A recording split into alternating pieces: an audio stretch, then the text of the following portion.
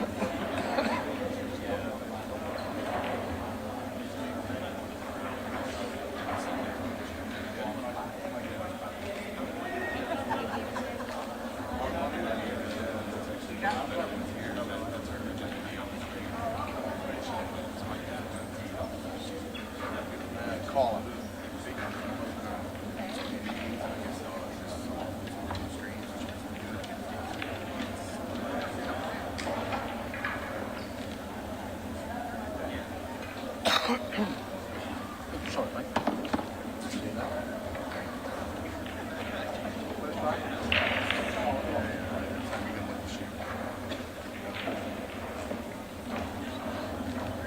And welcome back, ladies and gentlemen. We are back now. It is Ultimate Pool USA, the Louisiana Open. And here we are with our very first Ladies Championship round. We have Carla Cox playing Patty Andrews. It is a race to 6 with a 50-minute match timer, 30-second shot clock. This is Stephen Wide, And I have a special guest here with us. This is Kyle Ferguson. Kyle, how you doing? Hey, how we doing, Steven? Good to be here, man. Wonderful. And Carla here with a dry break. Unfortunately for her, Patty coming out very quickly on her next shot. Getting right into the action very, very quickly. The stripes look pretty good here.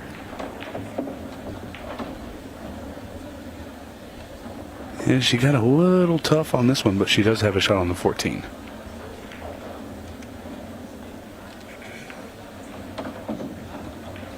Well, and she played it well. So, Kyle, you flew down here from Louisville, Kentucky, and you're checking out Ultimate Pool USA. Yeah, man, it's been a fun few days. My brother and I, we run rail yard billiards in the Louisville area there. If you've ever had the chance to come by. Phenomenal pool hall, by the way. Just thank you. Yeah, we been talking with the guys at Ultimate Pool here. Wanted to come down, check out the event. It's been a really fun few days. Like I said, really fun formats. Some of the matches last night, the shot clock, that 15-second shot clock, pretty brutal. Yeah, and Are we dropping the bombshell? Can we drop the bombshell? Yeah, we can drop it. All right, I'll go ahead and let you guys know. Kyle here is going to be. Is it you or is it? That's my brother and I. Yeah. Okay, Matt. You and your brother Matt.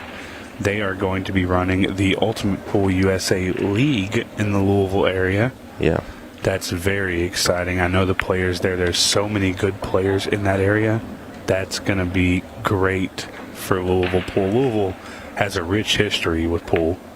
Yeah, and you're just adding to it. Oh, absolutely, man. We're super excited. Like I said, we've been talking with the guys for a few months. Kind of, there's a lot that's going on in the pool world right now, and I really feel like Ultimate Pool is kind of staking their claim, in some of the movement that you see in the sport. And it was pretty apparent to us the more we learned about it, and especially coming down here the last couple of days and checking things out and seeing how things work. And we couldn't be more excited. I think that Louisville, like you said, has a really good scene, especially for amateur pool.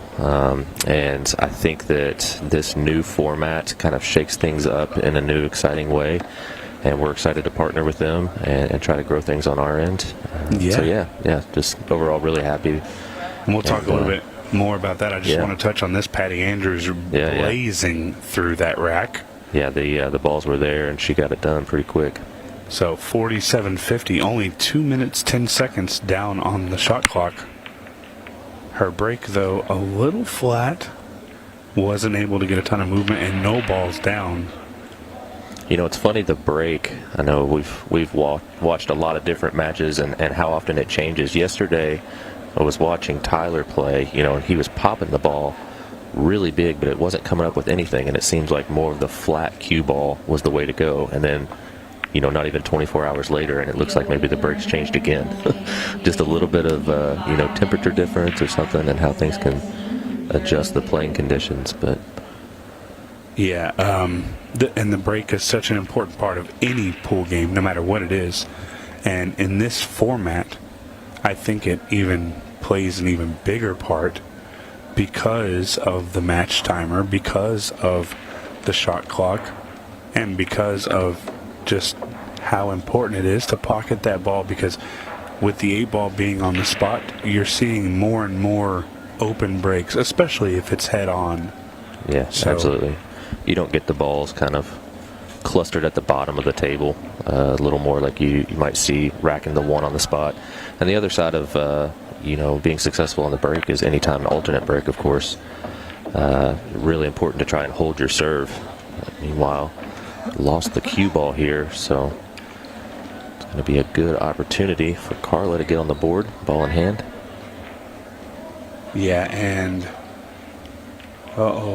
and this is a rule maybe she isn't aware of. Oh, she's just taking the loss of turn.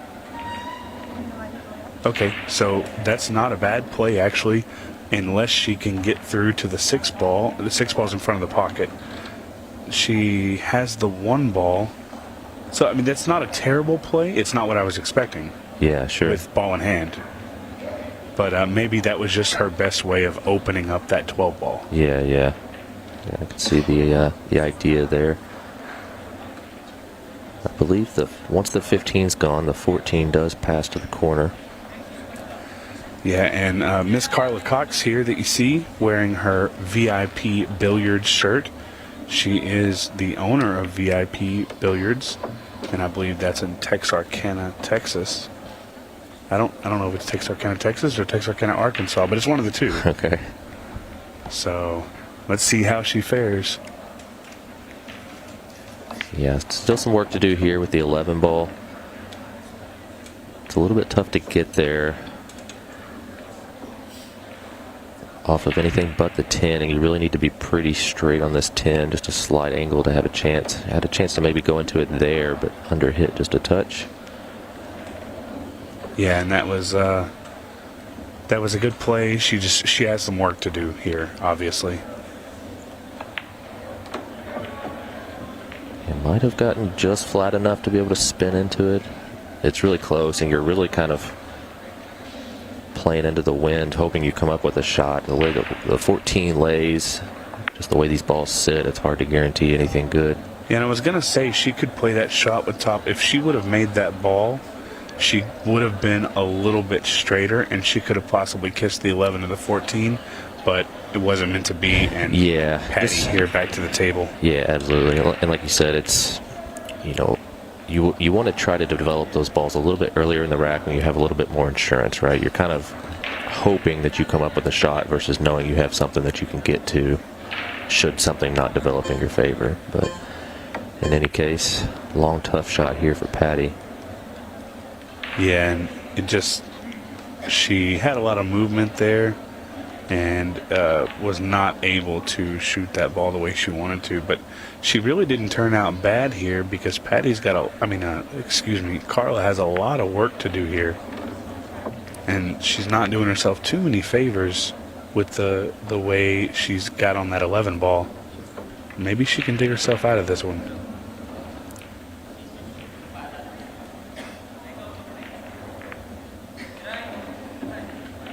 Well, and tying up that 7 ball if it would have got a little bit closer. Yeah, I believe it does go, and it'll offer an opportunity to open up the 8 because I don't believe it passes the 14. It's really close. And, these ladies are under the lights. The arena is amazing.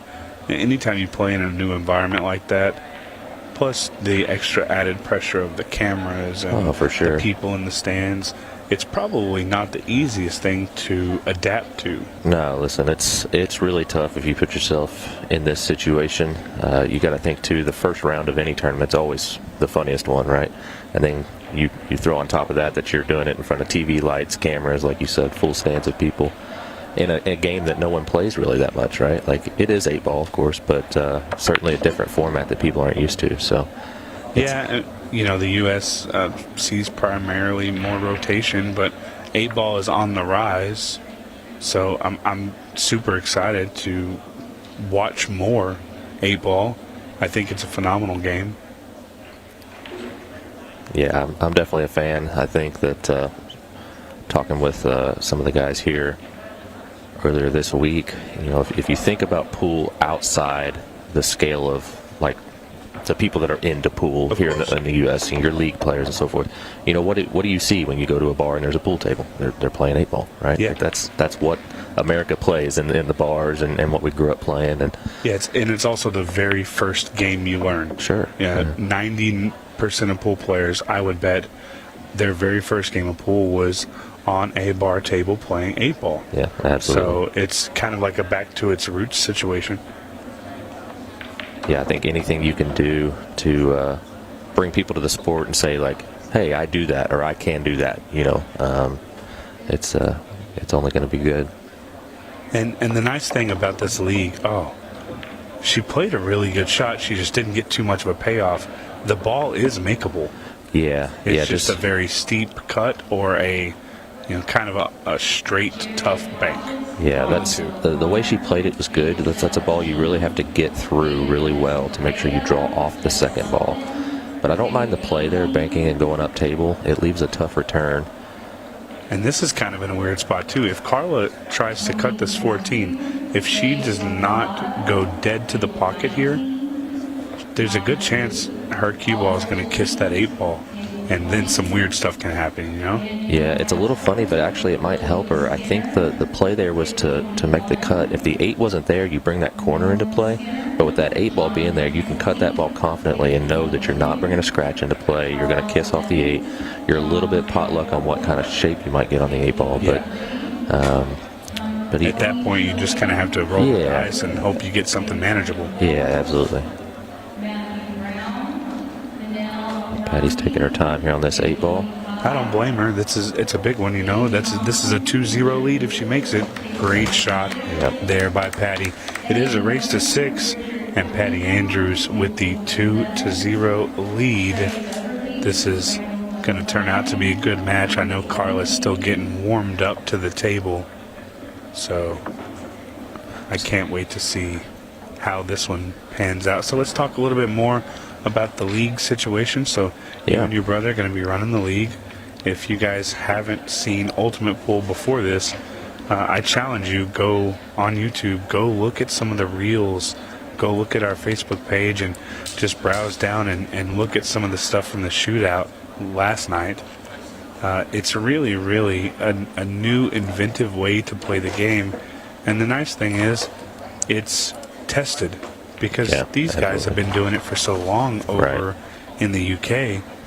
You know, I've had so many people say, "Oh, well, what is this? And, you know, where did they come from?" Well, they came from the UK, and they've been doing it for a long time.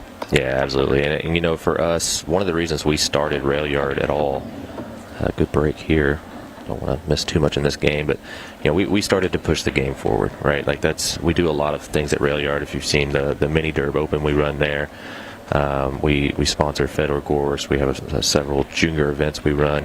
You know, our goal is to move pool forward, and we have, you know, as a room owner, we have a lot of people that come to us with ideas on in-house leagues or run this event or whatever. And you know, it's not that any of those aren't great ideas, but at the end of the day, for us, we look at, you know, if it's something we're going to be involved with, is it moving the game forward? And you know, the more we looked at this, the more we got excited about the possibility, the opportunity, and where we felt like this was going, and it became clear that it was, you know, it was something we wanted to be involved with. So. Yeah, tough miss there by Carla, just really trying to throw that ball, and I think the English on the ball kind of counteracted what she was trying to do there. But you know, I've been to Rail Yards a couple times. I love the place. The food there is great, and you guys have such a strong commitment of players. You have tons of players. I met so many people while I was there. Yeah. So it'll definitely be fun to see where the Louisville Ultimate Pool USA League goes, especially with you in the driver's seat, because I know how passionate you are about the game. Yeah, thank you, man. That's the thing that we share in common. We both have a very big passion for pool. Yeah, absolutely. Meanwhile, here on that table, there's work to do no matter which set you're shooting at, right? The 15 and the 8 down low. You've got the 12 and the 7 up top. So some work to do for both players here. Patty's going to have a crack at busting out this 15 ball, I think. Yeah, and she played that one well, but again, she's going to have to figure something out for that 12 ball. And when she does get to the 12, she needs to have a solid shot on it, because if she misses it, she's opening up Carla's only problem ball. That's a miscue. She got the rail. Yep. Yeah, I almost, from that position, you know, because the 10's just, it's not super helpful where it's at. As far as the 12 goes, you're almost better off just trying to get a ball up table and play. Give you something that you can, you know, develop maybe in a different inning. And Carla there with a pretty good shot. She just didn't get the spread she wanted to be able to have a secondary shot. I think somewhere in here there's a spot to play safe, and that's not really what she wanted. Yeah. Now she's opened up the 12 ball to be made. Yeah, that's trouble. And not only that, played position, right? I don't know if she's going to shoot it here, but I think, you might want to look at it, because you got to look at what's your opportunity to get back there, right? And it's not great the way the balls lay. Yeah, Carla comes away fortunate there, because Patty was not able to hold that ball in the rail. That's not an easy shot, no matter what skill level you are. Oh, yeah. Holding that ball on that rail. And again, TV conditions, cameras, lights, First all match plays a factor. Yeah, it's tough. And this is first round for all the ladies, so it's always the funniest, isn't it? Oh, for You sure. see so many crazy things happen in the first round of almost any tournament. And almost no matter who you're playing, like I said, we've had a lot of different events. We've hosted, and of course I travel around to them, and I've watched the likes of Feder Gorst and Shane Van Boning miss balls 3 inches from the pocket when they first come out. It's like you kind of just getting settled in. Even yesterday, we saw Darren Appleton, the eventual winner of the shootout, in his very first match, missed several easily potable balls. Yeah. And his focus just wasn't there. And again, it was his first match of the day. So, crazy things. Yeah, I would say just from watching the match, it's apparent that both of these ladies are quite accomplished in the game and know the game really well. And just a matter of who can get settled in first, right? Yeah, it's really a good shot here if she can get that cue ball opened up. And I think she would have. Oh, no, she definitely would have stuck herself, so maybe it's better that she missed that one. Yeah. But another opportunity for Carla here. Needs to try to get on the board. Yeah, and if we can manage to get that 3 ball down and the cue ball to hold, she'll really be in a good position here. Yeah, I think you just roll this to the top rail. Be in shape to come down for the 5 in the side. Yeah, a mutual friend of ours is going to use that term, just take your medicine. Mm-hmm. She needed a little more there. This is going to be awkward. Yeah, this is definitely funny. She can beat the side pocket. It's just a high cue ball, rolling ball. But you got to get this one down. She hit that really well. Yeah. The work's not done, though. Tough 8 ball here. I'm not a huge banker. I love to shoot this ball on the side. Just cut it in the right side. She says, nope, I'm going to bank the ball. Straight in the heart. Well, and you can't say anything bad about that one. Maybe it took them a little while to get settled. Maybe Texarkana's in Kentucky. We do a little bit of that banking out there. A little bit of banks there. Yeah, took her a couple racks to get settled. Most of that rack, she was having some trouble navigating the table, but I think she has a better handle on how this is rolling now. So, Miss Carla Cox, VIP Billiards and Bar in Texarkana. Very nice run there with a beautiful bank on the 8 ball. So I'll have to ask too, pardon the rules question. Yeah. We're doing the race to 6, and in the open format here, are we doing the 6-ball shootout if the clock expires and tie game? Yeah, so I want to be for sure, because this is the first ladies match Sure. that I've seen. But hey, we got correction from one of our referees. We are absolutely doing a 6-ball shootout. Good. Once the match timer ends, and I want to make sure also, I believe it's a regressed shot clock down to 10 seconds, or 15 seconds at the last 10 minutes of the match. So yeah, just like the shootout, Great. I think one of the only differences in the rules is, of course, the match timer is a little longer. Sure. And there's no golden break. Okay. So other than that, 90% of the rule set is exactly the same. Yeah, it's exciting. The shootout, like you mentioned earlier, if you didn't get a chance to see it, there's a phenomenal one. A couple yesterday, right? And definitely one that I saw. And it's just such an exciting element that they've added to the game with that, really. Yeah, I'm normally against this, but I'm going to do it very quickly. So we did a little qualifier event. One, because we wanted to learn the rules. This was the first time that we were doing it in my area. Mm-hmm. So we did a little qualifier event.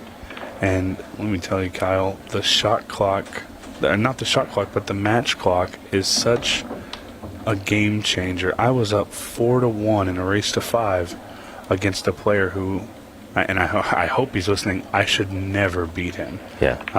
Everything kind of rolled my way. I got some good luck, some good fortune. Everything happened the way I wanted it to, and I had the lead with 9 minutes left on the match timer. Yeah. Fast forward 7 minutes, and it is now hill with 2 minutes and 30 seconds left.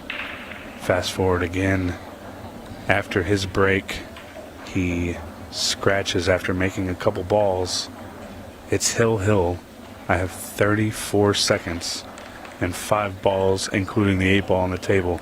When I tell you, I've never shook the way my hand was shaking trying to place the cue ball, because I knew how important it was to get an easy shot on my next ball. I have to place that cue ball correctly. Yeah. But I knew the time was ticking down. Yeah. I did not want to go to a shootout with this player. He's much quicker at it than I am. Yeah. Well, that's a whole new level of pressure and things you have to think about, right? The match clock put a pressure on me that I've never felt before. But when I say a pressure, I'm saying it was fun. Yeah. It was absolutely fun for me, and the reason I played in this tournament, I lost my first match earlier, but the reason I played in this tournament is because I really enjoy the format. Yeah, that's great. Like I said, I think it's I think it's fun to have something new, but it's not just something new, right? Like you said, it's actually been around on the other side of the pond, as they call it, for quite some time. You can look up. There's a ton of content from Ultimate Pool and matches that they've done, and it's something that's been proven, and it just adds a new exciting element to the game. And it's always fun to see new things in the game, to see new things popping up all over the United States. But there's always a question, what is this? Can we trust it? Well, sure. This is tried and true. It's been tested. It's been proven, and it's proven that it works. It's proven that it's successful with the format and everything. So I'm super excited to see it here in the United States. I cannot be happier about it. Even not in the position I am, but even if I was just a player, I would be so excited to get something new that I know is going to be fun to play. And as always, guys, if you stay locked and loaded to our Facebook page, Ultimate Pool USA, right here where you're watching this match, that is where you're going to find out where the new areas are being posted. We posted several already. I've seen South Texas, East Texas, several places in Kansas and Missouri. I've seen Vegas, and now with the announcement here, Louisville, Kentucky, right there on the border of Indiana.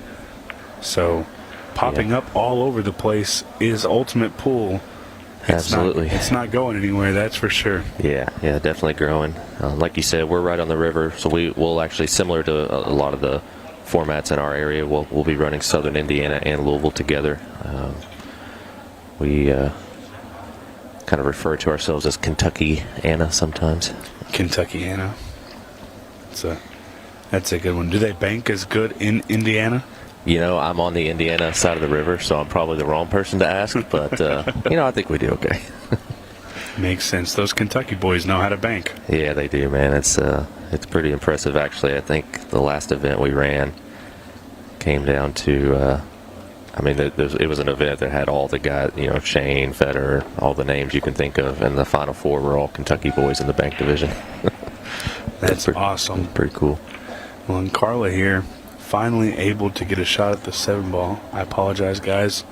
I haven't exactly been straight on track with the rack, but we're going to get back there. Carla here worked her butt off to get to the 7-ball. That's a fantastic shot right there. I don't know if she got snookered on the... Looks like she can get through to this.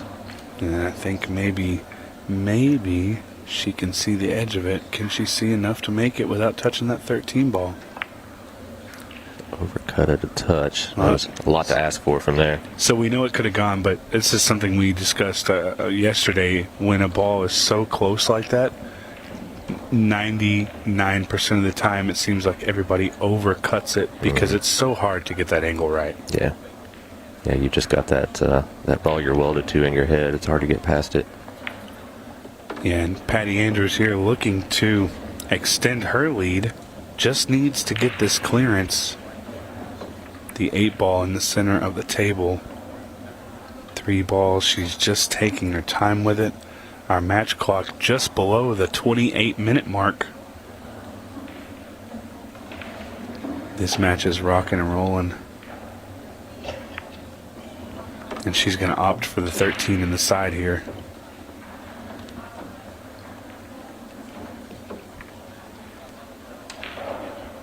Just needs to roll up smoothly. How'd she hit it?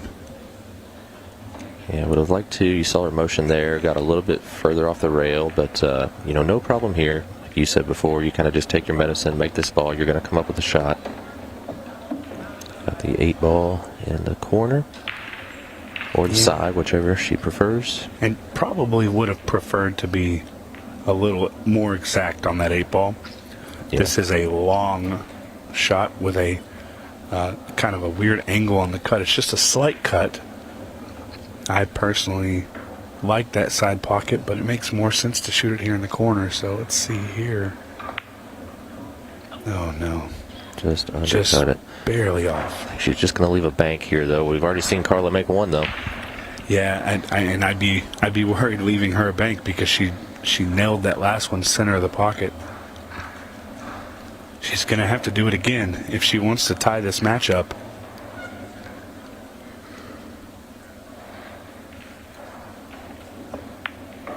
Goes for the corner and drains it. What a shot. Wow. How good did she hit that one? 2-2. Great shot there by Carla Cox. Well, I said I wanted to see a shootout. They are certainly trying their best for me, aren't they? Yeah, and she hit that ball well, and you can tell the way she hit it, she was definitely going for that corner. No thoughts on the side pocket, maybe because she would have had to have hold the bank a little bit. Didn't want to risk it. Great shot there by Carla. I've had the chance to catch up with some of the players from the Invitational tournament yesterday. Talked with Tyler and Roberto and Chris specifically. They were all mentioned. I was kind of curious their thoughts. They've all been, on the tours with the 9-foot tables, playing rotation primarily, and I was kind of curious their feedback on the game, playing on a smaller table and playing 8 ball, but it was all like overwhelmingly positive. Like they were all kind of excited about it, and talked about maybe just tightening pockets at a top level was the only kind of criticism I heard, if any. Yeah. Most of it was all just they loved the format, they thought it was new and exciting, and kind of just something cool to kind of try to change things up a little bit. Yeah, the format's fun, and we just missed it a minute ago. We had the graphic up just to clarify. Carla Cox is from Hot Springs, Arkansas, and she's a 3-time amateur qualifier for the state of Arkansas. So going down to that big tournament in Florida, the amateurs, and here, got a tough shot here. Patty. She might have put herself in jail here. Yeah, Patty played a good shot, but she just got a little too much roll. And with a shorter race, races to 6, I feel like that's a shorter race. Maybe 8 ball, I guess it's more standard. 8 ball does take a little bit longer, but it's 2-2 here in a race to 6. And we are almost at that halfway mark at this rate. Yeah. There's a possibility of a 6-ball shootout if the game is tied when that match clock runs down. The only caveat to that is at the 10-minute mark, that shot clock that they're using for 30 seconds, that's going to be cut in half. Yeah, you don't realize truthfully, 30 seconds is a good shot clock amount. If you've never played on a shot clock before, it can be, the sound of it can be a little bit intimidating, but it's really ample time to make a decision, make a good shot. 15 seconds, though, and that's a lot. It puts a lot of pressure on you, and we saw it a lot yesterday in the Invitational. Guys that are used to playing on shot clocks, and when that 15 seconds hit, the pace of the game just picks up so quickly. Your mind has to work so fast. It really adds such a new element to the game. Yeah, and the 15-second shot clock is one of those things where when it hits, because it can hit in the middle of the game, it's not like they stop everything and shut it all down and anything like that. When it goes under 10 minutes, the very next shot clock start is 15 seconds. So it's one of those situations where you really need to be planning 2 or 3 balls ahead and hoping that you do not make a mistake, or that if you do, you have a secondary plan, because it goes so fast. Patty's got a good opportunity here. She's falling nice on this 5 ball. She'll have the 3 in the side, so it's all going to be navigating to the 8 ball off the 7 here, making sure you have enough angle to clear these stripes that are kind of surrounding the 8. And I personally don't mind just getting the cue ball on the left side of the table. Absolutely. As long as she can see past that 15 ball, the 8 ball's got a pocket, and you're kind of guarded from scratching because there's so much on the table here. I would say just get to the left side of the table. Yeah, this is perfect. As long as she can get past the 15, and she can. Yeah, she's hit that really well, like you said, and especially playing on a 7-foot table. So much of the game here is just giving yourself a look. You have so much traffic to navigate. Great shot there. Yeah, and Patty's still in the lead back. This is definitely going to be a clash here, I can tell. We've seen 2 great banks on 8 balls from Carla, and we've seen some very strong clearances by Patty. I don't know who the favorite is, but I don't think I could pick one, because both ladies playing very well in this opening round here definitely. at the Louisiana Open. Definitely seems they're both getting more settled into the environment here. Kind of getting the first round jitters out and starting to play stronger. And look at this, Patty Andrews from Shreveport, Louisiana. And right there, fun little fact, she's been playing league pool for 35 years. I bet she's excited for Ultimate Pool USA to come to Shreveport. Absolutely. And who is going to be our league operator here, Lamar Clack, here at the event. He's been really working to make sure he can do anything he can to help with the running of this event. So shout out to him. He's going to do a great job, as well as you are, Kyle. Well, thank you. I appreciate that. Like I said, we're looking forward to it. I've had a chance to meet a lot of great people here this week. It's an awesome team behind Ultimate Pool, and really excited to see where things go. Meanwhile, Patty's lost her cue ball on the break, so Carla's going to start off with the solids here, which I don't mind, other than the 1-6. It's going to have to be figured out. I think I actually liked the stripes maybe a little bit better just because of that. Yeah, I think when you initially look at the table, you look at that 9 and that 12, and it's kind of, they're too close together, and you think, if I have to make a decision quick, I'm going to take this. But really, both of those balls have pockets. So I agree with you. I think I would have liked the stripes better. But, she's resourceful, as we've seen with her banking ability. Right, bro.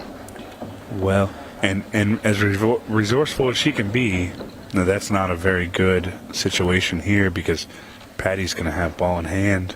Yeah, well, what that was there was stretching over the table, right? And I think she just come through the cue ball a little bit lower than intended, didn't top out to that top rail, and it ended up stunning into the corner. So, and playing American pool, all ball fouls is not something that's common. Yeah. So I feel like even a player who's played for a long time, like you or me, I know we both played for quite a few years, we get a little nonchalant with that all ball fouls. Anywhere else, if I tip a ball with my finger or my shirt sleeve or something, it's just to move it back. But this is all ball fouls.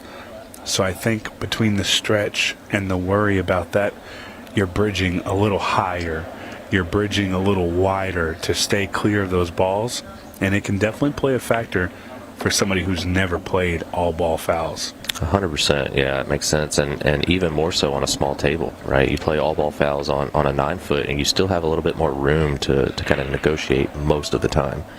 But yeah, playing on a smaller table, it's just everything's so much more accessible to you and your clothing. Small table, there's a situation somewhere out there where you could lean across the table and have to literally lean across 14 other balls and shoot a shot, you know? It's and all it does is take one little nick or touch. Doesn't even have to move, just, you know, the strings on your hoodie or whatever, you know, the collar of your shirt. Yeah. So Patty fell a little funny, went for the bank on the 11 ball, but unless Carla can get through to this 2 ball. And this is a touching ball situation, I believe. So just so you're aware, in that situation with that ball touching, if that 1 ball had moved, it would have been, I believe it would have been a foul. Oh, really? That'd be Well, actually, no, it wouldn't have been, because it's not it's her ball. if it was a stripe. Yeah, if it would have been a stripe and she would have shot that ball and anything would have moved as far as that stripe ball, it would have been a foul. So touching ball, you must shoot away. Okay.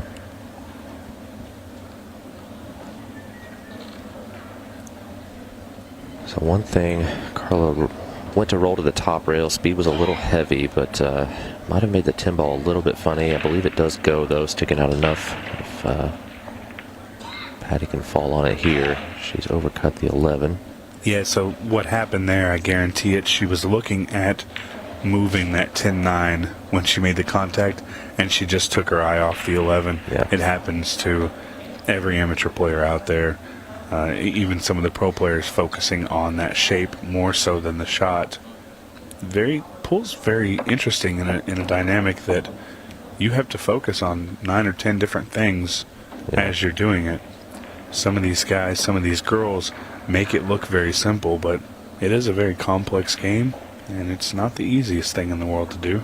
No, certainly not. Meanwhile, Carla's made a fantastic shot on that 4 ball to bust out the 1-6 here. Fortunately, just undercut the 6. So an opportunity for Patty here to extend her lead by 2. Yeah, it was definitely a tough shot there.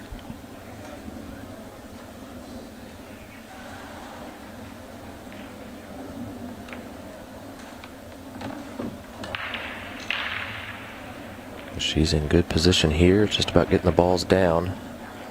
She could play the 10 or the 11, really. The main thing she needs to look at is the 6 ball blocking the corner pocket for the 8. So you've got to be conscious of what shape you're playing to get there. Rolling forward there.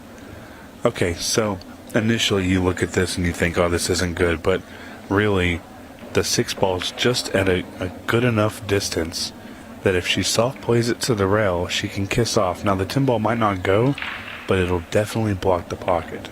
That's what she's played. Oh, wow. It went right around. by it. Wow. Yeah, I definitely did not see that. And straight in on the 8 and the side. What a play. Well, my apologies. I didn't see that ball going smooth in.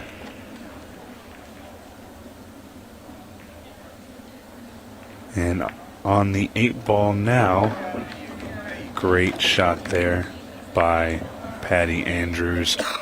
We take a look at our match clock now as the rack ends.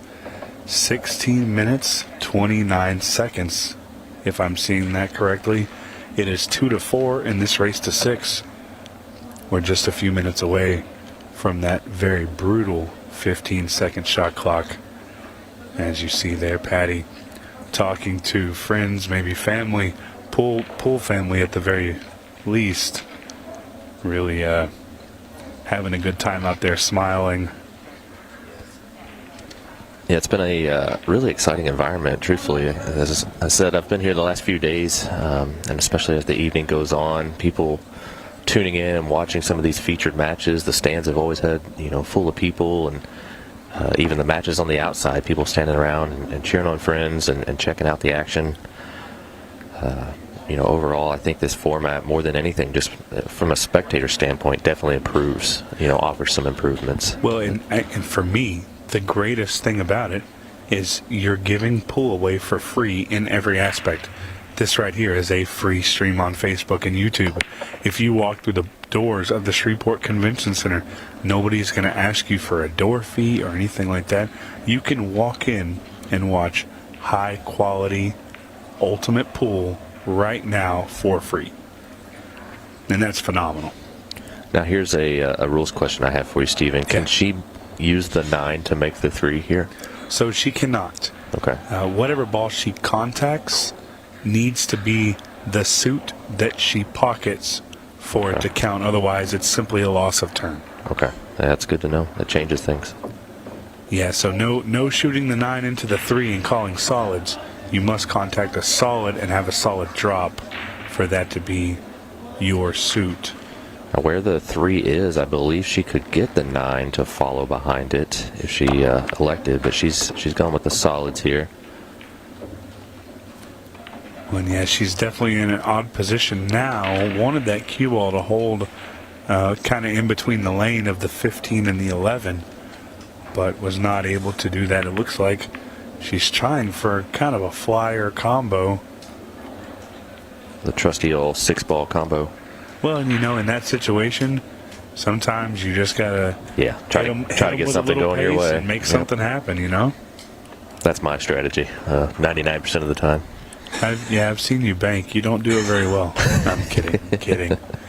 That is totally fair. Well, and Carly here wanting to make that ball, but again, I think she may have been just a little quick there. And she might be a little cold. She hasn't seen the table as much as I think she'd like to. Yeah, everything in the open here for Patty. This is a pretty critical rack. 5-2 is a much different story than 4-3, especially as the clock winds down. Again, we're only about 4 minutes away from a 15-second shot clock, and you're going to see just how much that changes things once that takes place here. She's created a little bit of a problem with this 5-ball, though. I'm not sure if that passes the 9. It's really close if it does.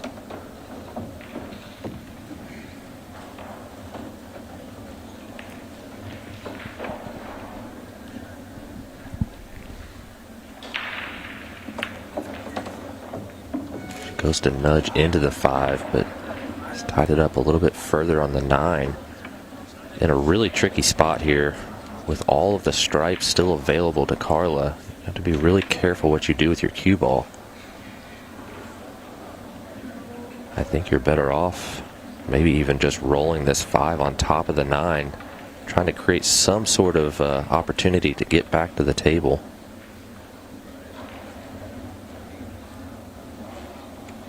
Yeah, and we're getting to that point where here in just a few minutes, again, I know I talk about it a lot, but it's such a big part of the match.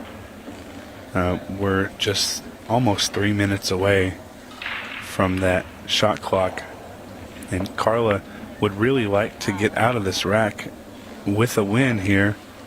You don't want to be going into that shot clock being down with your opponent on the hill with a 3-game gap. Yeah, it can be dangerous here to try to do too much. I think you just want to play one rail just out to the head string somewhere. Give yourself a look at that 8. Yeah, just like this. You don't want to try to swing around, get too cute. Yeah, there's too much traffic to try to navigate. Simple, right? Yeah, just keep it simple. And she's got a nice little blocker here now. Our referee is definitely going to be keeping an eye on this one.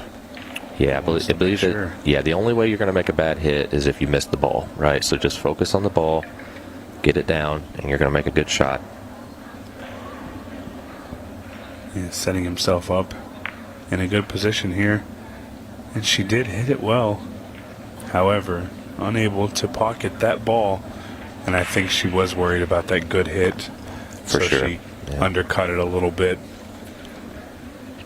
And now Carla here with a chance to get a game before we get to that shot clock dropping to just 15 seconds.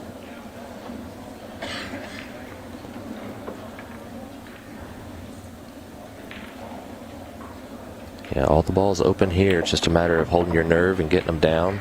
Should be okay to shoot the 11 next. Carla here, she does that stun shot so well, hitting the ball with a little bit of power, but having the cue ball travel very short distances and very controlled distances. I've seen her do this a couple times now, and she does hit that shot very, very well. And one thing you want to be careful of here is what angle you leave on these two balls. You don't want to have to move too much.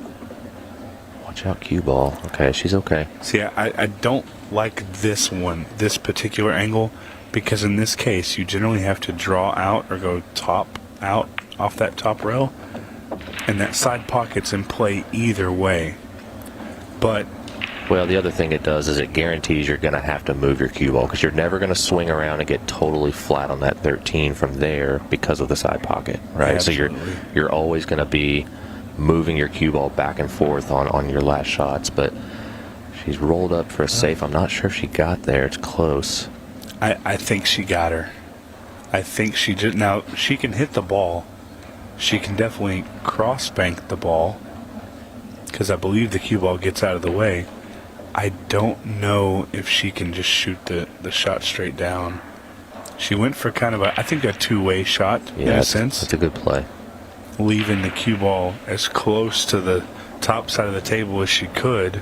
Yeah, she would have liked the 8 ball to travel a little bit further, and it would have made defense virtually impossible for Carla in this situation. She's got an opportunity here if she doesn't want to take this on.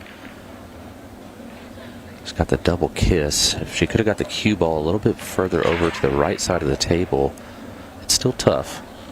Yeah, and Carla struggled with that on her last shot when she played the safe. She had a little bit of that double kiss situation. It worked out for her that time. This time it did not. However, Patty trying to cut that 8 ball didn't work out either. So Carla here at the table looking to play this 13. The shot clock is going down. We just crossed over to the 10-minute mark. That's why that shot clock came up, and this is going to get fast, guys. I don't know. I don't have a good slang word for what I'm going to call this yet. Yeah, I'll have to come up with something. This is definitely where it gets fun for a viewer. I can't imagine being in their position. Yeah, definitely a whole new added pressure. Yeah, I've played with a match timer before. Never played with a 15-second shot clock. I imagine you probably haven't either. Oh, for sure. This is no. new for everybody here. Yeah, I don't know many that have. Good shot there. Doesn't come into play on that shot. It is 5-2, Patty Andrews, and 15-second shot clock from this point on. And once again, Patty having a good time, enjoying herself. She's playing pretty well. I'm sure if you ask her, she can definitely play better. But it's working out for her just fine at the moment. 5-2 in this race to 6. Well, again, we've talked about it already, but this is first round action. You've got TV lights, stands full of people watching you, and not to mention that new cloth. Probably conditions you're not always going to be playing in, and that's all a recipe for maybe having to have the gears turn a little bit more between the ears, put stuff together. But breaking off here in rack number 8. She got a little bit more power on that break, and she makes a ball. 2 ball's going to find gravity. Everything's kind of gravitated towards the center of the table, so a little bit tricky to navigate this rack. I definitely like the solids better than I like the stripes, but again, with that shot clock, you're really trying to be as simple as possible, and neither one of these is a simple run out. And Carla here, her second taste of the shot clock.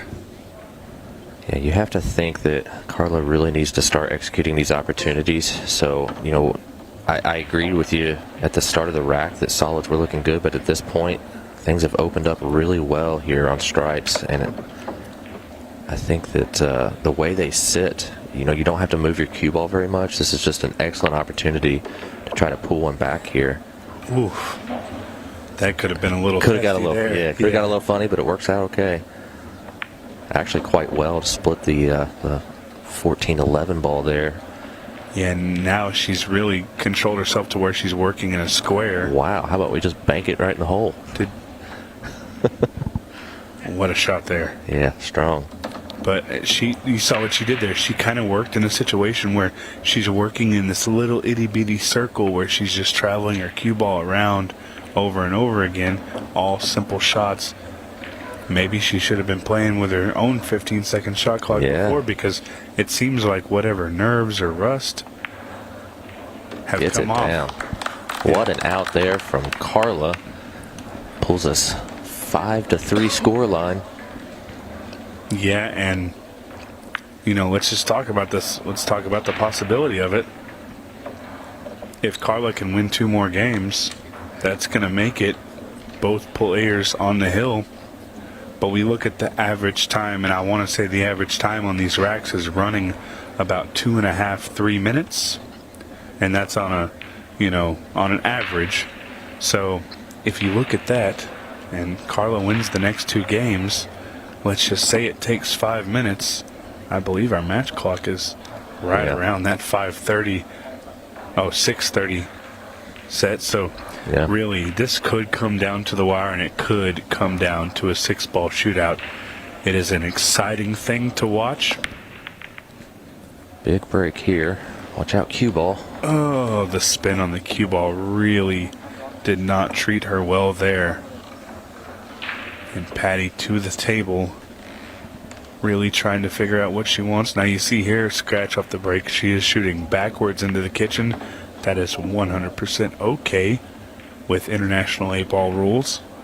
Does the cue ball have to start in the kitchen? Does have to start in the kitchen. Okay. However, you can shoot any way, which way that you'd like to. Another kind of cool little rule that I actually really enjoy. If you throw the ball off the table, the cue ball on the break, it's actually ball in hand anywhere. Okay. So a scratch, obviously, it's a huge punishment, but you're restricted to that kitchen. However, cue ball off the table, ball in hand anywhere on the table. Very interesting. It's definitely something me and Simon talked about yesterday, and I think you'll agree with this. There's quite a few differences, but they're all very subtle. Sure. Nothing too huge that, any normal pool player can't figure out fairly quickly. And Carla, she must be from Kentucky, because or maybe these Arkansas ladies bank really well too, because she has had no problems firing the banks. She's got a Kentucky pool coach, that's for sure. Well, the banks are open in Hot Springs, Arkansas every day of the week. And look at this. That's not a great situation to be in.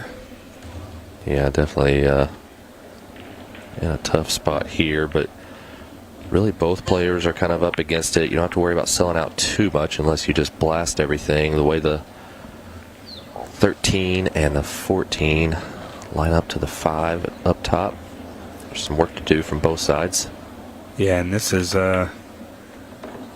if you're Carla here, you got to keep an eye on that match clock and know that it's getting close to the wire.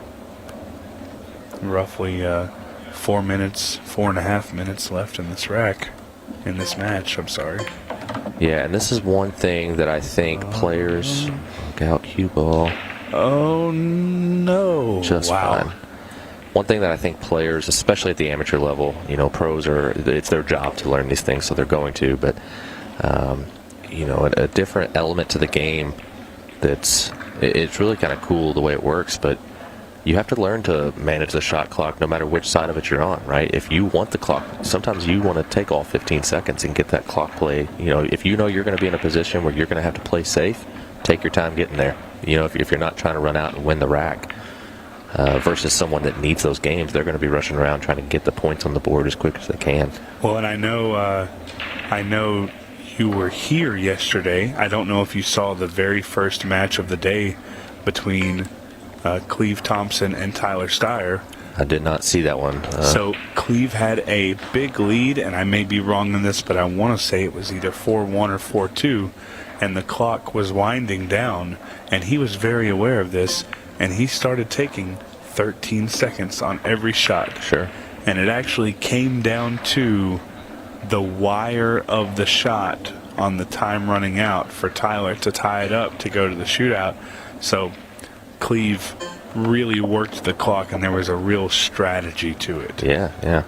And it's so interesting to me because it just, like you said, it adds a new element to the game, and something that's not just, you know, we're just going to come out and make these balls, and however long it takes is however long, you know, you'll have league nights that run past midnight, 1 o'clock in the morning. It's like, I got to work the next day. You know? Yeah. Well, you change that around. Andrews here. 8-ball down. Absolutely phenomenal from Patty Andrews. A quick hug there with her opponent. And guys, what an amazing match here in the women's division of the Louisiana Open. Simon going to get a word with the winner here in just a moment.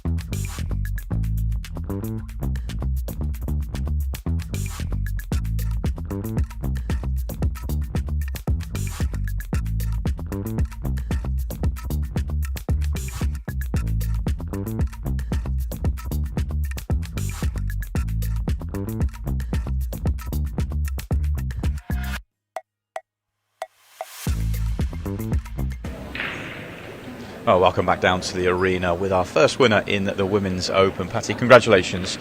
I really enjoyed that match, but what was the experience like for yourself? It was pretty exciting. I've never played on a feature table, so That's a good that was start. the first time, so that was pretty exciting.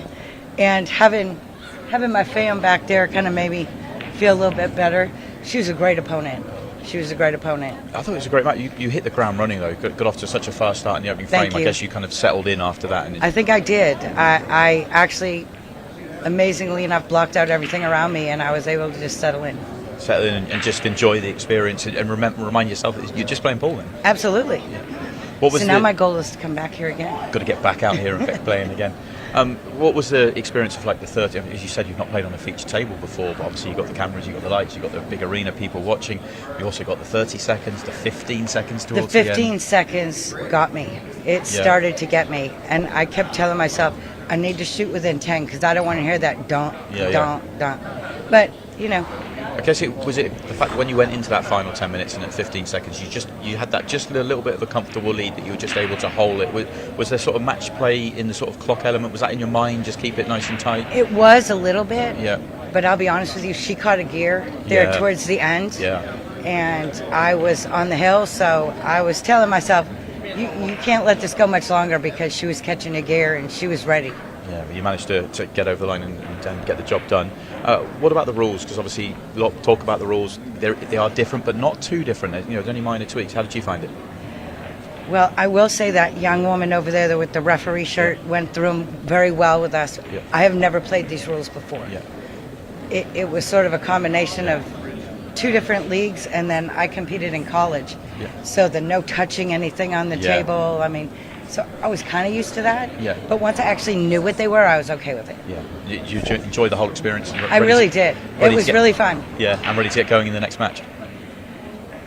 Well, we're not till tomorrow, but you're okay. No, I think I have to Oh, play you've got one more tonight. tonight, have you? I think. Oh, you might. You I'm know really better not than I sure. do. Yeah. I'm Well, really not sure. We'll let you go and find out, because I think if you are playing again tonight, then you better get yourself ready. But Yes. congratulations on a really good performance and enjoying your you very experience out much. here. And Thank you. thank you for being on the show. And we're going to move on. We've got plenty more to come from the Louisiana Open after this break.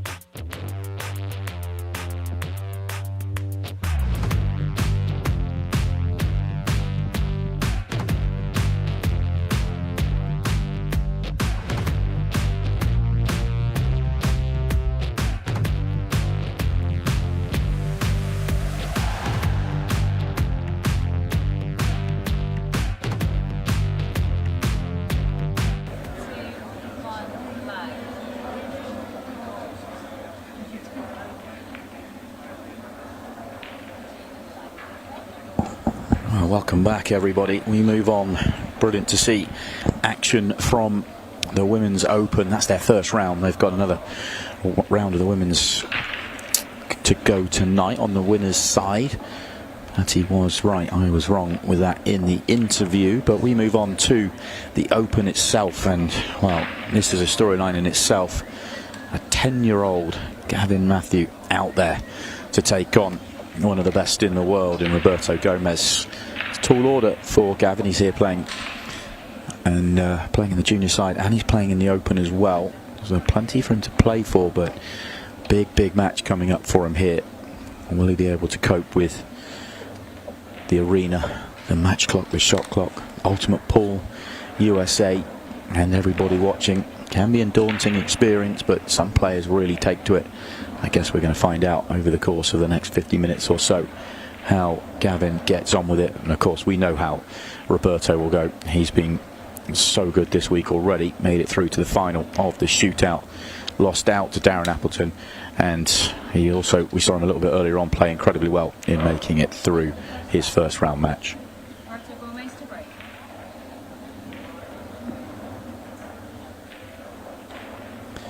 So it is going to be Roberto to get us underway. 50 minutes onto the match clock. Race to 7. Plenty of time in this one. A little bit more sedate than it is in the shootout. And Roberto, as he has been going so well, gets us off to a good start with a good break. He has a good opportunity here in the opening frame.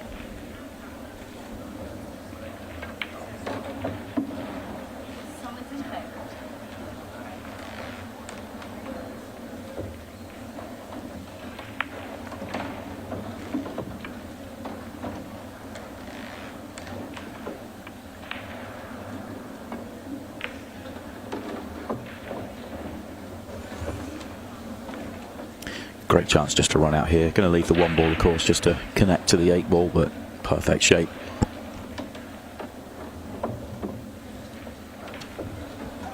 Delighted to say I've got Jam-Ups Grant Kemp joining me on commentary for this one. Obviously the big storyline, of course, is how well will the 10-year-old Gavin Matthew deal with the arena and everything else out there. Well, and also the likes of Superman himself.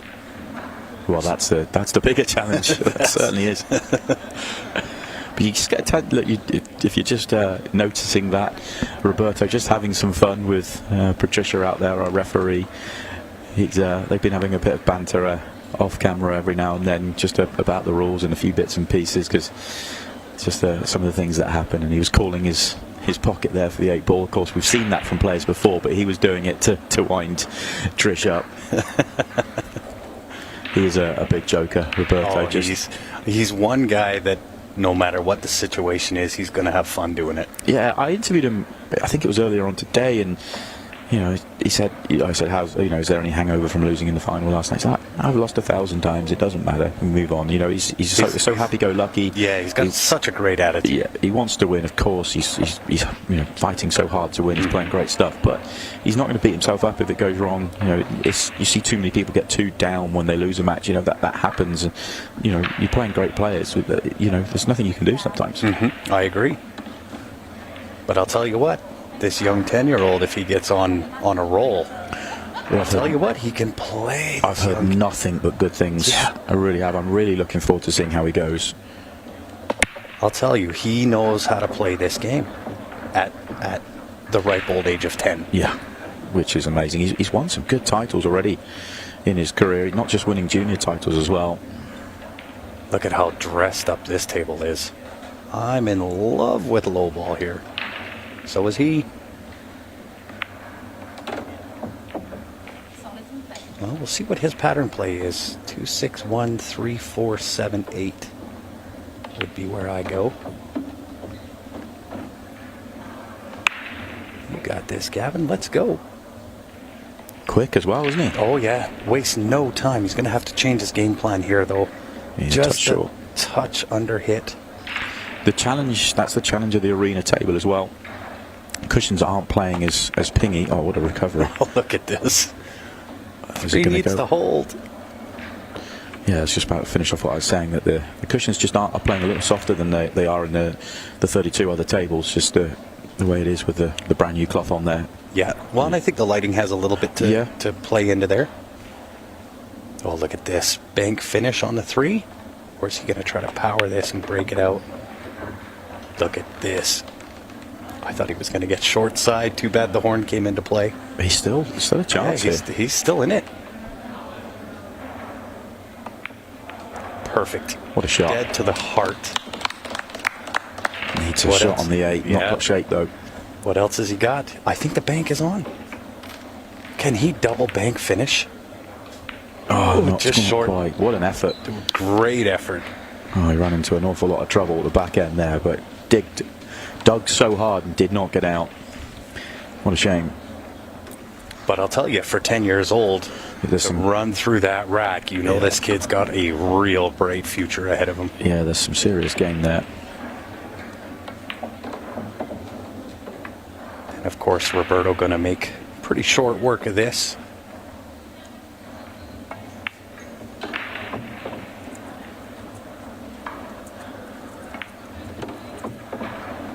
No issues here. Might have to go back and forth unless he can slow roll this in. Back and forth it is. Yeah, no problem for Superman, though. Well, we'll see if Gavin can recover and be a little bit of kryptonite to Mr. Superman here. That's what you got to try and be. Yeah. Yeah, as expected, though. Roberto just running through the counter there. And there's nothing really in the way. As expected. Takes and wastes no time. Yeah. Just down in it.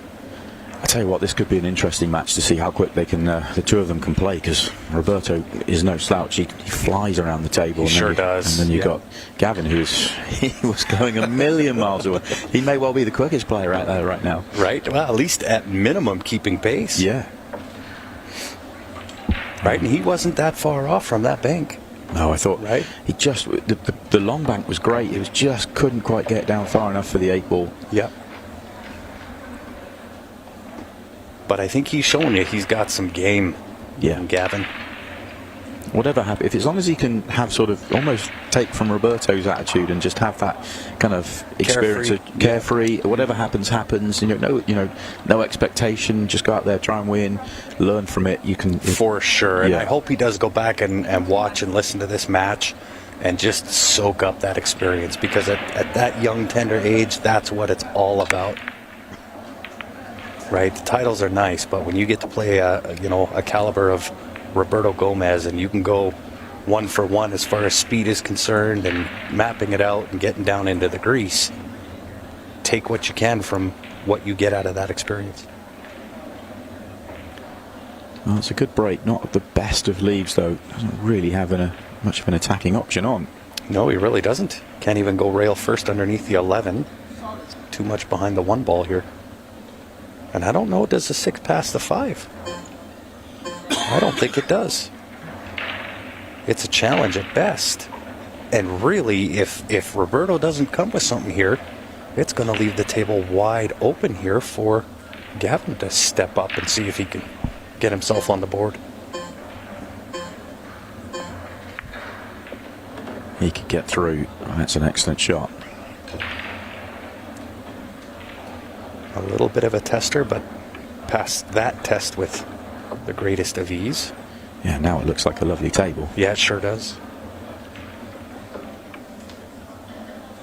2 ball might be a small issue, although it does pass down to the bottom left, so we should be okay. Sorry, bottom right, as we look at the table.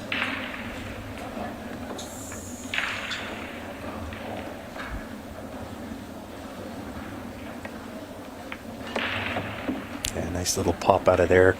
Didn't really want to disturb or hit into that either 10 or 11 there. Nicely controlled.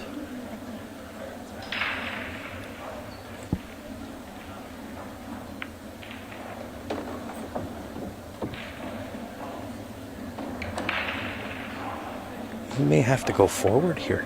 Yeah, not the best of angles at all. Oh, that's excellent. Yeah. Great shot making from Roberto just to find that line. Well, living up to his name, Superman is.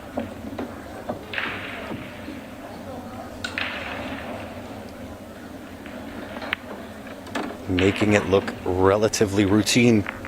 Yeah, very nice. 3 visits to the table and 3 clearances, 3 finishes, and he's away. Race to 7 here, but he's off to a flying start. The trademark smirk of Superman himself. Yeah, tough for Gavin, really. He wants to get out there and have some table time. He's had one visit so far, and he looked good, but couldn't quite put it away. All of a sudden you're 3-0 down. That's the sort of level out there. You kind of need to take your first chance, otherwise you're 3-0 in the hole. That's it. Well, and I would suspect the deeper that we get into the end of, or the end of the event, it's going to continue on that trend. Right? The matches don't get easier from here.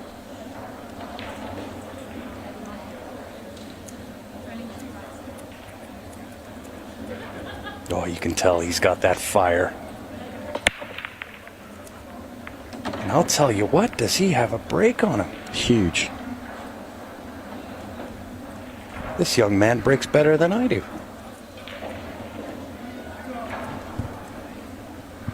I feel like there was a few jokes I could have come back with there, but I hope you realise how controlled I was. I left the door open for you. A little close to the work here on the 7 ball. Has other options, though. He sure does. Uh-oh.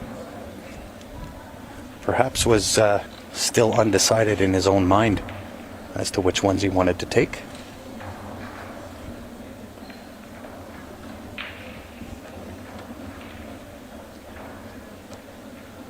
And a fairly open table here for Roberto as well. Really not a whole lot of trouble. Yeah, really smart play. Stay behind the 5 ball. I believe he's on to the 4. You can roll to the right side of the table, take the one ball next down to the bottom right-hand corner. It's a little tight here.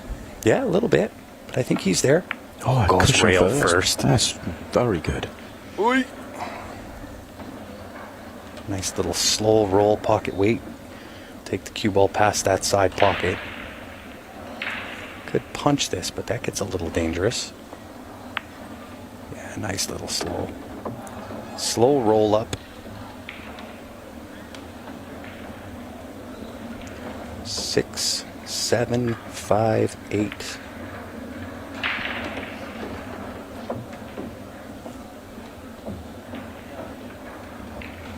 Pinch draw here off that right rail. Very nice. Nothing to it but to do it, as they say.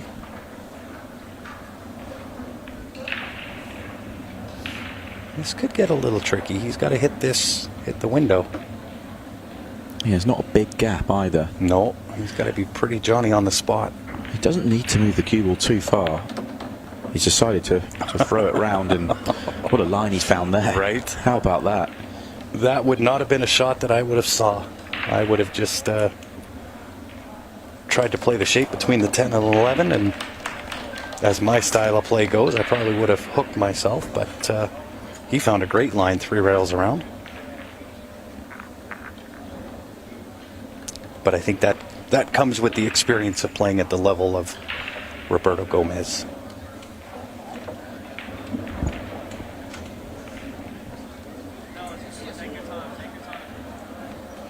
He's very happy out there, isn't he? Yeah. I think he was just having a bit of fun. I think the scoreboard in the arena might have said 5-0. I think he was just having some fun with that. Well, and it's really a testament to his level of play and confidence and so on and so forth. And you gotta hand it to him, because young Gavin stepping into the ring, and Roberto kind of doing what Roberto does, which is really the respectful thing to do, right? Yeah, play great. at the level, don't play down. Yeah, absolutely. Just a quick shot there of the smart rack. You can get your pre-orders in from Ozone Billiards. A lot of attention on the smart rack this week, and quite rightly, a great device for racking the balls. Extremely different. Very different. Yeah, compared to what we've seen here. Well, it's a little muddy, this one. Now, can he take this combo 215 and then play shape for, I believe, the 12 ball?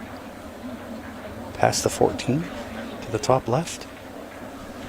Right, take this 2 ball in, cue ball up here, play this 12 in. They just realised that no 8 ball on the table. Oh, I didn't even realize that myself.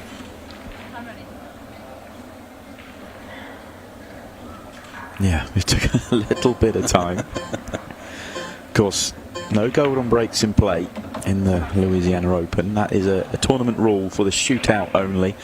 It's used for certain tournaments with Ultimate Pool, and not involved for the Louisiana Open. Although it was a bit of fun earlier on where we felt like a player had won a match when they hadn't, because of the golden break. Right.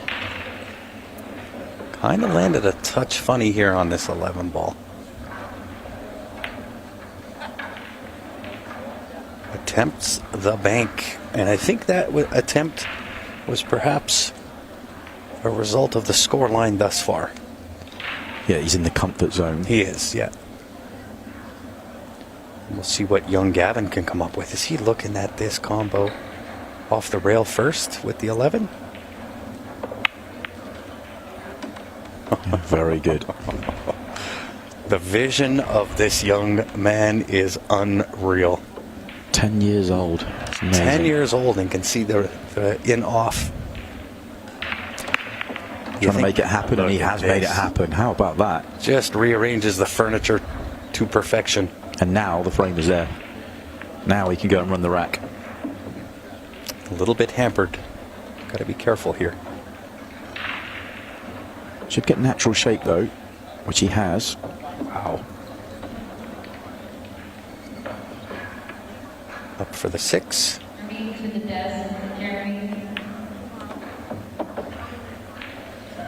touch short. Yeah, that could cause the issue here. He needs to play a good cue ball.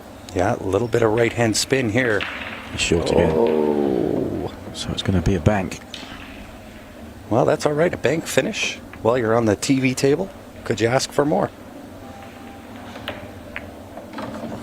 Have some of that.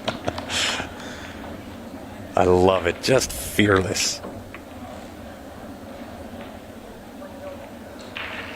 Yeah, really good attention given to that 8 ball. How about that? What a Very finish. well done. Even Roberto giving the claps in the background. There was nothing on when he came to the table. That was no joke, that finish. That was incredible. He's got 5 balls around a blocked pocket. He's got no open shot on. Comes up with a 3-ball combo and absolutely brilliant stuff. Yeah, very well played. Oh, and he's 4-0 down against one of the best players in the world. No pressure. Right. What an out. What a finish. That's I what think we I've wanted seen to it see. all now, right? Yeah. Roberto enjoyed it as well. That was very entertaining. Just remind me to stay away from this young. Yeah. If he's this good at 10, right? Where's he going to be when he gets to 20? Not one I will be gambling against. Yeah.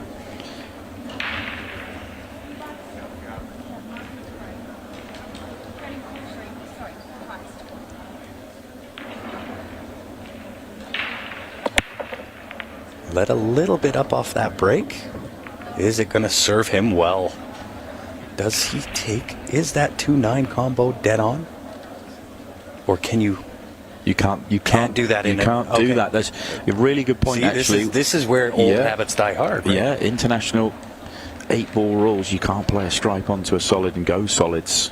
So if you play the stripe, you can play the shot. You'd just be turning the table over. You have to essentially make the set you're going for. Look at this young man. Did you see the right-hand spin? The control? Wow.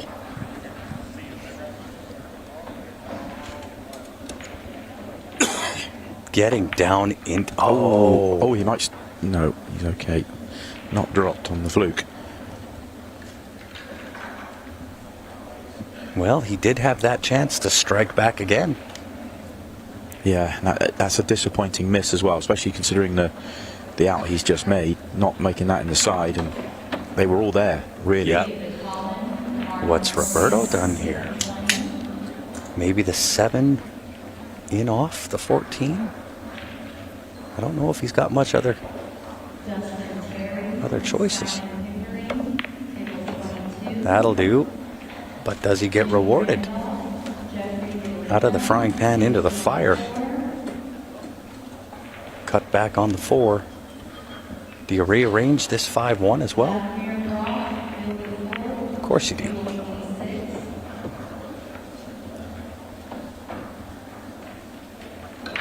That 5 ball keeps sticking its nose in the way. Yeah, just making it trickier. He'll play the combination, you feel. Mm-hmm. No, he's not. He's going to come. No, he's just going to slide across to the left-hand side, no problem. Yeah, he'll have choice on either one. Yeah. Unless he overhits.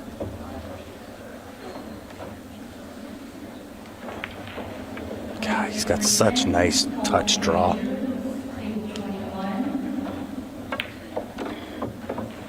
Really good cue ball control out of Roberto.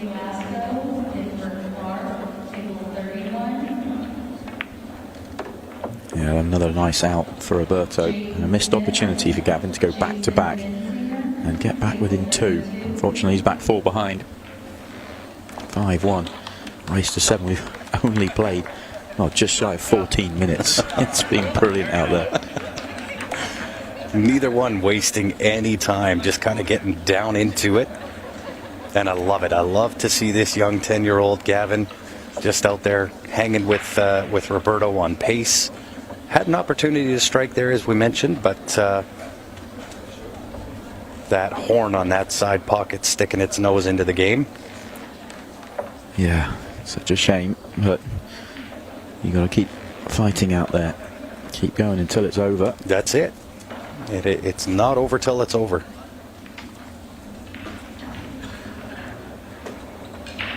You have to say, watch out for Gavin in the Junior Open, though. Oh, I'll tell you what.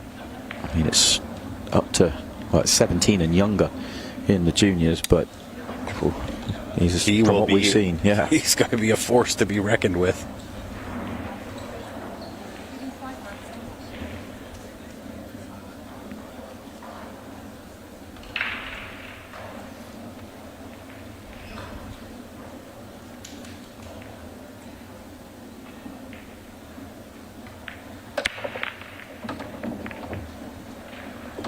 Sledgehammer. Yeah.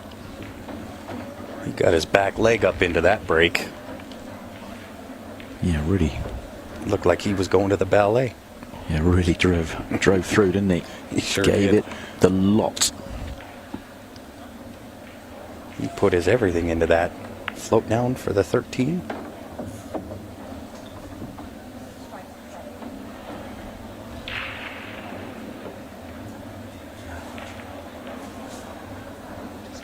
He's got such amazing cue ball control, Roberto does. He hits those soft draw shots just to perfection. Yeah, brilliant touch out there. It really is. Oh, hello. Said he's got great touch, and all of a sudden I thought he was going to scratch in the corner. He flirted with it, but he's all right. Just flying through these racks. Yeah, absolutely flying through. One away now. Just the one mistake from him in the match. He's having some fun with Gavin out there. And I love it. That young man, I'll tell you, what an experience at 10 years old to be able to come out on a stage like this and compete against Roberto Gomez and make a pretty darn good showing for himself. Yeah, absolutely. Just a couple have got away. Obviously a really good finish in there as well, but probably could have 3 on the board from the chances he's had. Yep. Just coming on the wrong side of a couple of his chances, but he'll be learning a lot out there as well. Plenty more still to come tonight over the course of the next couple of hours. Tyler Styer will take on Jacob Watson, one of the local favourites, in the next match.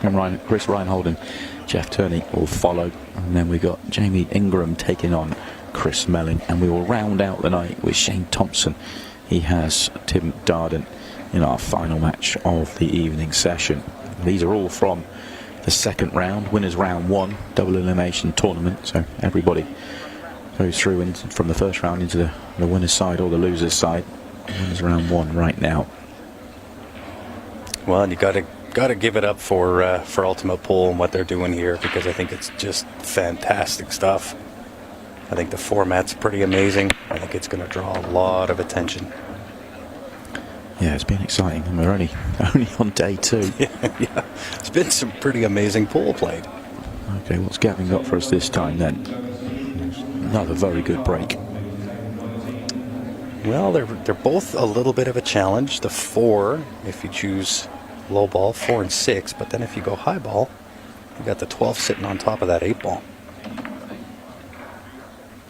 Doesn't quite open it up. Can he take it now? Whether he can access the centre of the cue ball or not. It may float past that 7 ball down to that bottom left-hand corner. Went for the wow. Look at this. Yeah, just floated in the side, no problem. He's got the angle to rearrange for the 12. Did he hit the window to go between the 4, 6 and take the 9? Tricky. It is. Yeah, it left it a little bit tricky. Look at this. Just no fear. No fear whatsoever in this young man. I love it. I love it.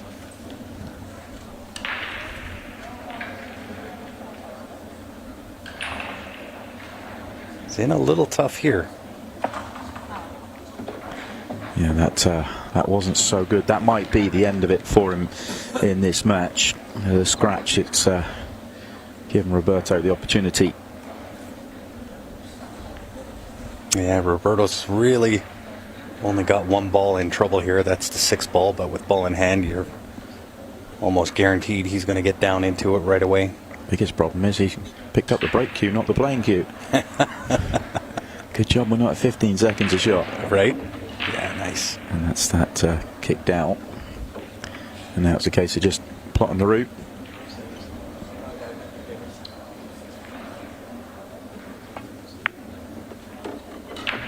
Yeah, no issues here whatsoever.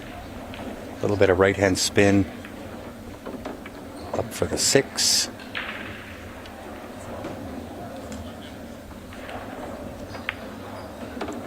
Job well done, and what a showing for young Gavin. Yeah, Gavin's done well, and Roberto's handled it well as well. He's done the business, really. Although did we speak too soon? We may have done. He needs to just pull something out here on the final 8 ball. Yeah, no problems whatsoever. Fantastic match, it really was. Very enjoyable. Gavin Matthew really played his part. There was some really good pool played in there. He sure did. What camaraderie there out of Roberto. And I think Roberto was fantastic the way he handled it. He still played it hard. He still did everything right. I agree. One mistake in the match for Roberto. He played brilliant. Great match for him. But he marches on. He's in to win his round 2. Gavin will go into the losers' side, but watch out for him. A star of the future. I hear from Roberto after the break.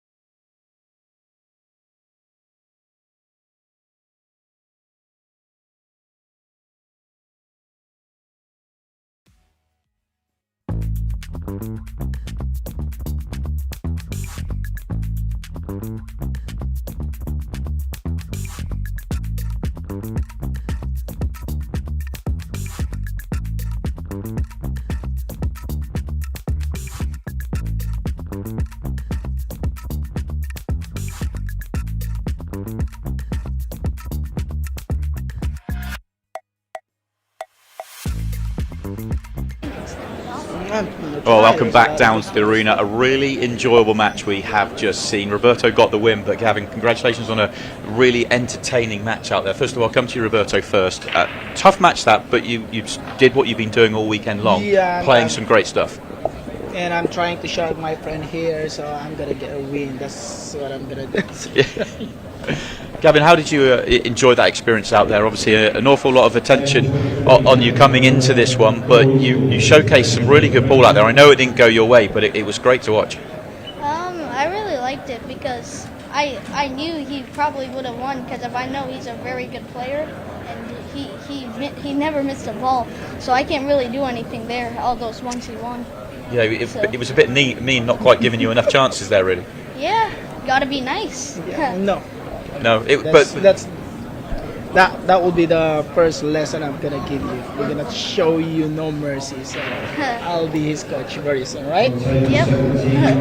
Absolutely, it was. The finish you took out was incredibly impressive. You had a couple of close calls as well. It was a really entertaining match, and the two of you must be the two fastest players in the event as well. You're both running around the table.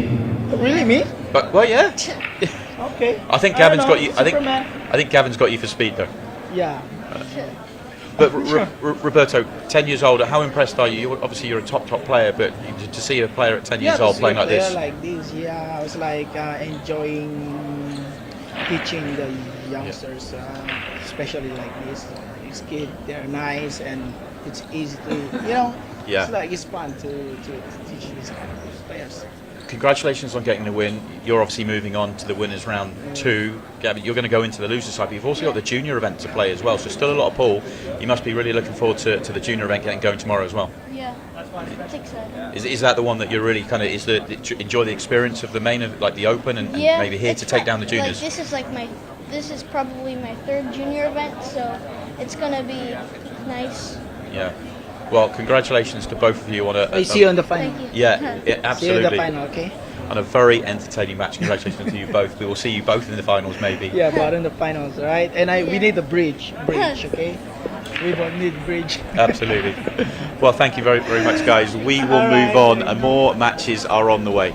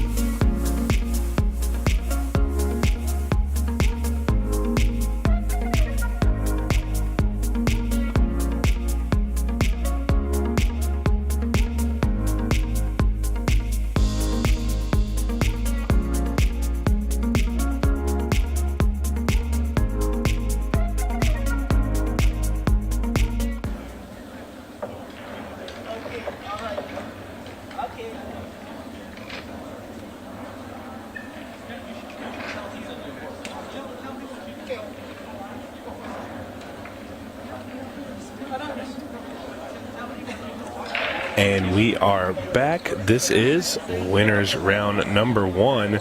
We have a great match for you here. Tyler Styer and Jacob Watson. This is a race to 7. My name is Stephen Wyatt, and I have with me today the magician, Chris Melling. How you doing, Chris? Yeah, really good.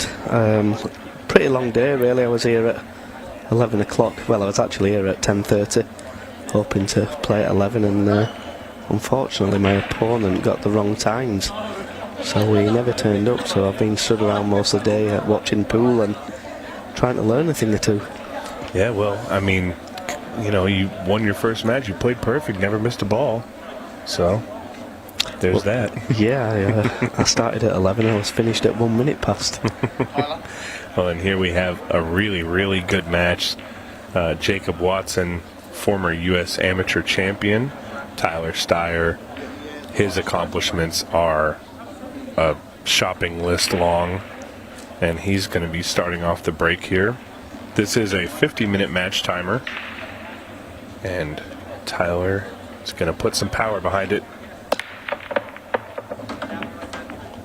Yeah, he's got a very powerful breakers, Tyler, and he controls the cue ball really well. Type of Shane Van Bonen-esque, really. What a break that is. Yeah, and you take a look here. Big, powerful break, ball in the side pocket. Really couldn't have asked for a better break. He does have a small issue here with that 2 and that 10. but I think he's going to clear a pocket here. The 4 ball's a little rough, but... Yeah, he's going to pop the 3 and the 4 in the top left-hand corner, then play the 6, just bring the cue ball out, then play the... Is it the purple? Is it the pink 5? Is it these days? So that's actually the 5 ball, yeah, the orange 5 ball. Yeah, he's going to play the 3, the 5, the 6, the 4, then the 2 in the top.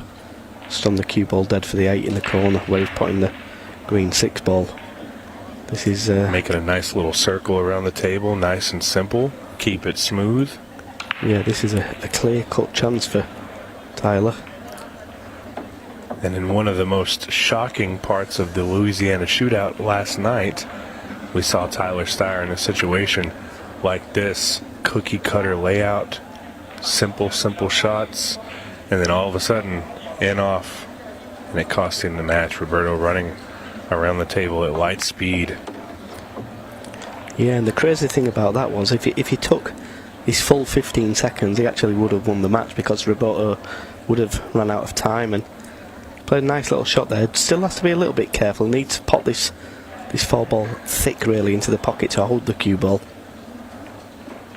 Well, he's played it perfect. Absolutely perfect on the 2. You can't really ask for a better setup than that. Just going to take a look at the 8 ball here. And Tyler Styer making quick work of this first rack. Just needs to make this ball and set up on the 8 ball.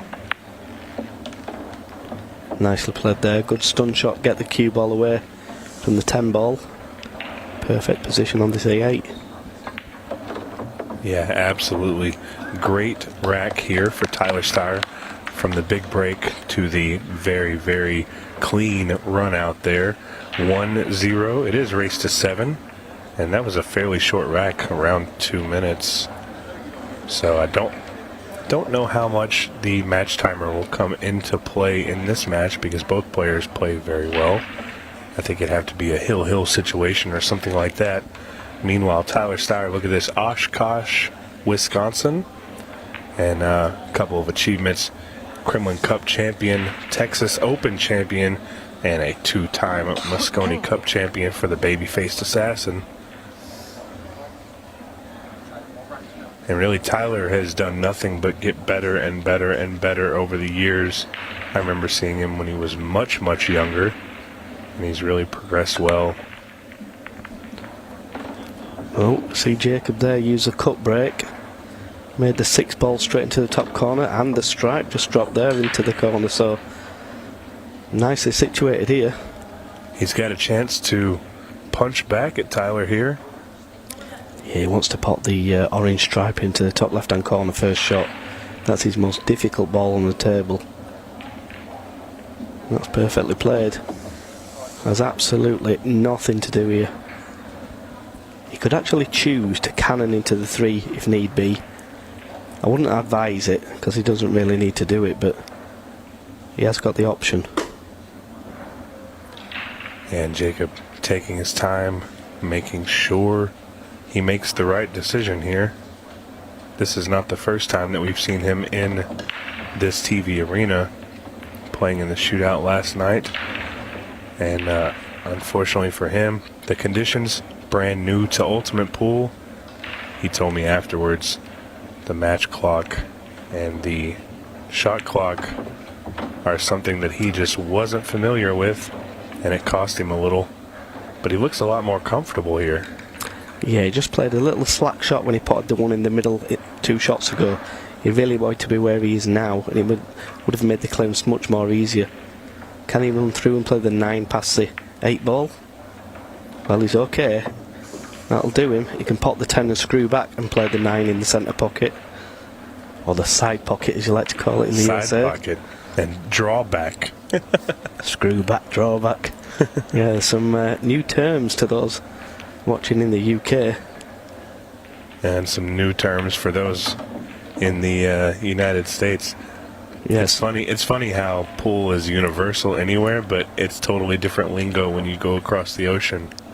Yeah, some of the terms we can't really mention on air. Yeah, that's very true.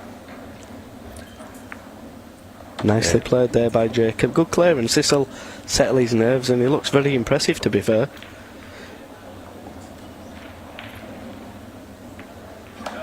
Very good shot there by Jacob. 1-1. And you can hear the applause there from the crowd. He is a local favorite. He is lives here in Shreveport. And being that he is a former U.S. Amateur champion, a lot of people have followed him from his younger years. He went to China for Junior Worlds when he was, I believe, right at 17. And so that was always something that's a good accomplishment that he's not proud of because he didn't play as well as he thought he should. But for everybody that follows him, it's, Junior Worlds, that's a big achievement, being under 18. Yeah, he's a very, very good player, and it's the first time I've actually seen him play live. I've seen Tyler play quite a few times, and for me, he's got one of the best techniques certainly in America, that's for sure. For somebody who lives in the USA, the technique is normally slightly different from what you show in Europe or what you teach in Europe, especially in England, because that's basically a snooker technique. But he hits the ball really well. Took some speed off of that break. Yeah, they've not come out too great, these. A little bit awkward. I'll tell you, Jacob playing in the shootout when he drew Darren Appleton, his real key there, he told me, he said I want to beat Darren because I want to play Chris. So he's one of those guys that really wants to play the best and everything, so huge compliment to you. Yeah, and that's a great attitude to have. And I'm not just saying that because it was me, but any of the top players really. When I was younger, I always wanted to play the best players, and that's a sign of a champion, really. You want to get in there with the best, and you want to beat the best. That gives you a lot of confidence when you do that. Yeah, definitely his mindset, and that was always Tyler's mindset as well. Obviously, two young guys here, and both of them with a champion's mentality. That's always good to have. Yeah, I've always liked Tyler's game. Like I said before, his technique is really, really good, very smooth. A nice little pause at the back. A little bit short there. He's got to be careful, because I don't believe the one ball passes the 15. Does it go past the 8 into the corner once he removes the 4? This is dodgy. He's got to be careful here. He may end up potting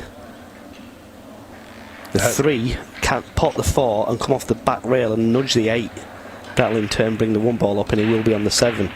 Oh yeah, that would definitely be the way to go, I believe. The only problem you've got there is, does the 8 ball stick next to the 15? This isn't as easy as it looks. Oh, Tyler, that's too straight. That is way too straight. Going down to the last second of the shot clock there, really took a few seconds to figure out what he wanted to do, but he's got a lot of work behind him. He's going to draw back here firm. Oh, what a shot that is. And it came out very well. What an unbelievable shot he's played there. That was a brilliant shot. And I tell you what, he has been very fortunate to get an easy shot, but he deserves it because it was such a great shot that he played. And just got to make sure that if he runs into this 13, he needs to do it on purpose, with a purpose. There you go. Doesn't want to be straight. I think he's just okay. I think he's just got enough angle. Well, may try and cheat the pocket a little bit. Yeah, just play it into the left-hand side of the pocket as we look. Stun the cue ball over. That's a great shot. And Tyler here, realizing that he's playing somebody that does know how to play fairly well, he's not going to make very many mistakes. Yeah, that's a great run out there from Tyler. Takes a 2-1 lead in this race to 7 match, and it's been a perfect set so far. Yeah, absolutely. So, Chris, you got to play last night. Obviously, you're in the Open as well. You'll be playing on this table, I think, a little bit later, yeah? So, what do you think of Ultimate Pool USA's first event? I think it's great. I think the arena's fantastic. The conference centre is unbelievable, you know, or convention centre, whatever they call it here. He's one of the two. Shreveport Convention Center, downtown Shreveport, Louisiana. Yeah, and it's a brilliant venue. One thing I will say is it's very, very cold out there. Yeah. And I genuinely haven't played anywhere as cold in my life. Mainly because obviously we've got new cloth on the match table, and you need to get all the moisture out, so the air needs to be cold, and obviously it's very warm outside, so you can't be mixing it with hot and cold. It has to be one or the other. Especially in Louisiana where we're at, it is very humid, and these tables do play with a lot of humidity in them. So you'll never play anywhere else like this except for maybe in Florida, where that heat and that moisture kind of mix together. So it's definitely one of a kind playing here. Yeah, I remember a few years ago, well, I say a few years ago, about 7 years ago, I played in a place called Barnsley in England, where we played the snooker qualifiers, and we actually played in a leisure centre, and there was a swimming pool just next to the arena. Really? And I have never seen so many balls skid in my life as what was there. It was all just, that moisture. Oh, it was awful. You know, and I'm not sure if they still play there now, but you know, it wasn't easy, that's for sure. Well, that's definitely an interesting take. I've played in a lot of places. I've never played next to a swimming pool. But yeah, Chris hit it on the head. That the arena here is beautiful. The convention center is wonderful. There's so much space in between tables. You're not jam-packed in to where you're bumping into people. The team has really done a great job with the setup here. And Tyler here, he's got an interesting shot here. Yeah, he wants to cannon the 6 and leave it half ball. Too much. He's okay though. He can potentially pot the 9, run through, play, I think it's the 11 ball, and go into the 7 with screw. I mean, for me, I wouldn't play that shot. I'd play the 9, then the 11, come off the bottom cushion and flick the 7 away, therefore developing the 10 ball. Well, he's going to play off the 11 and make the 10. Well, that's going to be a good shot. Yeah, it's not a tough shot, this. It's all about controlling the 11 ball, because you'd like to think he's going to make the 10, but does he? Well, he's playing it with screw, so he's trying to screw the cue ball out. Needs a little bit of luck here. Yeah, and that's why he missed it, because he was screwing it. If he played that plain ball, he couldn't miss that. And look at this. Probably the one spot he didn't want to leave Jacob is a shot on the 1 ball with an easy play into the 7 to get it moved away from the 10 ball. Yeah, I don't actually think he can get into the 7 from there. You think it's too much? Yeah, I think it's just a little bit too much. It'd be wise to pot the 1, go up the table towards the 8 ball, play the 2 and go into the 7. Yeah, I didn't think he could get there. So maybe a little bit of excitedness there. He saw an opportunity just like I did, and he went for it, and maybe that wasn't the shot to play at that point. So, but he's a good player and he adapts well, so we'll see what happens here. Yeah, I like the way he hits the ball. He hits it with authority, sign of confidence. But the more balls he pops at the top of the table, the tougher this is going to become. This is the correct shot. Play the 4 ball, get the cue ball past the 8. Got to be careful that you don't want to scratch in the side pocket. He can play the 3, but I prefer to leave that 3 ball there, personally. Yeah, and shot clock, he just called his extension. Yeah, and he's only a small fella, so he can't really reach the 4. He'll tell you that is the hardest part of his game. When he did win the U.S. Amateur Championship, he usually plays with a small extension on his cue, but it's tough for him to lean over. He's only around 5'3", 5'4". Has no problem moving the cue ball, though. Oh, he's potted the cue ball.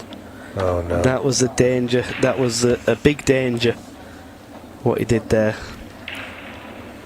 And he had the opportunity to make a good run out, but he tried to bring the 7 out first shot, which I didn't think he could play, and that's probably going to cost him this rack. If he'd have played for the 2 ball, he's never going to miss a 2 ball, and just develop the 7 and the 10 in the same shot. Ooh. Well, that only just snuck in. They used all of the pocket on that one. Yeah, and I think Tyler should pop the ball in the middle and just draw back to roughly where the 8 ball is. He could play the 11 now and go up the table and maybe play the 12 ball into the same pocket if need be. 12 ball goes in 5 of the pockets, so he does have a lot of options. Doesn't want to be spinning this round the world. I think this is the right shot. Just bring the cue ball roughly back to where it is now, or even past, and it's still perfect.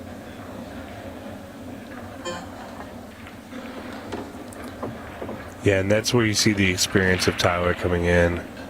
And Tyler's played on the bigger stages before, and I think he's feeling a little bit more comfortable than maybe Jacob is. Yeah, just a nice soft draw shot on this. Screw the cue ball back about 4 or 5 inches. Oh, wow. It's perfect. I cannot believe that's gone in. Yeah. He's hit the near jaw at pace there. Again, used all the pocket, but in the end, the ball falls. It is another frame for Tyler Styer. See, frame. Y'all have me talking English terms. 3-1 here, Tyler Styer over local favorite Jacob Watson. And that ball hit 5 rails on the way into the pocket. But it doesn't matter as long as it falls, right? It's in the tray, that's what counts. But he certainly would have had his heart in his hands there. He may have thought he was going to miss that one, and there's many tables around the world that wouldn't have dropped. Yeah, and Tyler, I think, really just kind of trying to push that out of his mind. He doesn't want to think about how close that one was, because it was extremely close to not falling. But with the break, 3-1 with 36 minutes on the match timer. Yeah, like I said before, he does have a great break.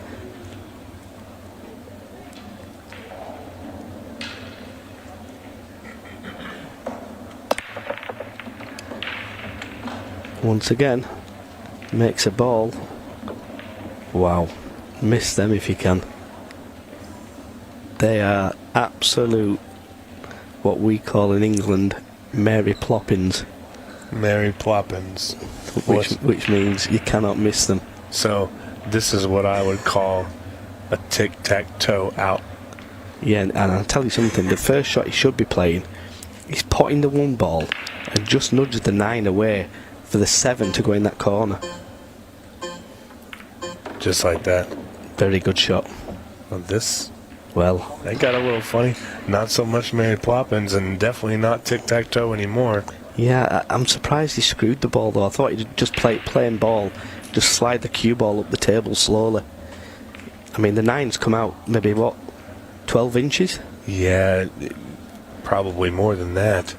Almost halfway the distance across the table. You still feel he's going to make this though, and he does. Has he got a good cannon? It's okay. He's slightly bridging over the 14 ball. But if you see here, he keeps getting just a little out, just a little out, just a little out. He's got to get back in, because that 4 ball really only has 1 good pocket to go in. He doesn't need to be out of line getting into it. Yeah, and if he makes this, he'll be in perfect position.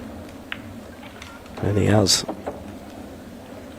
And doesn't have a great deal to do now. So many options what to do. For me, you pop the 7 in the side, run through, pop the 3, then the 4, or the 5 should I say. Wow, I'm really surprised he's going this way. I think so. He's wanting to get rid of the 4 ball early. I do understand why he's going that way, but it's far easier to get on the 8 from the 4 ball. Yeah, I mean, the closer your out ball is to the 8 ball, the easier it is to get the shape on it. So you don't really want to be going multiple rails to get on the 8 ball, because funny things happen. So I guess it's going to work for him here. I mean, he has a plan. Wow. Yeah, and that's a little bit short. I mean, he's still probably going to get out. And I tell you what, it's very interesting how different players see different patterns. Obviously, if you went this way, let's say on a Chinese 8-ball table, well, you're a million to be clearing up. Because you have to be absolutely pinpoint perfect on them tables. I would need to be the magician to get out there. Those tables are tough. Yeah, they're the toughest tables I've ever played in my life. Just landed a little bit funky on this one. Can he just push through? I think he can. I think he's going to be just fine. He's in a situation where maybe he just rolls it as soft as he can, but he actually got perfect. Yeah, nice shot there from Tyler. And another good clearance. Looked like he'd run out of position, but played a couple of really good shots to get himself back in and takes a frame and a 4-1 lead. Yeah, it was never an easy shot to shot. It seems like things were going just slightly off every single time he got to the table, but he managed to get out there, so it works. All that matters is you make the number go up, right? Yep, as they say in America, the balls are in the tray. The balls are in the tray. I've never heard that before. Yeah, I've heard it a few. That's where I heard it in America. The balls are in the tray. I like that one. Yeah, as long as you make that 8-ball, I guess it doesn't really matter how you get there. And Jacob Watson, they call him the kid. Oh, and he's having a little fun out here, trying to pump up his hometown crowd. He likes that pressure. He wants to feel the energy in that arena, and there's definitely some energy out there. Here we go. Sideball break. Good break. Very good break. He's got a chance here. He's got a big chance. He has. You would think at first glance he has to go for the solids. He doesn't have to, though. He really doesn't have to. He doesn't have to, but I mean, there's so much more easier than the stripes. If the tin ball was just out slightly, I think I'd try to go stripes, but you're absolutely right. The solids are the way to go. His real only tough play here is the 8-ball. Well, the shot he should be playing is to pot this and cannon the 9. That in turn makes the position from the 6 to the 8 so much better. Does he play it? Let's have a look. No, that's not the shot, Jacob. That is never the shot. And he's going to not be too proud of that one. Yeah, he knows it. And he's developed the 2 stripes as well. And if he plays to pot that ball with a touch of right and spin off the rail, even if he misses the 9, it's not the end of the world. But now he's blocked the 8-ball into the side pocket also. And I do believe it only goes in the top left-hand corner or the right-hand centre pocket.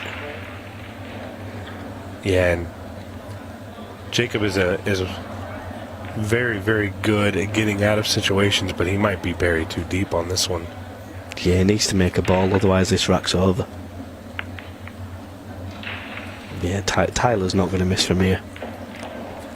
And he won't be happy with that one, but Tyler Styer at the table looking to make it 5-1.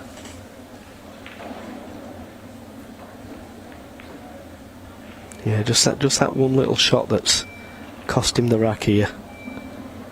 Or should cost him the rack. Yeah, we've seen some funny things happen. I'm with you. I don't think Tyler's missing, but yeah, he's definitely not missing here. I mean, he could pot this is it the 14 into the corner, go cushion first or rail first, and just flick the 12 out. Yeah, the only real issue here is the 12 and 11, and it's not an issue because of the angle that he's got here. Perfectly played. Can't really beat that one. And whatever ball he feels comfortable shooting, he'll always have another shot because everything's right there close together. Yeah, I'd actually pop the one in the middle here. I like the 13 in the side as well. Yeah, I just think it gives you so many more options. I mean, he's never going to miss from here, let's be honest. Well, he's overrun that a little. I think he did play for the 13 in the side. Is he on it? He can still play the. He can still play the 12 in the top corner pocket, sun out for the 9 ball in the corner pocket where he's shooting from now. That's perfect. 3 stun shots here. And Tyler will be taking a 5-1 lead. Yeah, an unfortunate situation there with Jake. Just didn't quite get what he wanted on that, and it really, really hurt him. Just kind of shake it off and do what you can to come back. The match isn't over yet, but it's definitely going to be a tough one. Tyler Styer, as he goes up 5-1, just under 30 minutes on the match clock. If Jake were to make some sort of a comeback, the match clock might be down into the 10s by then. Get to see that 15-second shot clock. Yeah, and the 15-second shot clock does take effect even on the fast players. I mean, I play pretty quick, and it takes effect on my game. I don't think you have a lot of time to think, and you know, Jacob will be a little bit gutted there. He had a glorious chance, and it was just a bad shot selection, a bad choice of shot selection, let's say. If you look back at that, I'm sure he'd played to cannon the ball to open the 8-ball up and make it easier. The shot he was playing was so difficult to avoid hitting a stripe. Yeah, and if Jake does happen to lose this match, once the sting of the loss goes away, he will go back and watch, and he will see what he can improve on. And I'm sure as soon as you say it, he'll be like, "Oh man, why didn't I do that?" Well, he lost the cue ball there, and look at them. Made a lot of balls. I mean, how does this boy ever lose? Look at that break. I mean, you physically would struggle to miss these if he was blind. I mean, this is unbelievable how easy these are. I'm never playing pool in front of you. Honestly, these are absolute, like, it's a roadmap. Yeah, I mean, it's pretty much laid out for him. It doesn't matter how he wants to take it. The balls are really opened up. Yeah, as long as he lands on the 15 roughly straight into the side pocket, he has absolutely nothing to do. For me, you pot the 13, leave the cue ball on the top rail. That in turn gives you natural position to get onto the 15 ball. And he just chose to go back a little, but he's trying to get the same effect. He's just going to play it with a little bit of outside, maybe just try and stun it to get straight on the 15. You're right, but it's so much easier to let the cue ball do the work rather than play the shot, if you know what I mean. Yeah. I mean, he's landed a little bit short. He's okay. There's nothing wrong with that. He can pot this and avoid the cannon on the 5 ball. Yeah, I always tell my players that I play with that if you can let the rail do the work for you, then you really don't have to work very hard. Gonna touch the 8-ball there, not gonna matter here. Yeah, it's a nice little shot he's played there, well controlled. It could have gone wrong, but he played the cannon absolutely perfect, and now he just needs to pot this, let the cue ball run down the table slightly to leave a perfect angle to stun up for the 8-ball into the pocket where he's shooting from now. The way you're talking us through this, you'd think you play this game or something. I played it a little bit. Well, no, he didn't get good shot there. Yeah, that's a poor shot there from Tyler. He'll be annoyed with himself there, but luckily with the 5-ball there, no real risk of a scratch or anything crazy happening. Good shot there by Tyler. Not the best layup on the 8-ball, but again, very manageable for Tyler Styer. yeah, nice little bit of sportsmanship there also from Jacob, getting one of the object balls out of the pocket. I think it was a 15. I don't understand why that happens. Did they have a mechanism inside the ball, or? You know, I don't know, and it happens on every diamond table, but it doesn't always happen. It's pretty rare. I think maybe sometimes just when the balls go down, they pop out, and every once in a while it triggers into that cue ball hole, because generally the cue ball goes down to that end. I'm really not sure the reasoning, but Jacob's always one to be very humble, wins and losses. It's May seem like I'm being a little biased because I do know him pretty well. He taught me a lot about my pool game, but really one of the most humble kids I've ever met.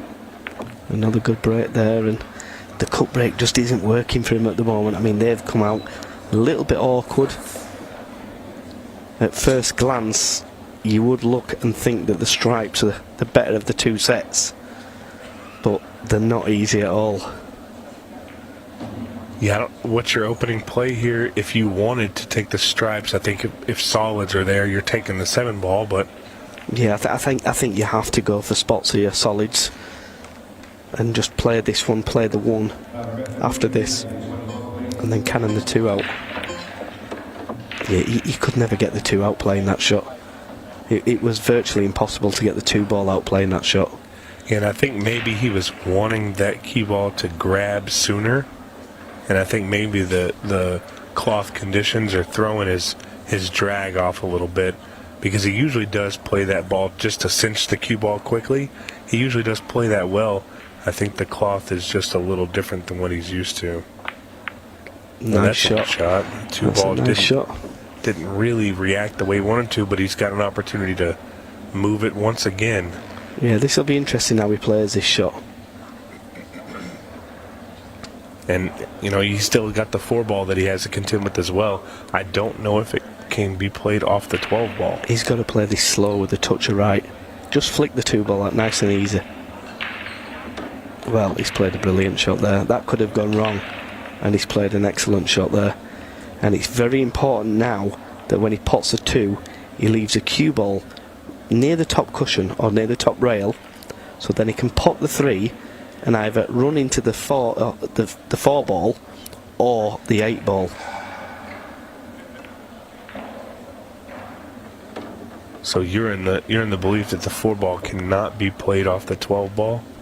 I think it can, but I think for me personally, I'm moving the 8-ball here. And maybe that's the easier scenario there, and he's got a good angle to do so here, right? Yeah, and it's a natural angle, so he can play this with just a touch of left, rail first, and flick the 8-ball out nice and easy. Perfectly played, great shot, and a nice little flick as well there. Can he play it off the 12? Well, that is the question, and that's the answer to that question is going to determine whether or not this is 6-2 or if Tyler Styer comes to the table on the hill. Got to play it with a bit of pace. Stun the ball hard with a bit of pace. And he's very unlucky if he's not on this one. Lovely, lovely shot there from Jacob. Well controlled. This will give him some good confidence. And under the gun, Jacob Watson coming with a very, very nice run out. Just has to pot this 8-ball. And there it is. Jake Watson, 2-6. Still a very long road for Mr. Watson. But you see him, he's got a nice little smile on his face. He may not be happy with the way it worked out, but he's definitely happy that he got another rack on Tyler there. The crowd really embracing Jacob. He is a local player here. So Tyler might be in a position here that he's not used to, where he's not the fan favorite. That's going to be interesting to see how this plays out. This is going to be Tyler's break, correct? Yeah, it's going to be Tyler's break, and he's breaking really well. He was a little bit fortunate with the last break because the cue ball was heading towards the top left-hand corner pocket. So he needs to get that cue ball under control. He's just had a little chat with the referee, Scott, there. He's moved the cue ball a little bit as well, so it's obviously in his mind that he's losing the cue ball. Let's see how he breaks these. Probably breaking perfect. Well, and for Tyler here, it's make a ball get out. And for Jacob Watson, it's let's hope they're all tied up. That's a good break. Wow. This is definitely not what Jake wanted to see. Wow. That is an unbelievable break. That is better than the last one. Yeah. 6-2-5-3 4-1-8. 6-2-5-3 4-1-8. I like it. Let's see how it plays out.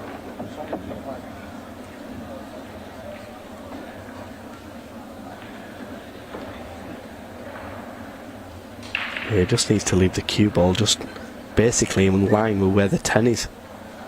Off the top cushion, touch a left hand spin. Just get the cue ball in centre of the table. Well, a touch short. Is it? No, he's okay, he's perfect. Now it's up to Tyler how he plays this one. Personally, I play for the 3. He could play for the 1, the 4, then the 3. But for me, you play for the 3 ball. And so far, your call has been correct. Yeah, I'd definitely be playing for the 4 after this. Reason being, it's slightly more difficult to get from the 4 to the 8 than it is from the 1 to the 8. Yep, and that is the perfect route. 6253418 is the call, and I believe that's going to be the end of this match. Once again, another good showing for Jacob Watson here, local favorite, but the baby-faced assassin Tyler Styer really playing absolutely jam up in this match. Incredible. And guys, Simon's going to get a word with Tyler Styer here shortly, but we're going to go to commercial. Thank you so much, Chris. I appreciate it. We'll be back shortly.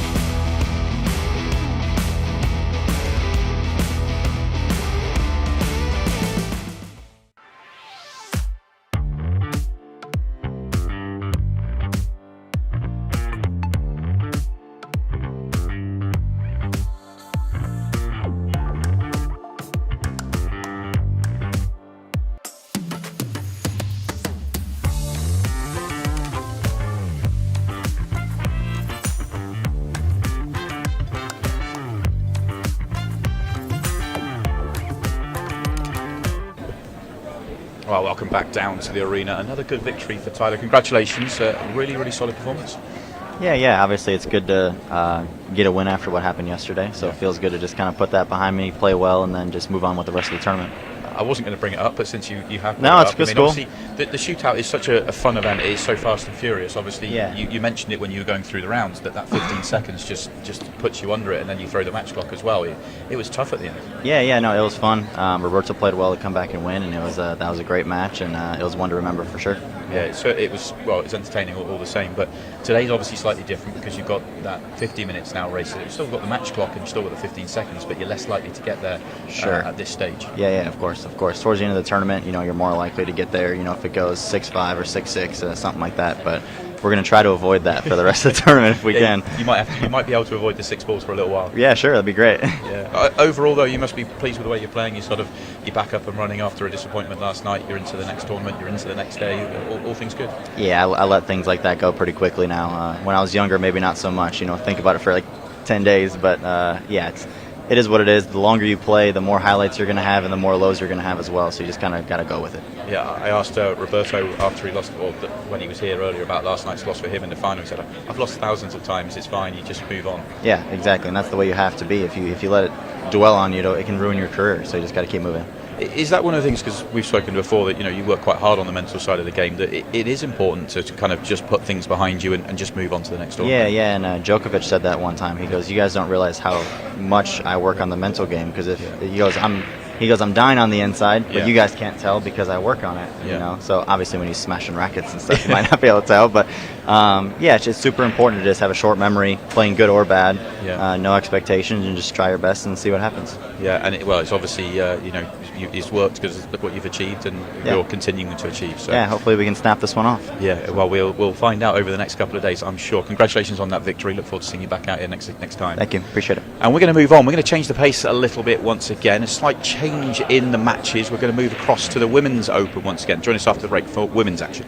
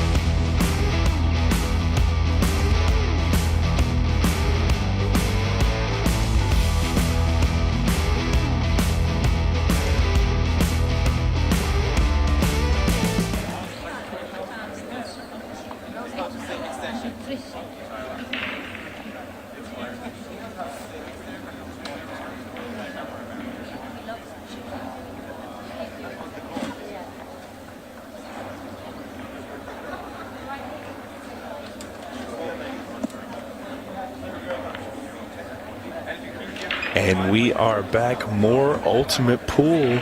No stops now. And we got a little bonus match for you here. We've got some ladies on the stream. This is going to be Julie Stevenson. She is in the black and red. And Brittany Williams, she is in the purple. This is going to be a great match in the ladies division.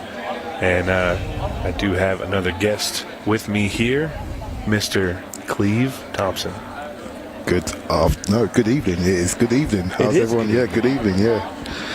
I don't even know what time it is. It's about 7:30. Just gone 7:30. Half past. So 7:30 in in American terms. Oh, right. Okay. Okay. Yeah. It's okay. When you call it, you can say that they screwed the cue ball back, and then I'll just say it was a draw shot. Well, I know the terminology is draw, screw, but I'll say screw. You say draw. There you go.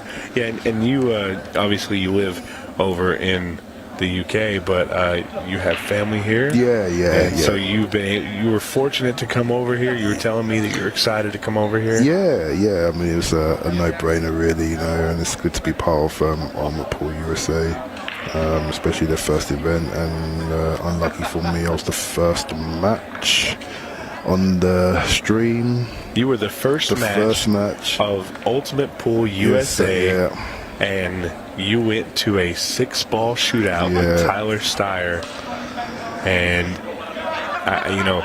when we talk about an event where you do this event and you want the first match to be amazing, I can't tell you how amazing that match was. Yeah, I know it's going to be good for the spectators. And I think it's just a case of if I was, Tyler was I was 2-0 up, 2-all, then 4-2 up. So he's going to feel the better victor out of it. I've only a 6-ball shootout. For me, it felt a bit sore, but not because of the 6-ball shootout, because I had a good lead. But listen, this is what happens at the top of the game. Things can happen. All it takes is for a dry break and or break and run, and before you know it. It's like in tennis terms, ain't it? When you play tennis, you got to hold your serve. Yeah, hold your serve. Yeah. So back to the game. We've got Trish reffing. She's a accomplished ref in multiple disciplines. That's she's the American pool. Obviously, she does Ultimate Pool UK, and she's done snooker as well, and also she's just giving them the rundown. So I hope these ladies don't feel too nervous and enjoy themselves out there. Yeah, I know actually both of these ladies personally. Julie lives up in the Dallas-Fort Worth area, large area there, a lot of little cities. I believe she's from Arlington. I'm sure they'll show us here in a few, but Brittany Williams here, she is just around the corner from me. She's actually about 45 minutes from here, and plays out of what I would consider my home pool hall. So there she is, repping the 903 Billiards jersey. Yeah, I've seen that jersey somewhere. A few people wearing them. I think a different colour set. I think I saw blue. Blue. That's correct. Yeah. So. I'm just, learning of the pool culture around here. So 903 is actually my area code. So one of our what's actually going to be one of our league operators owns 903 Billiards. It's just a few, just really a hop, skip, and a jump from here. It's about 45 minutes. Okay. But we did a regional qualifier, I guess is what you would want to call it. And there was about 60 players overall. Oh wow, that's good. How many spaces were there for the? So 1 ladies and 1 men's. Oh, okay. And obviously there was a little money involved as well. Sure. I got fortunate enough there. I took 3rd. I lost to my road partner, my running buddy, and he came up just short in the finals. Okay. And that was a little tough there. But Brittany here, she won the ladies qualifier. Okay. So she actually won a spot to be here. So I know she's excited, maybe a little nervous about the TV table. It's going to be nervous energy. So, but sometimes that can be a good thing. You need a bit of nervous energy, and it's going to be great for. For both players, obviously, I hope they shoot a good game and get a rack on the board. I hope it starts off with 1-1. Yeah. And it's one of those things where that TV table is going to have one of 2 reactions for you. It's either going to make you go cold and you're going to have to dig a lot harder to play the way you normally play, or it is very much so going to give you an edge.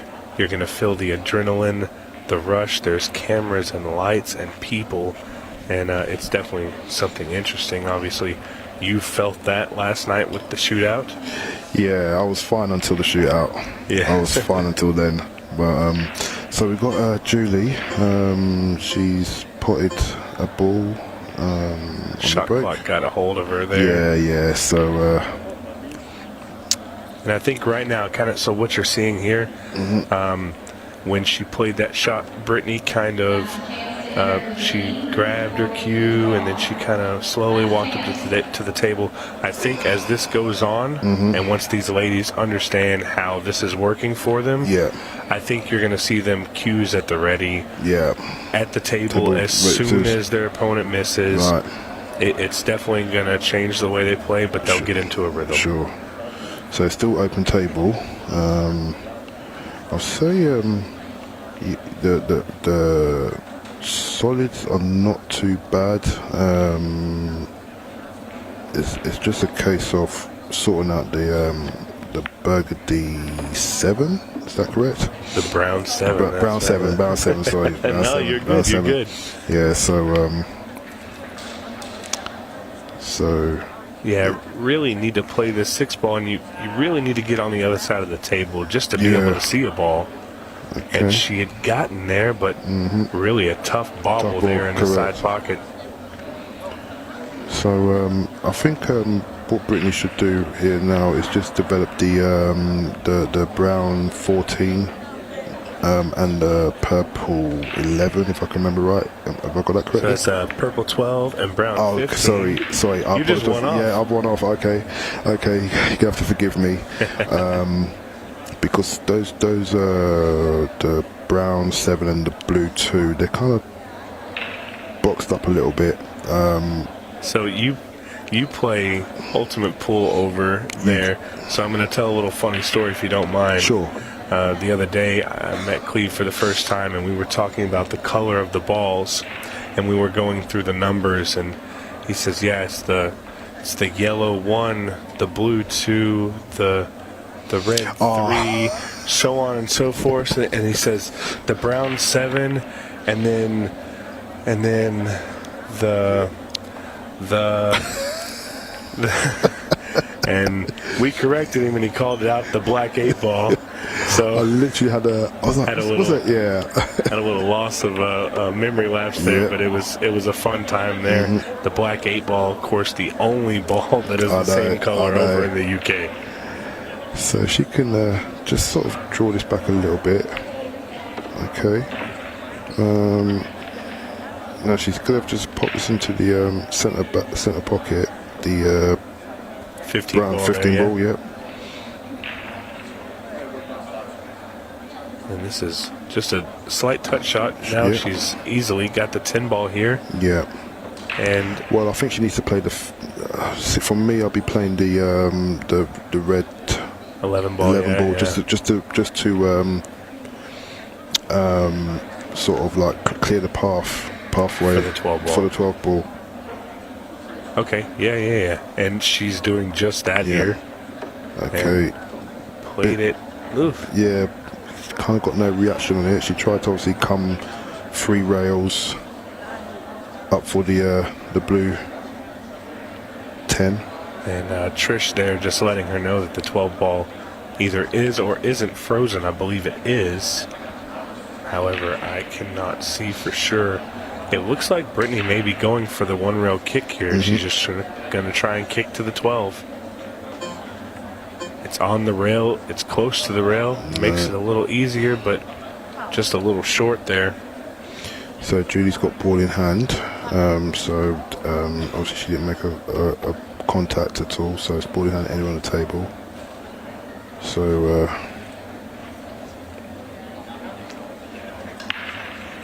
and here just so she could clear the 1.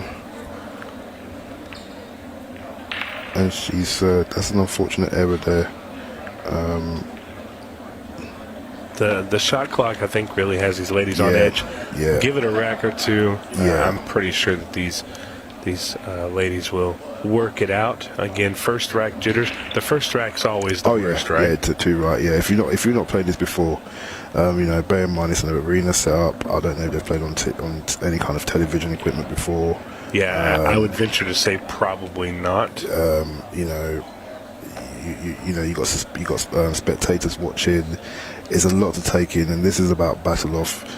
You know, just getting settled, really. So I don't think she's got a shot on this this orange 13s. Is that right? Okay. That's right. Well, I'm going to tell you right now, Brittany's an aggressive player, and she knows when she's in a situation.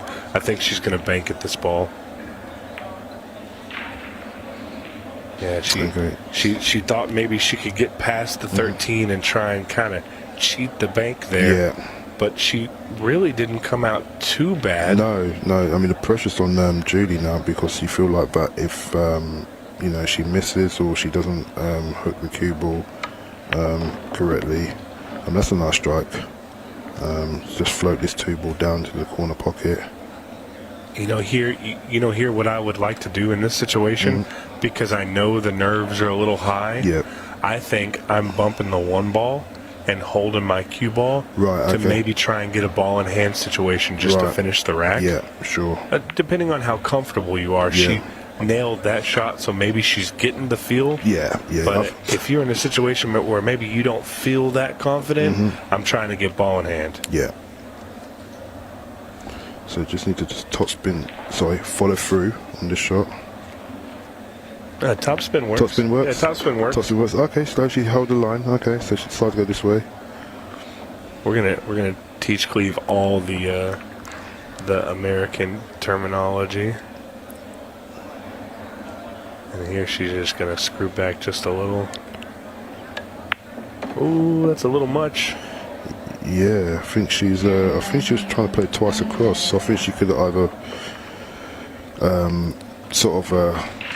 killed the cue ball and you know, well, not just natural, to be fair. And just to clarify here, you do see Julie calling her shot here, but she is not required to call that 8 ball. Is this ball cuttable? It's definitely cuttable. Yeah, it's cuttable, yeah. And this might be a helping hand. The 8 ball in a way might be forcing the angle, the correct angle. Yeah, so this might actually be a helping hand. On this shot here, a lot of people tend to undercut it because they anticipate the cut is tougher than it is. Yes, correct, yeah. So the 8 ball might force her to make the correct cut, and it falls. That's a great shot there by Brittany.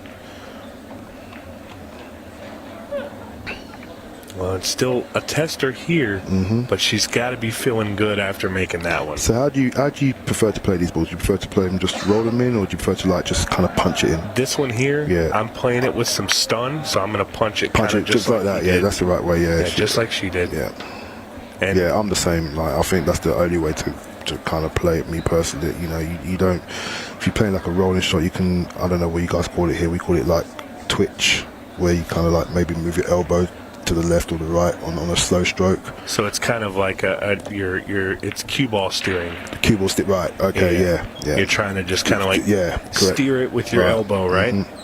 And it's normally not a good thing when you do it. No. But you're trying to hope it in. It happens a lot, for sure. And Brittany here, she's a favorite to make this ball. Yeah. Yeah, that's a good shot there. So first rack going to Brittany, and a long, tough first rack. Yeah, I mean, I don't unless it's like a 6-0 or 6-1. Look at that beautiful shot on the 13. I mean, she could not have hit that ball any better to pocket it, and really played it well to shoot at the 8 ball. Wasn't able to take it down, but got another opportunity there. Really incredible. And she looks like a happy soul right now. Getting that first rack on the board is so important. You know, and even if you're free zip down, even still getting that first one just could put you in better stead. You know, so sometimes you just got to ignore the score line. But Julie looks composed. She looks you know, she looks relaxed in her seat. She's just kind of. She's taking in what just happened. Yeah. She's taking in the setting. She looks like she's trying to maybe fight off the nerves just a little, but I think it'll get there, and I think one good shot will give it to her. She may have to wait because Brittany just made a ball. Not just made a ball, she hit them very crisp, like very clean. Like the cue ball just stunned more or less on the spot. If you take a look at it, it just came back a little bit, held its line, and the balls are lovely and spread. There's no traffic, so let's see if she should take them out. I mean, for me, I think really the only problem ball here, if you wanted to take the stripes, is the 13. 13, the orange 13. No, that's orange 13. Is that correct? Yep. So but I actually like this. She did take the solids. Solids, yeah. And if this 6 ball goes past this ball in the side pocket, she's off to the races. Yeah. And she can very well break and run this rack. She's just going to want to give herself just a little bit of angle low to the 2 ball, I think. Yeah, well, I think she should concentrate on the 3 balls in the kitchen area first, because I think the bottom 3, the bottom 2 are just a bit more easier. So, and she just caught that a little thick there, and I think this is what we talked about earlier. Trying to control the cue ball very specifically and making a somewhat routine shot. Right. It just doesn't always mix. No. You really have to give each shot and shape your focus. Yeah. And that's very difficult to do there. I missed a 5 ball exactly like that yesterday. Yeah, just a lapse in concentration. You were looking at your shape, and you probably nailed the shape and just missed the ball. Well, and Julie here has a good chance to take that game that Brittany took from her. She can get it back here. So she just managed to drop this 13 into the sides. I'll be looking to take the 9 ball next. Okay, so she's up to not take the harder pot. I don't think she's going to get better shape on this. I think it's possible maybe she's opting for this to try and get an angle to float back tougher, a better angle up top. But unfortunately, that has not happened here. She's going to have to... Can she see this ball? I think she's got a kick at this 13, but it is possible that she can see just the edge. And if she can, maybe she can make something happen here. This is tough, but I don't think it's going to get past the 4 ball if she's going for the bank. Yeah, it's never going to... Time foul. Time foul? I believe so. No. Yeah. Yeah, clock just ran out on her, and she does have an extension, but I think maybe she thought she could get the shot in sometimes, and it just wasn't meant to be there. Now, Brittany, who really had a clean run out available from the get-go, a little momentary lapse in concentration may have caused her to miss that 5 ball. She's not missing this one. Just anywhere sort of like to the middle of the table, just where she's putting her cue at now. You know, she can nothing for short, everything for long. Nothing for short, everything for long. I think she's okay. Yep, she's good. She's actually going to have to throw that ball in. Oh, see, if she's not on that free ball, that's a poor shot, because she had everything for long and nothing for short. Yeah, and this is a game. This is what I like to do with it. You have to break the table into red zones and green zones. Yeah. Green zones are where your cue ball can travel, and you're 100% fine. Yeah. Red zones are the areas where you absolutely cannot end up when that ball stops moving. And that was a big red zone right there. She had a huge green zone just past that. Sometimes it's better to overroll that and get a little bit more angle, and that's what we're saying, but still be able to see the ball. And one could argue that when she had the ball in hand, that's a great shot. That was a great shot. Yeah, that's a great shot. That's a confidence builder right there. So she's going to get shape onto this orange 13. Is she going to go around the houses? I think she's going to go 2 rails around between the 2-8. Yep. And that's her intention. Looks good. That's good. That's perfect shape. That's perfect shape. Slowed down just a little, but Yeah. I think she's going to be She's okay. fine. Just punch this out and the 8 ball into the bottom left corner. And when you punch this ball, you need to decide if you want to be above or below the side pocket. Correct, yeah. Do not. There we go. Yeah. It's moving towards the pocket, but she hit it at a good speed. Well, you kind of called it, Cleve. We're looking at a 1-1 if she can make this 8 ball.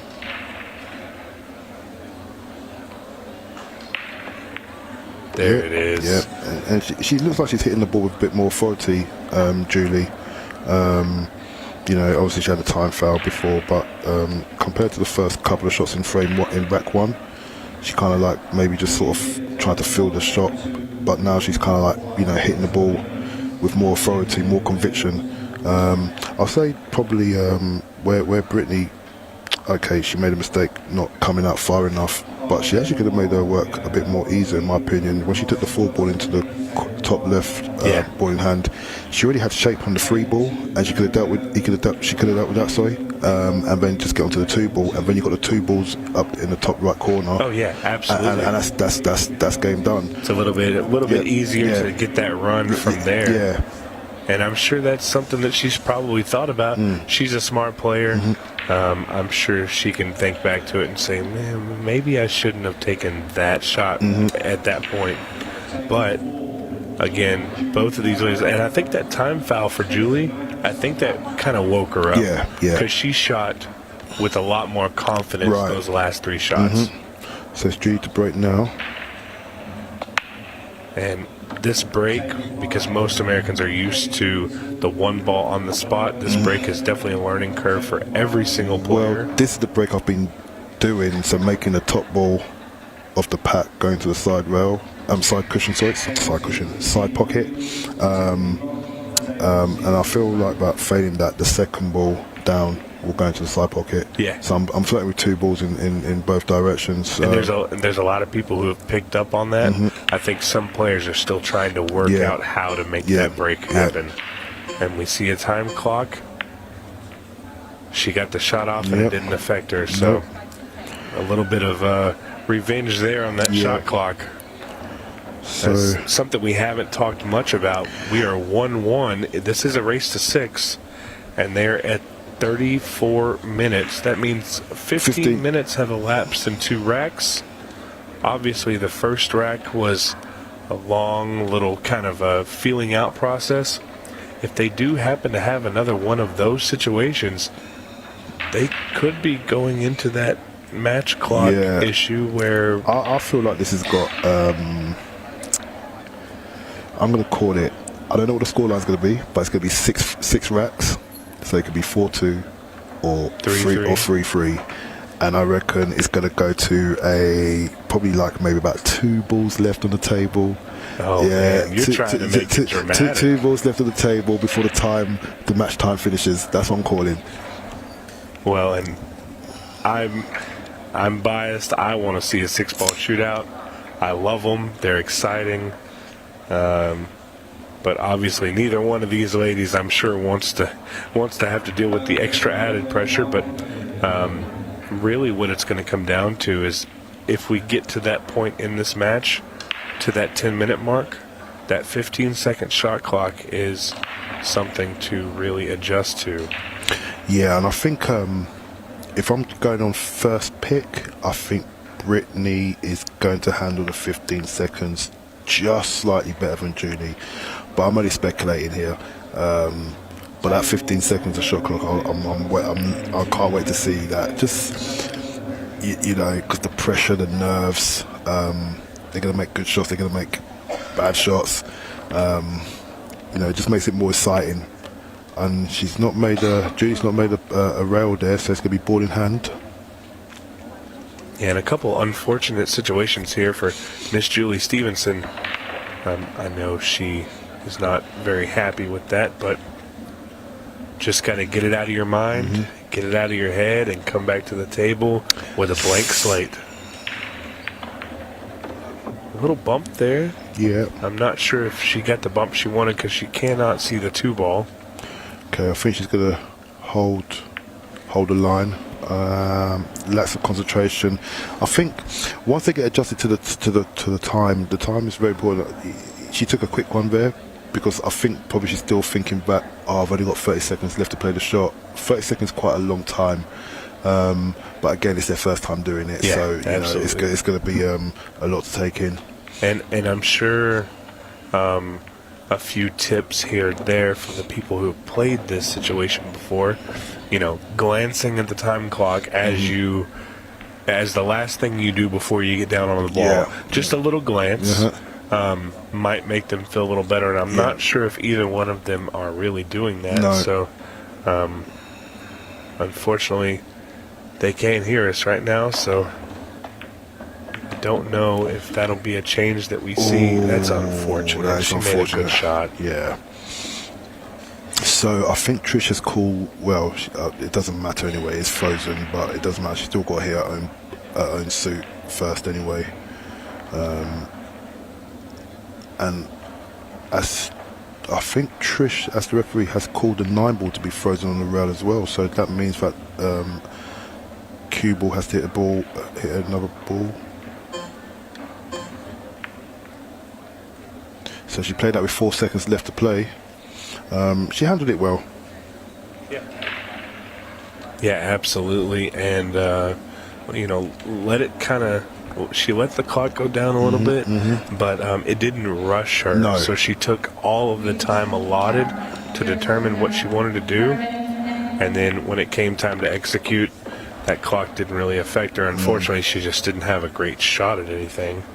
And Brittany now, this is the point where Brittany needs to really think about the concentration aspect. Yeah. So I like taking the brown 7 here, then the 6 long, and then the 3 ball last.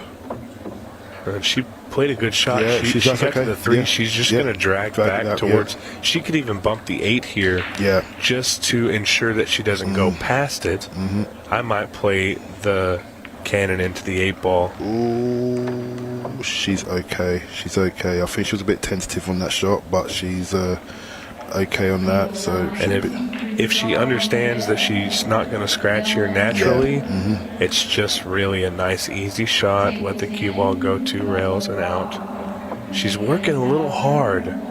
I think the thing you just said just now, if she understands that she's not going to scratch naturally, and I think the fact she played that sort of like a stun sort of with a bit of check side, or English as you call it. It just went to show that she didn't understand the natural tangent line. So she just played it more how can I put it? Just to be sure. And sometimes, again, under this pressure, under this clock, Brittany's a good player. I've played her since I was a kid. I know her pretty well.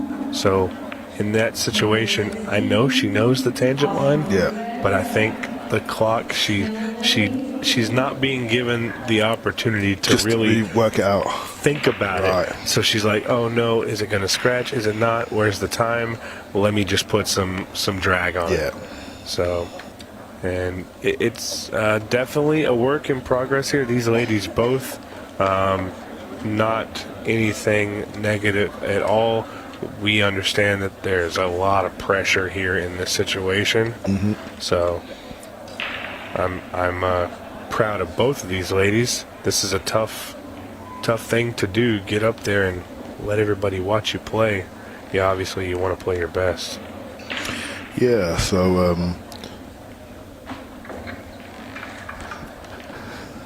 So let's see what happens here. On Brittany's break, it is 2-1. 29 minutes left in the match. Brittany Williams to break.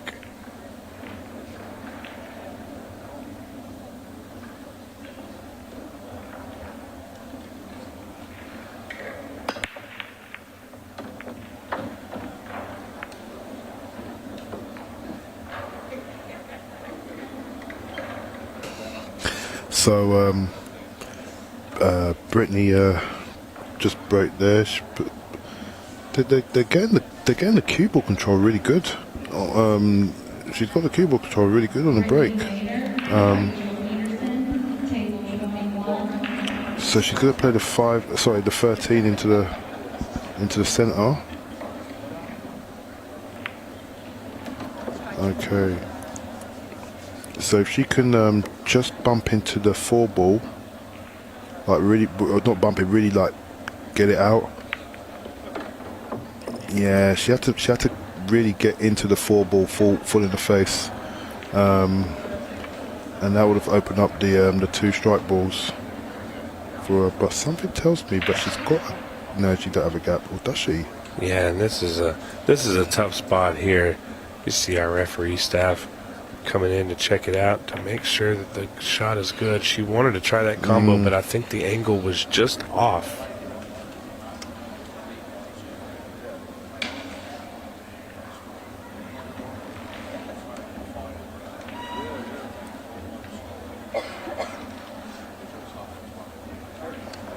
And Julie here is going to have a good opportunity. She just really needs to take advantage of being at the table. It's a good shot there. She's able to play the 3 ball. Does the 7 pass the 10 ball? I believe it does. Maybe just nick the rail a little bit, but I think it passes. And see here, I think I would have played the 5 and the 6 before this. That, yeah. However, if she's able to just hold the cue ball, she'll have the 1 in the corner and the 2 ball on the side, which is her issue. And this is okay too. She can still play the 2 ball down.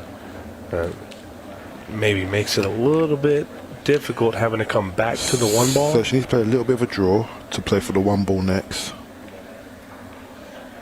So draw over to the side rail. And you can see there. Oh, she's back. Oh, she's made a shot. Oh. Well, whether it's intended or not. No, it wasn't intended, but she's got a straight face. Yeah. She's not going to give it away. No. And this will hurt Brittany, especially maybe with these rules as well, because you guys are obviously used to calling the pocket. Yeah, for the most part. Yeah, so it's like, if you're not playing them enough, the transition of any shot matters. That shot will probably hurt. Ooh. Oh, I don't like the way she played that shot. I mean, pocket speed. Yeah, she should have just sort of played a stop shot, a little draw maybe. She had, it wasn't a really hard shot. Again, making it just a little harder than it absolutely has to be, but that's okay. Twice across. As long as the 8 ball falls. That's good. Yep, that's good. So we've got a match on our hands, 2-all. Well, if she pots this 8 ball. Once she makes this 8 ball, take your time. There you go. A little bit of authority on that 8 ball. It is 2-2, and we are at the 25-minute mark. If we have another one of these long racks, we can definitely be looking at the possibility of a shootout or just the match clock being in general. Just a replay of the bank that Judy made. Don't know if she was going for it, but it's still fired into the pocket. If she's not telling, I'm not. So, shot, in my opinion, I think she made a good shot and got shape on her 1 ball. Very, very calm. It's hard to get a read. Yeah. But I feel like she feels good about that. Yeah, she looks like she's got a little smile on her face there. And she's all business. Grabs her cue and up to the table as Trish racks the balls, gets it perfect. One of the biggest differences here, especially for the break, for anybody that's just tuning in, hasn't really heard from us, the 8 ball on the spot, so that rack is slightly higher than most of us are used to. Yeah, that's 2 balls higher. That's definitely going to get different shape, and also maybe as well the cue ball distance off the behind the bulk in the kitchen. All this could be it's a legal break. 3 just passed. Yeah, so you guys' kitchen is a little smaller than ours. Correct, yeah. So we're breaking closer towards the rack than you guys are. Yeah. So totally different for you because you get to go a little bit further out. Then, of course, the spot of the 8-ball for us. I do love the dynamic of everything that these international 8-ball rules do require us to adjust about our game. Pool is a game that's fairly universal, but when you can find a way to change it up just a little bit, it's a lot of fun to see how that affects the game. Well, Brittany just took a quick shot there. She didn't realise she's still got extension. I don't think none of them have used their extensions yet in this whole match. Yeah, and again, that's just inexperience of a TV table and being able to call that extension. So we've got 24, just under 25 minutes, and the score is 2-all.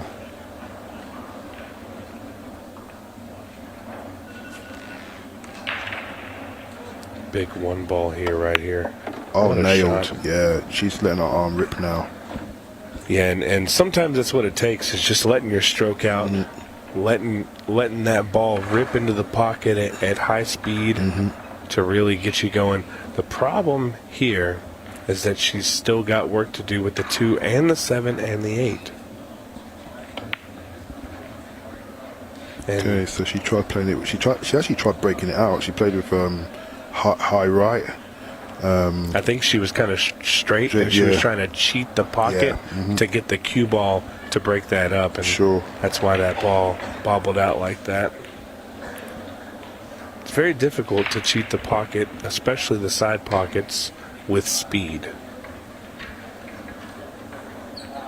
Julie here just looking to make the 10 ball. Well, I think this is a frame that I think for both players, again, they're not going to be experienced. And I know that it's only 23 minutes left, but the table looks a bit messy. And this will be a good frame, sort of a good rack. I keep saying frame, a good rack to win, and letting the time go down as well. So make it a bit tactical. And that's something that neither one of them, I believe, are going to know or think about. Right. However, in this situation, with it being messy, I might take 30 seconds a shot, especially if I feel like I have the advantage in the rack. Right. If I feel like I can get out before my opponent does, but I can take my time to do it, I might run that clock down and put the pressure on them, because if you have the lead when that 10-minute mark hits and that shot clock drops, you immediately have the advantage. Well, one thing you've got to be aware of as well is in the 30-second per shot part, you're not allowed to purposely time waste. But in the 15-second per shot, you can run it down to the before you So I don't know what the penalty is. I think it's just a warning that you're purposely running it down from 30 to 2 or 1. So I think it's a warning. So the 30 seconds is to obviously think about the shot correctly. But just to stand there before you take the pot, the ref will call you for time wasting. But obviously there's ways to there's kind of get around it. Maybe take 20 seconds. Yeah, exactly. Understood. So and again, it's not cheating. Don't want to call it cheating, but it is manipulating the time. Which, again, any smart player, if they feel like they have the advantage, especially when it gets down to that 15 seconds, I would take every bit of it every time. Yeah, and I think that's just more on we just got an 8-ball and it's just a single clean pot. And it's 30 seconds, and you're standing there, letting it go down to 5 seconds. That would be classed as time wasted. Yeah, it would have to be very deliberate. And that would be no a foul. Contact, no rail. Ball in hand here for Julie, 2-2. Almost about to hit the 20-minute mark. So if Julie wants to run this out, I'll be probably taking the 11 into the corner pocket and just get yourself an angle so you can play a top spin shot just to bump out there. Okay, I didn't think she could see that, but she could see that, but that's a better shot. Yeah, get that ball out of there. She can make both of these, I believe. Yeah, okay, that's a better shot. So I didn't see, but I did think she can have the potting angle. And actually here now, at this point, if she plays it nice and smooth, she can get to that 9 ball. Mm-hmm. A little overdone. She really needs to be about 4 inches lower, and even closer to the side rail to get at that 9 ball, because I don't know if there's a 13 ball go. The 13 ball goes into the left corner. Okay. Yeah, for sure. Uh-oh. Now this isn't really where she wanted to be, that's for sure. No. I think the good thing about this, if she plays a clever shot, if she runs the cue ball forward, it's going to force just a touch. Even if she misses it, it's going to force Brittany to see she's left it in the wrong angle, because she's caught the potting angle wrong. If she would have missed it by the near point, Brittany would have had the angle to get onto the 5 ball after this pot. Yeah, and now here, the 7 ball, the 5 ball. Oh no. And I was just about to say a huge side pocket for the 8 ball, but you got to get there first. I think I like kicking the other way on this one. The 5's closer to the pocket there. Well, it might work out in her favor that the 12 ball's mostly covered. Yeah. The 13 ball's ahead of the pocket, so unable to cut that one. I think she's the right shot to play would be to play off the 13 ball and get the cue ball onto the left hand side of the table in the kitchen.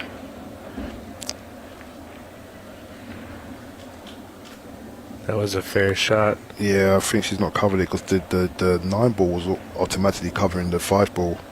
So if she played off the 13 to get into the left hand side of the kitchen, she would have been hooking Brittany there. But and that's a good shot there. Yeah. Now this is a big shot here for Brittany. It's mostly routine, but you got to give it the concentration and the respect that it deserves. Oof. That was very, very close, but she was able to make that ball. Now leading 3-2 with just under 18 minutes left in the match. And you see Brittany there kind of having a little fun, joking about it. I can tell you that she's not super excited with how she's playing right now, but it's better to really be a little bit, I guess, just kind of take it in stride, like try and stay positive. Yeah. I mean, Julie looks focused. Although she lost that rack, she looks still focused, and Brittany's like having a joke and a laugh with. I take it'll be some of her supporters out there. Julie really's got the Tyler Styer face going on. Yeah. She's not showing much emotion. Very stone-faced, and hey, that's intimidating. Right, exactly. It can be. If you're down a game, you know the match clock's going, and you look like you're unfazed, that worries me a little. So, but Julie's just giving a little smile there, I just see. So. Oh, there you go. She don't smile. It's like a little smirk, we call it. So just a little rising smile. Yeah, just crack a little smile there. But Brittany here on the break. She's broken well so far. Oh, the scratch. I got the curse on her. Do you know her. what? What a lovely break. Oh, I need to buy that break. I need to buy that break just without scratching. Well, and she couldn't have asked for a better break there. Really unfortunate that the cue ball found the side pocket. Look at this. 11 ball down. Everything's open. Oh. I think here... Yeah, I would have preferred to go on stripes. Yeah. That's okay, though. Yeah. That's okay. She's got the 4 ball here. The only reason I didn't like the solids as much is just simply the position of the 1 and the 2. Right. Yeah, exactly. You know, is that ball going to fall yet? But so she's actually come out okay here because the 2 ball does cut in the side, and the speed of this shot is just going to be just make the ball, and your cue ball should come out fairly well. May even be able to take the one ball after yeah. this. Well, the one ball's important next shot. Oh, she's underhit it. Maybe wanted a little bit more. Yeah. So this is one of my favorite shots here. If she can manipulate the cue ball, cut the one in the corner, and draw between the two, the 8, not the 8. Sorry. I actually like putting a little pace on this ball and letting the cue ball carry around the edge of the table back to the 7. Okay, that's a shot, but yeah. It's just really to get my arm loose a little bit. Well, she's made the 7 ball there. The 1 ball is still in a little bit of a weird spot. Well, if she can draw this back to the side, she needs to draw it, I think. Well, this is okay too, because she can make that ball in either the side or the corner. I think the angle she has now, I like the corner, but can she squeeze the cue ball in between the 10-12 to have an easy shot on the 8 ball? Because I don't think you want to play forward on this. I think the 12 ball is so big. I hope it works out for her. Oh, well, in a sense that she locked up one of her opponent's balls, it did work out for her. Brittany here is going to have a tough shot. Well, I think all Brittany needs to do is just play defense here. I would like the idea of moving the 9 ball, because I feel like the 9 ball could be in the way of. Okay, that's okay. That still works. Yeah, kind of a two-way shot there. If she misses it, she's really stuck her here. The other reason, if she was playing, she obviously went for a pop there, but if she was moving the ball, playing defense, then by moving the 9 ball, it creates a path for the green 14. If Brittany came to play like a soft shot. Oh, and that was a good hit there. It did open up the 15 ball, and it really set Brittany up for a decent shot on her choice of the 12 or the 9. I think I like the 12 ball to just kind of, if she can get any bit underneath of center ball here. Well, actually, no, this is the better shot, 15 ball I didn't even look at. This is the better shot. This is why I'm in here. And a good little ball. She's good here. So ideally, the 12, her choice of the 9 and the 10, take the 14 last and take your 8 in the side, you think? No, see, she should have popped that back a little bit, just stunned it, take the 10 to the top right, draw to the side rail. 14, 9 in the side, 8 in the corner. Okay, I see that now. I'm learning my patterns here. But she's got an angle to draw here, so she's fine. So just draw the 10. Don't need to get cute with it. Just anywhere into the left-hand side of the table. Yeah, don't try and cheat the pocket. Yeah. Let that ball go into the center of the pocket and put a little pump on it. Yeah, that's good there. So she can try and play it underneath the 8 ball or play on top of the 8 ball. I like this as a two-way, pulling back just a little bit and leaving myself for. She's played it. She caught it wrong. She's caught it well wrong, and look where she's left her cue ball, like an open pocket for Julie, and Julie should be able to level this to 3-all with, I reckon by the time she puts the 8 ball, it's going to be about 12.5 minutes left. Yeah, and I definitely would have pulled back on that shot to kind of play the two-way in case you miss it, but that's not the way she wanted to play it, and it just didn't work out for her. But I guess the mistake was all about the 10 ball, really. She didn't draw back far enough, draw over, should I say. She had a lot of room for error. And again, it's that, like you mentioned, you call it the red zone and the green zone. I've never heard the terminology before, but as we say, we either call it everything for short, nothing for long, or everything for long, nothing for short. Same terminology, I guess. So it's really just a training regiment that I use. When I look at the table, I don't see the color of the felt. I try and I try and visualize the zones where my cue ball can travel safely, where I'll never not have a shot. Right. That's my green zones. And if I can visualize where I don't want the cue ball, it usually helps with my pattern play and my position. Right. So many times, especially in the last 3 or 4 years, I was presented with a shot where it was always better to over-roll. And I would under-roll it. It's the one thing I shouldn't do. So I really stepped back and said, you know what, I got to get this under control. So trying to zone out the table with where I can be and where I shouldn't be has really helped with that. And Brittany Williams here, local from East Texas. She's around the Longview area. Been playing pool for 19 years. She also plays on the Gulf Coast Women's Tour, and very, very good player, good female player in the East Texas area. Lots of fun to joke around with. She's quite, even though she looks very serious here, she's quite the jokester. Well, so it's 3 each. Junie's just scratched with the break. We've got 12 minutes, just over 12 minutes left. So this rack's got to have life left in it.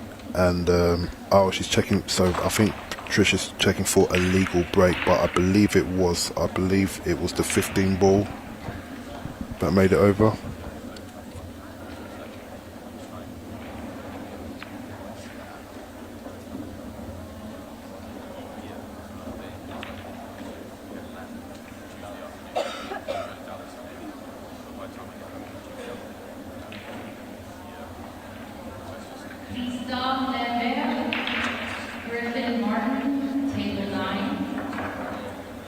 And Trish just confirming that the break was good, and we did confirm that it is a legal break.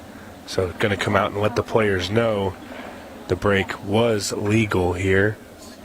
So it was the green 14, excuse me.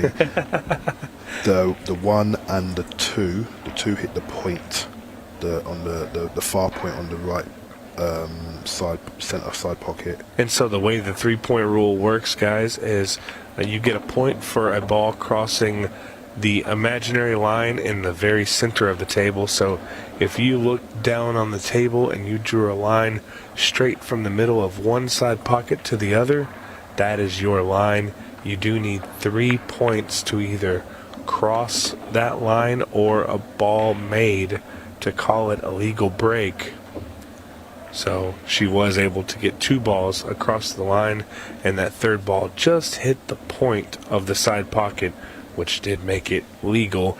Brittany able to make a strike there, and we are 90 seconds away from the 10-minute mark. Oh, this is going to be fun territories for them. This is going to, in a sense, that's a great shot. I'm sure it's going to be very, very stressful for them, but as a spectator, I'm excited to see how both of them handle it. I wish them both the best, honestly. So we've got 11 minutes to go. And Brittany here has got a really tough shot here. The natural lay here breaks out her 12 ball, but I think she needs to put some pace on it. She tried to manipulate the cue ball. Just the natural line would have bumped that 7. She manipulated it a bit too much. Yeah, the good news is she can still see her stripe, so she can do something here. I think if I'm in this situation, I'm almost going to play the 12 if it can get there and try and kiss off the 3 towards the pocket. Well, the other shot she could probably do is maybe play like a pass and turn shot.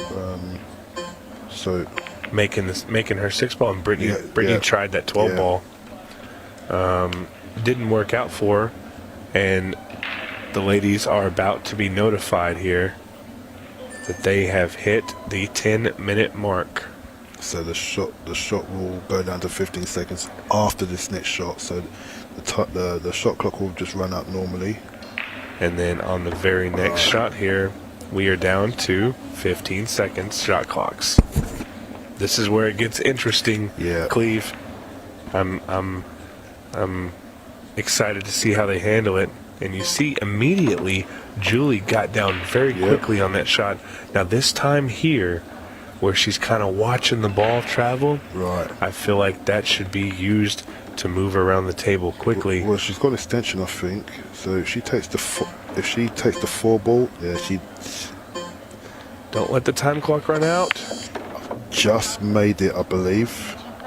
She's just. Well, I think Trish might be checking. And that was very, very, very close. Yeah, I mean, I don't. The screens. Very close.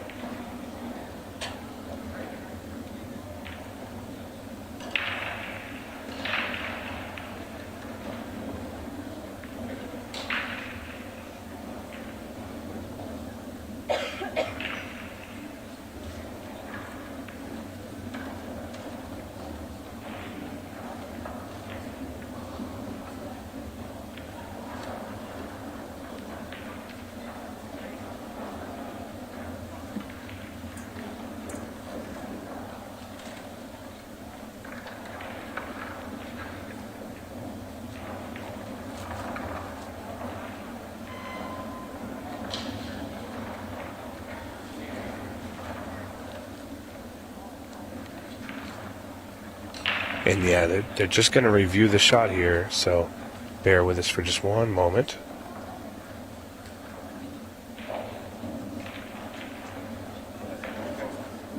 And I believe it is confirmed here with our referee staff, just barely, that was indeed a time foul.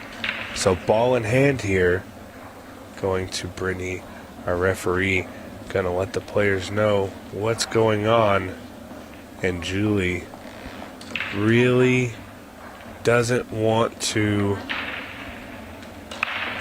keep that in her head. She really wants to forget about that. And when she gets an opportunity at the table again, she's got to really come with it.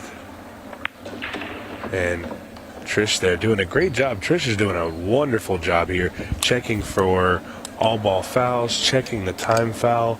She's done an excellent job here. I cannot commend our referee staff. Trish is a top draw referee. I've she's never ref my game because we have a bit of a banter about that. So I'm praying for her to ref one of my games.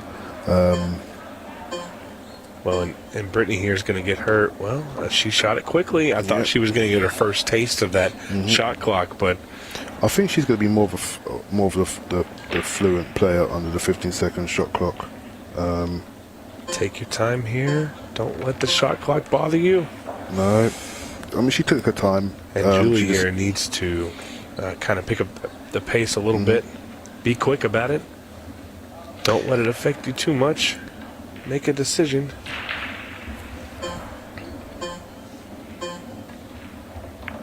Good shot there. Able to get through the time foul. So now that she's got one out of her, I think I'm playing safe here. Yeah, definitely playing safe. Don't overthink it. Just bring your cue ball back to that back rail right where you're at. You're good. Oh, she's going all out. Well, she must think that this 2-7 combo. I think there's a gap, and I think that she can manipulate it. She needs to hit the right side of the 2-ball here. She can't hit it just dead straight. Oh, she went for a layup and Brittany coming to the table very quickly here. She's got her pace. Is she banking it? Looks like she is. Not a bad attempt there, especially with the shot clock running down. Would have been nice if she would have left it in the pocket. And Julie here, again, this is what she needed to do. She's picking up the pace a little bit. She just needs to settle down. Wow. And that ball just barely goes in. But again, take your time, but get there quickly. How would you play this then? Would you go just twice across? I'm going top left, 3 rails around. 3 rails. Yeah, I want to get my cue ball as close to that end of the table as I can because I just don't like the tough cuts long. Right, okay, I got you. Especially when they're close to the rail. Yeah.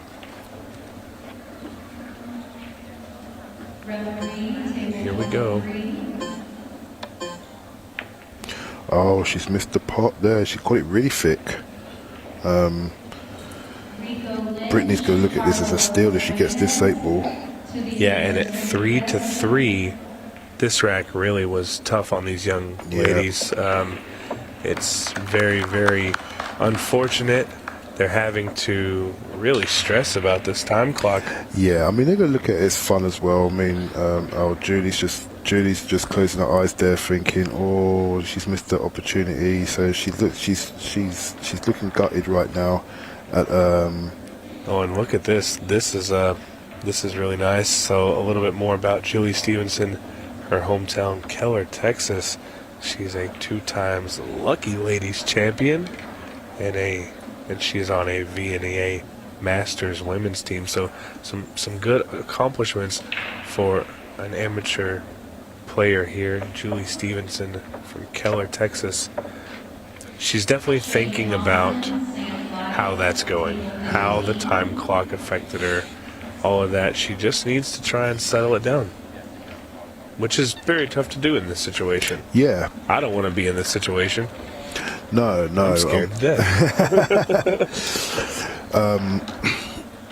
Yeah, Brittany's got the break now, and she's obviously 4-3 up, and we've got 6 minutes. And now here, if you're in Brittany's situation, do you break the balls heavy like she has been? I think to go for it, because 6 minutes is still a relative. I need to pay for that break. Man. I need to really pay for that break. She's going to teach you how to break. I need to pay for that break. Look at this. Solid contact on the head ball. Ball in the corner, another ball in the corner. She's really only got one tough issue, and that's the 15 in the 2 ball. And again, really quickly getting to the table. The shot clock is stressful.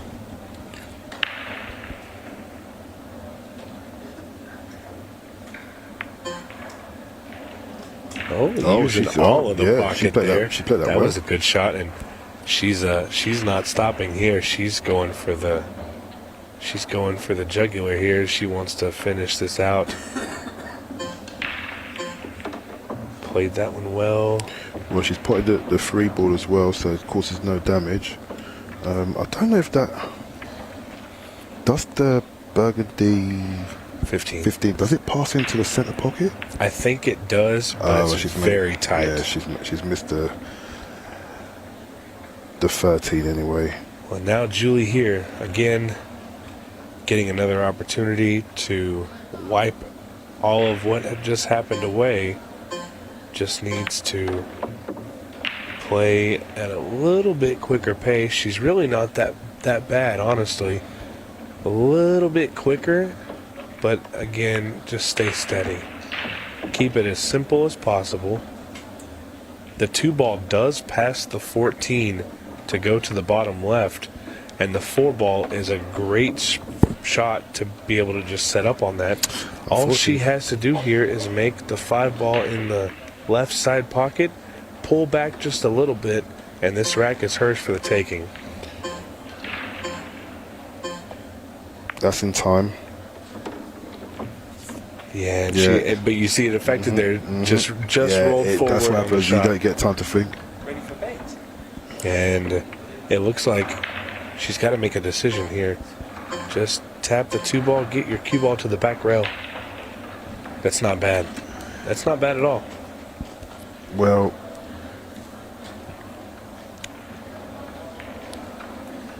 if I was so basically Brittany needs to get to this 5. Oh, she scratched. I think she actually she kind of double hit the ball. Oh, okay. And it went straight into the side pocket, but I think it would have been a foul either way. So look at the situation we have here, Cleve. 3 minutes. There are 3 minutes left in this match. We definitely got a 6 ball shootout coming. And Julie Stevenson is shooting her last solid No time clock foul there. The 8 ball straight in the hole. We're going to end this rack right around that 2 minute and 40-second mark. And is that enough time for one of these ladies to run the rack?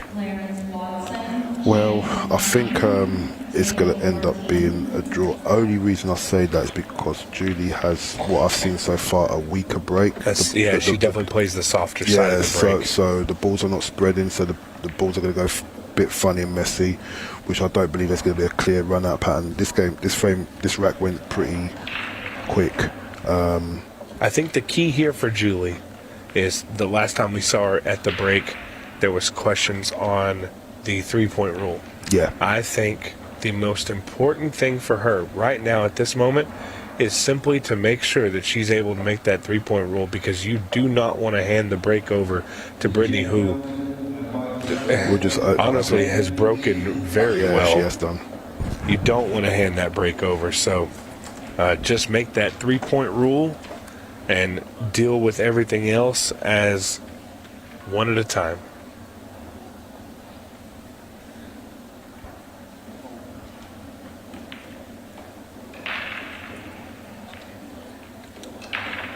And more pool action set up for you just after this.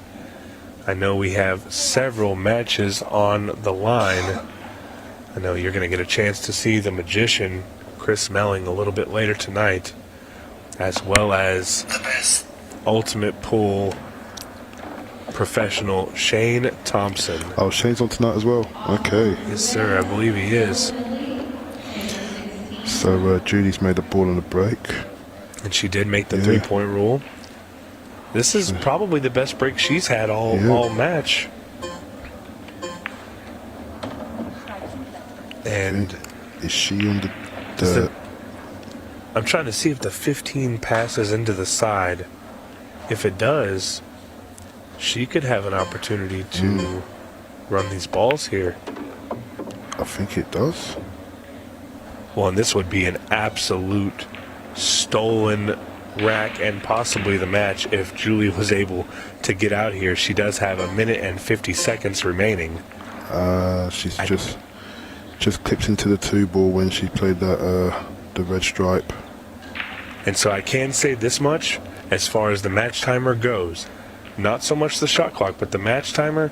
Brittany has played with the match timer. Okay. She has played a 6-ball shootout. Okay. So that's a big advantage for her if this does go to the shootout. And I think for her, if this match doesn't end in the next 1 minute and 15 seconds, the key for her is simply to win the lag and force Julie to go first on that 6-ball shootout. Yeah, she can do that, or she can go first herself. I mean, she can put the pressure on Julie. What do you prefer there? See, I'm against the grain. I prefer going second, but I know a lot of people like going first. So at your position, with all the monsters in the room, I don't know what I would do. But in my position where maybe we don't know the proper way to do the break, we don't really know the best way to do it, I think I want my opponent to go first, because if they make some large mistakes, you know what you're chasing. I can take my time a little bit more. And that's how I think. But I know some people think just come out, all guns blazing and. Well, and I think the match clock is truly lost on Julie at this moment. Yeah, she's going to set the fat back. Because our shot clock and our match clock are even here. And you know what? If she would have... This is it. That's it. And if she would have been aware of the match clock, she could have actually ran out. She could have played that 10 ball quicker. Yeah, 15 in the side, 8 in the corner. Yeah. She actually had a chance to win it. Look here, Brittany having a little fun on the outside there. She's acting like she doesn't want the shootout. The good news for her is, again, she's got a little bit of experience in it. This is going to be a lot of fun.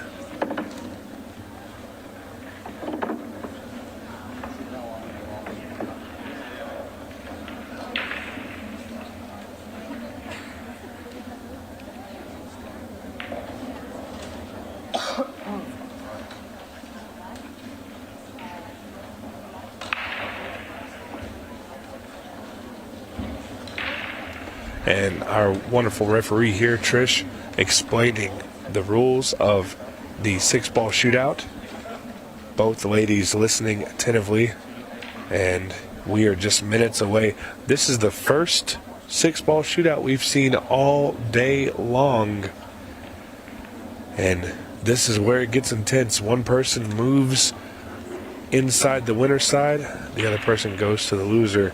It's all about speed and precision in this 6-ball shootout. The break is of utmost importance. And Trish is explaining, in the 6-ball shootout, you are allowed to shoot once the cue ball is stopped moving, as long as the object ball you were shooting at is also not moving. So every other ball on the table could be moving. As long as your cue ball and the object ball are not, you can fire away. I think the key here is to simply take your time setting yourself up so you don't miss as many balls. I totally agree. For the first time doing it, I think probably just take your time. And actually, if I knew that this is both of our times doing a 6-ball shootout, I probably would choose to go first, take my time, and put the pressure on the second to beat them if they've never done it before. So well, and what I said was most important here was the lag for Brittany. And I think she's letting Brittany go in first. I think Julie's let Brittany go in first. Well, and hey, I think that's smart on Julie, because whether she knows it or not, Brittany has done this before. Right.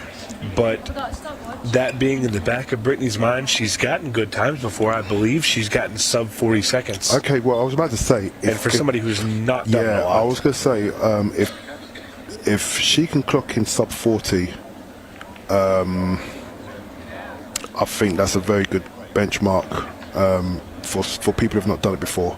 Well, and Trish racking here. We're just seconds away from this 6-ball shootout.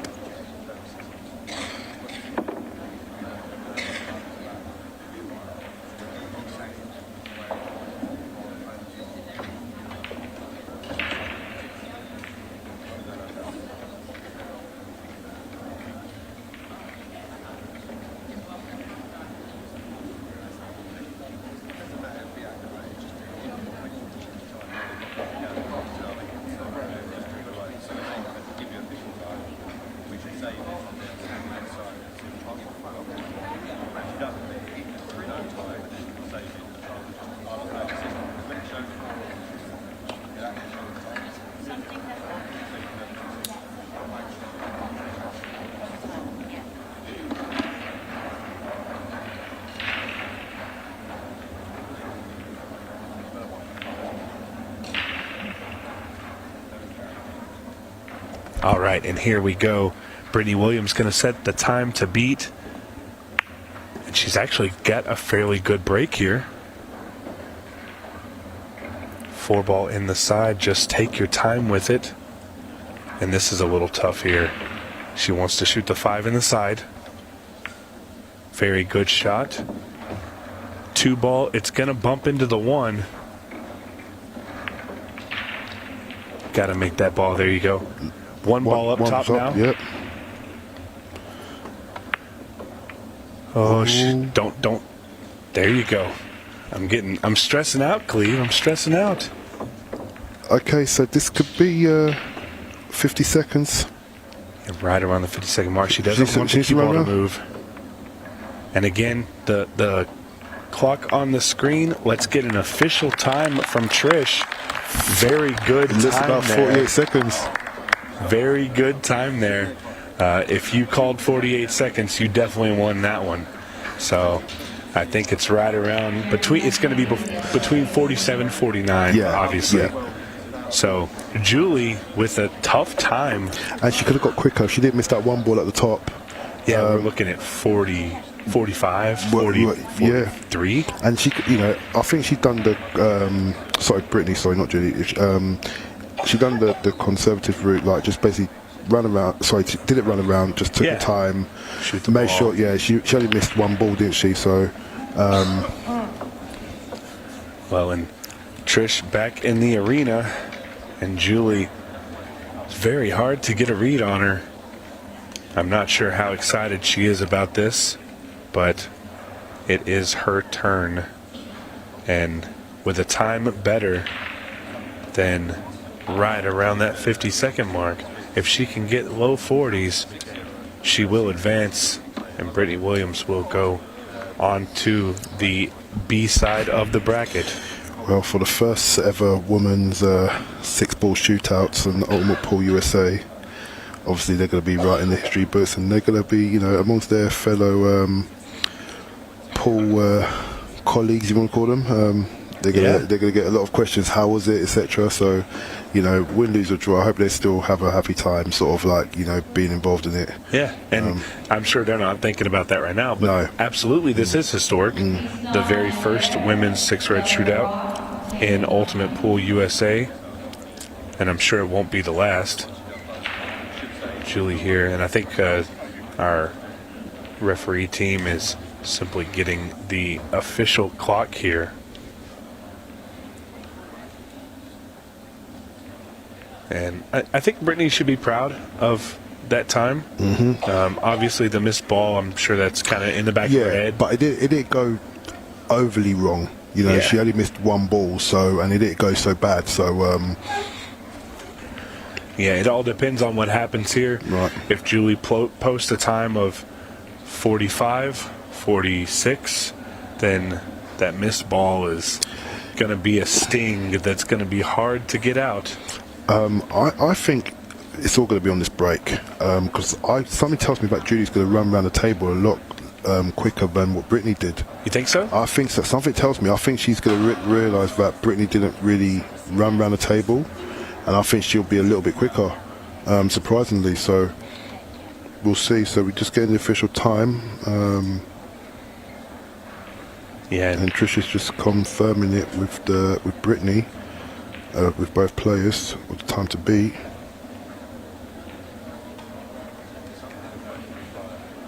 All right.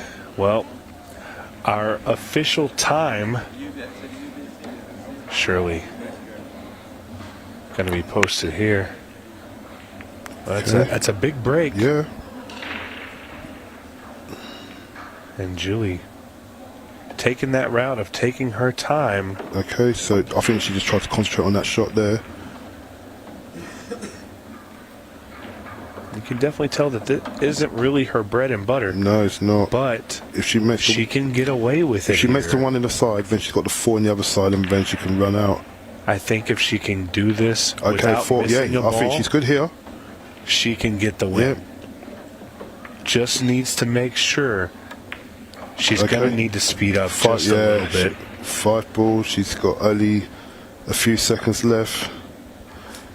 Don't worry about it. Just shoot the ball. Yeah, I don't think she's recognised. Yeah, she's under. She's lost. Oh, she's lost. What a heartbreaker!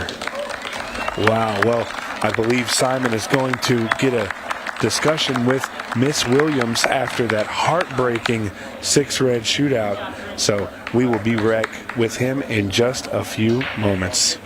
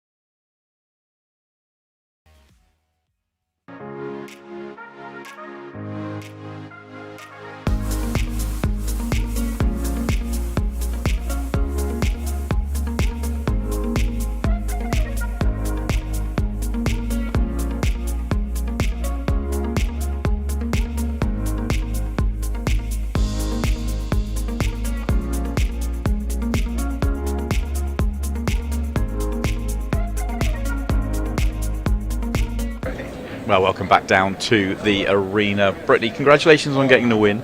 Some drama there, though, but I've got to go straight in on the 6-ball shootout. How was that?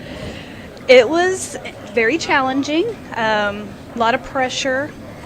It's very interesting. It's a new style that I've never done before, and I enjoyed it. Yeah, I mean, it really it's a tough one to sort of get your head round, having to sort of go through and win it in that sort of style rather than playing like a deciding frame or anything like that. But did you enjoy the experience at least? Oh, absolutely. I really enjoyed it. I like that this brings another challenge to pool, having to play fast. Yeah.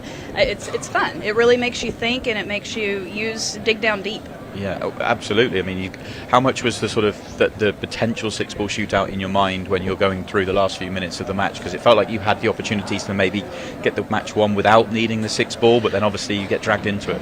I was trying really hard to not have to go to a 6-ball shootout, but unfortunately it just didn't work. I played a really good player. I've played her before in several tours. She's an excellent shooter, and it was a very tough match. How did you find the short shot clock? How did you find, was 30 tight, or was it when you get to 15 it's crazy? 30 was doable. Yeah. 15 was crazy. I mean, you saw me a couple times like randomly just hit something because I didn't want to foul, so I was like, so it was definitely different, but it was fun. With the 6-ball shootout itself, how happy with the time that you set? When you sat in your chair, you've set yourself 48. There's nothing more you can do. Are you thinking that you're in a good position, or were you sure? I was upset that I missed one ball. I think if I would have made that ball, then I would have had like 5 more seconds less. But I'm happy with it. That's actually my fastest time so far. So yeah, I was actually really impressed with the way you went about it, because I see so many people doing the 6-ball shootout in their rush, and you end up making a mess. But actually, you were really steady. You you said, I'm going to make 6 pots. And if you hadn't missed the one up here, then you would have set probably would have set sub 40 for sure, maybe even as low as like 35, maybe close to 30. So it was a decent effort, and I guess it held up in the end. Yeah, it worked out. So I'm happy. That was how I went into it, because I've done this in my head like all week, and I'm like, how am I going to do a 6-ball shootout? And that was my thought, slow and steady. Like I would rather take an extra second, make sure I make my balls, versus rush around the table and miss things. So absolutely, worked out. It absolutely worked out. So 2 matches in, you're now deep into the tournament. You're now running. You'll be back tomorrow, getting to the next winners round. Feeling good? Feeling good. Yeah, eyes on the title. Yes. Absolutely. Hopefully. Well, that is what we want to hear. Absolutely. Well, congratulations on plenty of drama, but a good win as well. Thank you. And we are going to move on. We've got 2 more matches on the way. Next up, it is Chris Melling.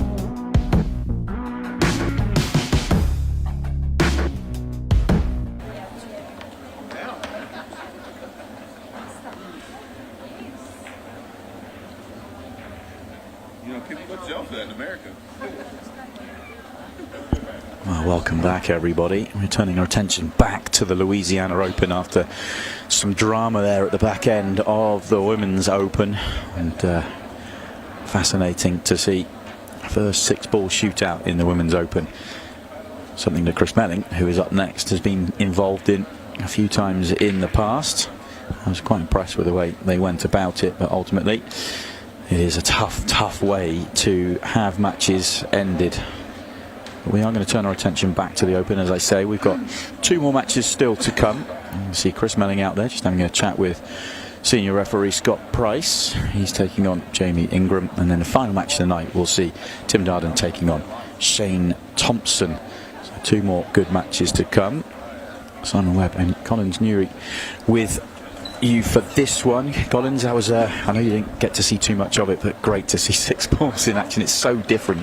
Yeah, I was able to catch the first half, and then I had someone pull me away from the arena. But yeah, it was cool to see how they get on,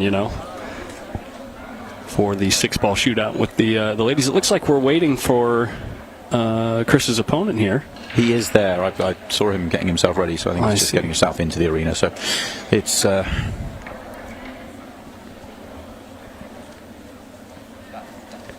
waiting patiently, ready to lag there. I see Chris. He just made a nod to his opponent. The gentleman's name, I just missed it. It was Jamie or yeah, Jamie. Jamie's playing. Jamie Ingram is the player. There we go. Don't know too much about Jamie. Looking forward to seeing it. It's one of the things I really enjoy, getting to see different players and different levels. And obviously, it's a challenge here. He's playing against one of the world's best. It looks like maybe a miscue happened on the lag there from Mr. Ingram, but obviously Chris gets the lag. Maybe we'll see some of that Chris Melling magic in this match. Looking forward to seeing him do his thing. Yeah, he hasn't really had to do too much today. He was due to play a little bit earlier on, but ended up getting a walkover, and so he hasn't played. He's straight in here, and long day for Chris, hanging around, kind of just sort of finding things to do. And right at the end of the day, he's going to have to turn up and do some business here. But he will be the favourite, and he needs to just get off to a smooth start and impose himself on the match. Decent break, 4-ball down, gets kissed in the corner. 8-ball in a very interesting spot on the table. No matter which grouping you go with here, dealing with where the 8-ball ended up is going to be an interesting proposition. It's frozen to the rail on actually everyone's least favorite spot on the table. Couldn't finish worse. And that's the challenge here for Jamie. First visit to the table, and he's got some. It's always nice. You get your hand on the table, and your opponent's just scratched, and then you have problems. Kind of swung the cue ball, let the cue ball get away from him there, and now he's left in a spot where it might be best to just send the cue ball to the foot rail of the table and maybe try to. Oh, he went after that 9-ball. And look where it ends up, kind of tying up Chris's 1-ball here and actually leaving, I think, no shot. Yeah, there's not much on here. I mean, Chris has just got to be careful. I mean, he's got control of the table. Just has to find the safety. He's got a couple of options. It would be nice to find some type of safety where you're developing one of your problems at the same time. Which that looks like he's loosening things up there with the 6 and 5 ball. And puts the 6-ball close to another problem, that being the 1 and 9 there together. Which if Mr. Ingram here didn't open it up, it would have given Chris an opportunity if he ended up on the 6. But that's just next level thinking ahead by Chris. That's not a bad shot from Jamie at all. For a second I thought he would scratch, but he's keeping the cue ball on the table there. He's left it a really awkward layout now for Chris. He doesn't have an opening ball, and he's just nudged open his 9. So Chris under a little bit of pressure. He's still favourite for the frame, but he's going to have to find a shot.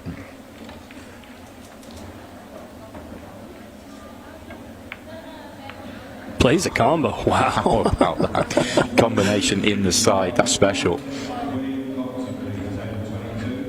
My goodness, and I wonder if this 7-ball is playable in the side there next to the 8, maybe even nudging the 8 at some point. Yeah, if he can play it off the 8, then that would be the one. He'd probably play this one off the 8, which would almost certainly open up the pocket for the 7.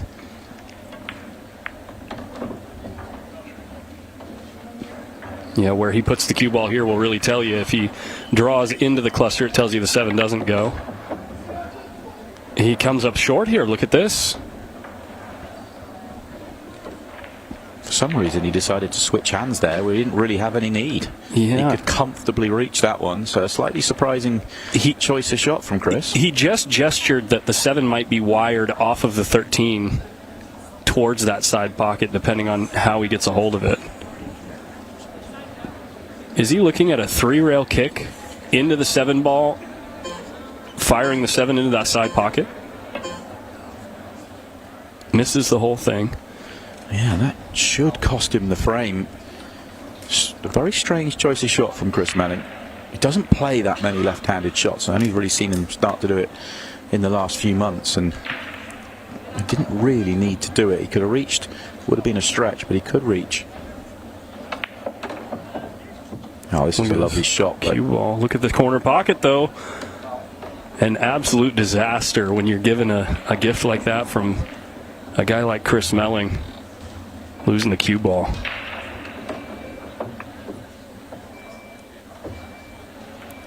Yeah, it looked like he had played the shot well, but just too much. With cue ball in hand, though, he probably could have found a better spot, really, to give himself more of a natural way onto the 8 ball. Instead of having to draw it and spin it. And, yeah, he did play nice speed if he didn't find gravity there, but unfortunately he doesn't find a rail and he finds a pocket instead. So a slightly scratchy opening frame from both. It's a tough one here for Jamie. I mean, you enter these tournaments that you know is it's an open event. It's a flat race. You're up against some potential pros, and he's obviously got a really tough draw, but sometimes that's what you want as players coming in. You enter these opens, you want to get one of the best players in the world on the TV table, but it's a sort of double-edged sword because you've got to kind of go out there and try and deliver. And then sometimes those are the moments that are most exciting for the viewers at home, is when somebody catches lightning and starts putting the pressure on him. But unfortunately, in one of those moments, Chris found the better end of it. Well, unfortunately for Mr. Ingram. Interesting opening spot here for Chris. Decides to take care of the 2 ball first. And there is a combo here with the 3 and 4 ball to open up the pocket at the top left corner of the table, and should make this rack pretty routine from this point. 5 ball mini question mark, because there's not really a ball anywhere on the table that extremely, very naturally leads to the 5 ball, but I'm sure if he plays good speed here, that should do the trick. Look at the confidence in that stroke right there, just punching the cue ball forward.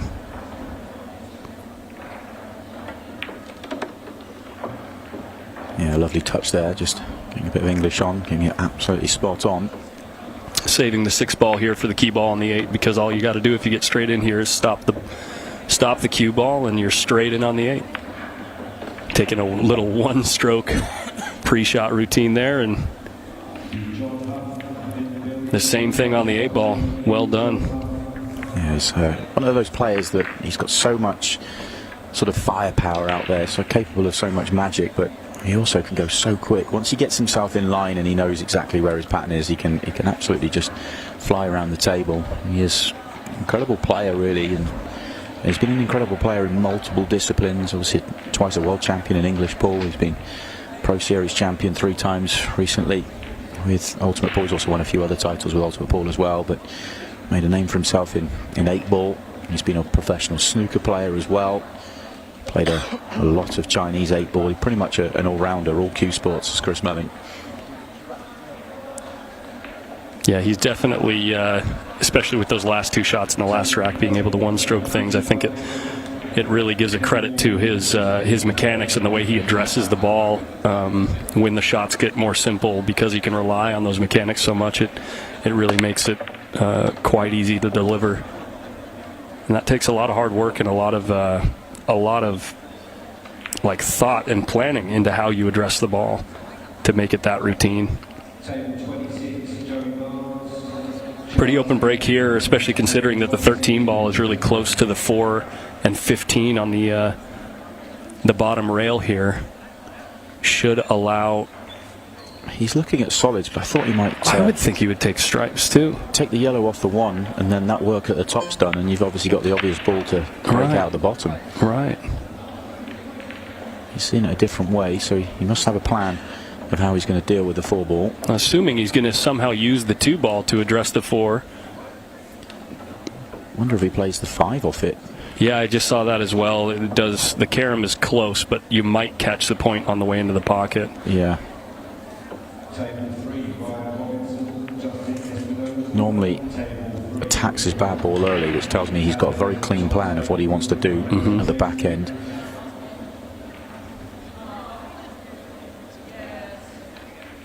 Was moving through the rack really briskly there, and now taking a little bit of attention to this shot. Obviously, where he lands on this 2 ball is very important. Holy strokerino. Needs it to pull up. Oh, that's incredible. Look at that, how close, like, he's absolutely pinpoint there. He needed to leave the high angle. That is just ridiculous. Oh, that's special to absolutely land that pinpoint, putting that much work on the ball. He whipped the cue ball with that draw shot. That was some good stuff by Chris Melling, the magician. Yeah, he's in full exhibition mode out there right now. Very much in the comfort zone as we have another look at that incredible shot. Jamie's even, I can see, giving a little chuckle across the room because he could see how good that shot was. But, yeah, Chris just shrugs it off and says... Well, the great thing about this tournament for Jamie, obviously, he's going to be up against it. You know, he's playing against Chris Melling, one of the favourites for the tournament, and obviously he's just shown that he's in really good stroke out there. And it is a tough match for him, but it's because it's double elimination. You know, he has that second opportunity. So if it doesn't work out for him, you know, it's get back to work tomorrow, come back, and you've got another opportunity, and see how you get on. Speaking of getting on, let's see how he gets on with this.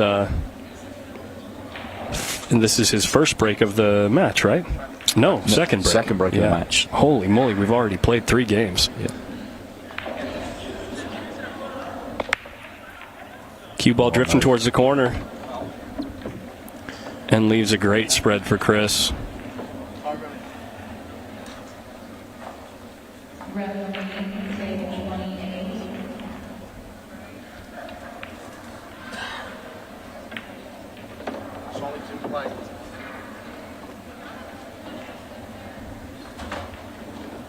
Yeah, it really is another good layout, this.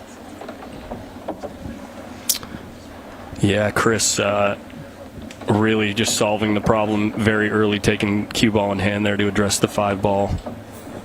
And leaving himself a premium angle on that 6 ball to get back to the other 2 that were next to the 10. And that pretty much says it for this rack. Using the 11 there to slow the cue ball down a bit. That's a little subtle intricacy of the game. When you play as good as Chris does, you can use those little extra, call them nudges, on the balls to get just that little bit extra out of the cue ball. And here, about 35 seconds later, Chris is already done with the rack. Yeah, he's absolutely flying out there, isn't he? And, well, there was chances in the opening frame for Jamie, and since then he's just been, well, enjoying the exhibition, because that's what it feels like right now.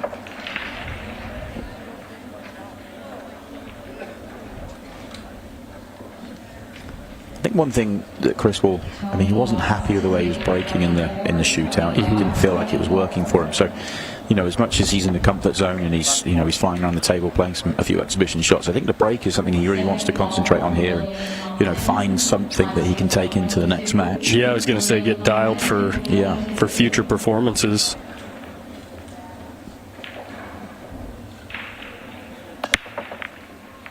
Cue ball kissed again. Kissed twice towards the corner. That is extremely unlucky. Wow. And a great spread of the balls to give Jamie here maybe a chance to get in stroke and get his feet back underneath him. That is, look at this kiss straight into the corner.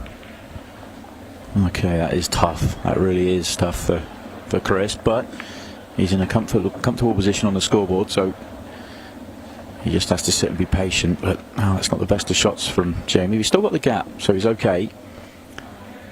He's decided to go stripes, but the 8 ball is the challenge on the stripes. And he's going to be leaving the ball up the table as well, which is not ideal where the 8 is.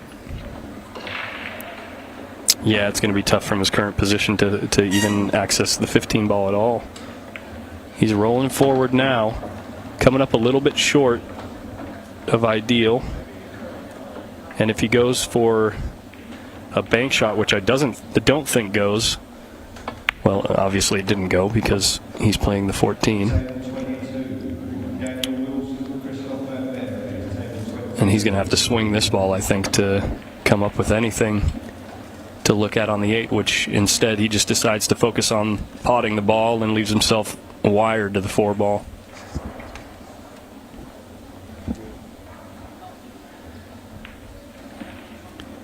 Not sure if he can even get to it from the bottom rail. I was thinking if he can get to it from the bottom rail, give it a good hit, you might get it tracking. I think you got to just hit past the 6 ball and spin the cue ball as best you can towards the 8 with a lot of speed and hope it either goes up table in the corner or caroms off another ball, really. Just make solid contact and you just never know. He's trying to find something, but I think the one rail approach here, it's very low odds to get anything going for yourself, even in a defensive way. So we see Chris again with ball in hand and an open table.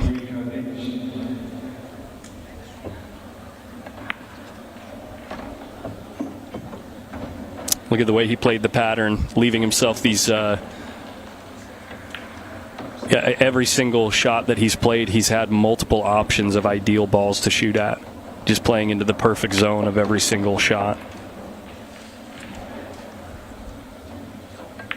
Plays the cue ball 2 rails towards the 8. And we're looking at a 5-0 scoreline. And quickly. Yeah, very quickly. What's the total time for the match? 50? Total time for the match is 50. I think we've had 11 minutes and 12 seconds so far, and it's 5-0. Goodness me. Yeah. And the opening frame took a good few minutes as well. It did, yeah. That one took a long time. Yeah, I didn't catch the time on the clock when the opening frame finished, but I should say a long time comparatively speaking. Yeah. Both players had multiple opportunities in the opener, but since then, it's been very quick fire.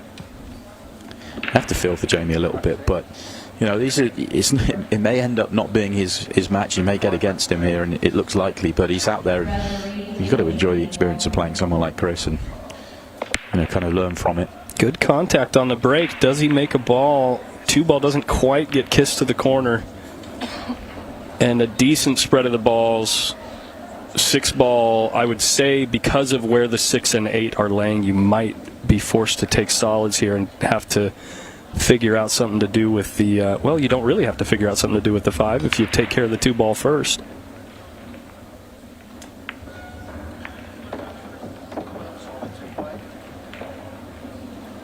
Yeah, and once you get to a good zone on the table here, you can shoot almost anything you like.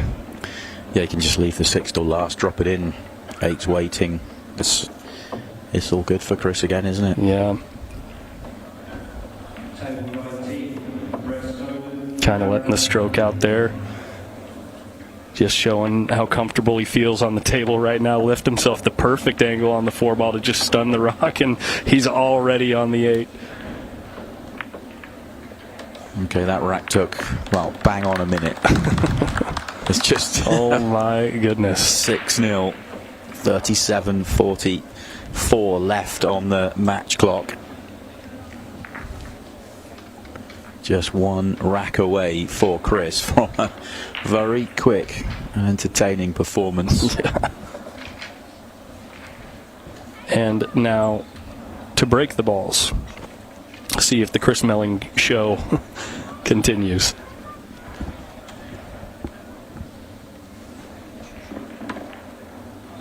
His focus and just the energy and attention that he pays, even being 6-0 in the lead, is a testament to what it takes to perform at the highest level. Because I can't tell you how many times I've been ahead 6-0, and sometimes you start taking things for granted, and all of a sudden your opponent sneaks up on you. Yeah, Chris will be keen to not let that happen, but he's in such a good mood out there, such a good rhythm and stroke, you just don't see it happening. And he has got the opportunity to wrap it up straight away. A couple of interesting shots here. Obviously the first one already done, opening up the 8-ball. And that other stripe on the rail. The only other thing to pay attention to here would be where that 13 ball is sitting. And I'm not sure if it's playable off the 1 in the side pocket. It doesn't look like it to me. I mean, the bank's the obvious option unless he feels he can get to the potting angle. He's just playing perfect cue ball to run into the 8. That's so clever, just to use the 8, because that 8 gets him on the perfect angle. Wow. There wasn't that much room, but... And it didn't even take him any time to figure that out. He's got one of the quickest brains in the pool world. It really is incredible how quickly he sees the game. It's part of the reason why he can play so quickly. No wonder he does so well at this format. That is some tremendous stuff from Chris Melling. That really is an incredible performance from Chris Melling. That really was. You got a feel for Jamie out there. Didn't really get much of a look in. Chris just put on a show, full exhibition mode.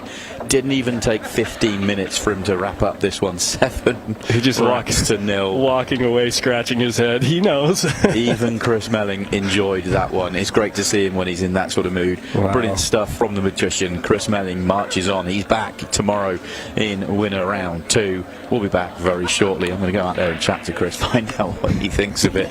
And we've got one more match still to come as well. Plenty on the way. Stay with us. Right on.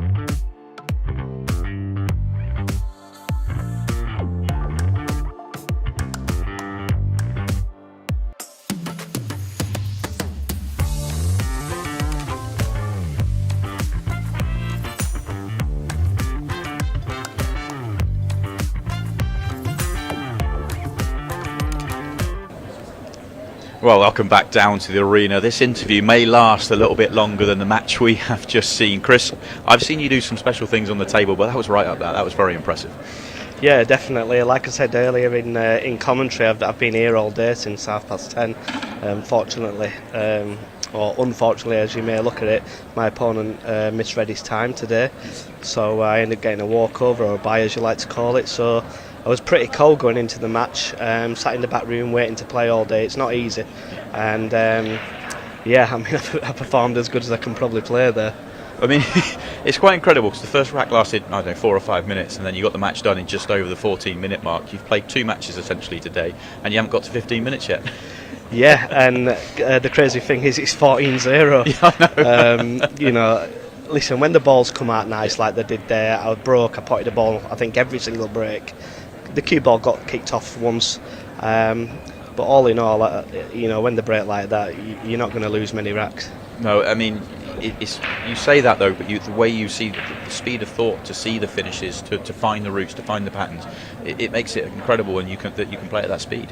Yeah, and I think that's one of the advantages that I do have, especially when it comes down to the 15-second shot clock and even the shootout, is that I see the patterns so quick. Probably, I'd say probably 10 seconds quicker than most people. Yeah.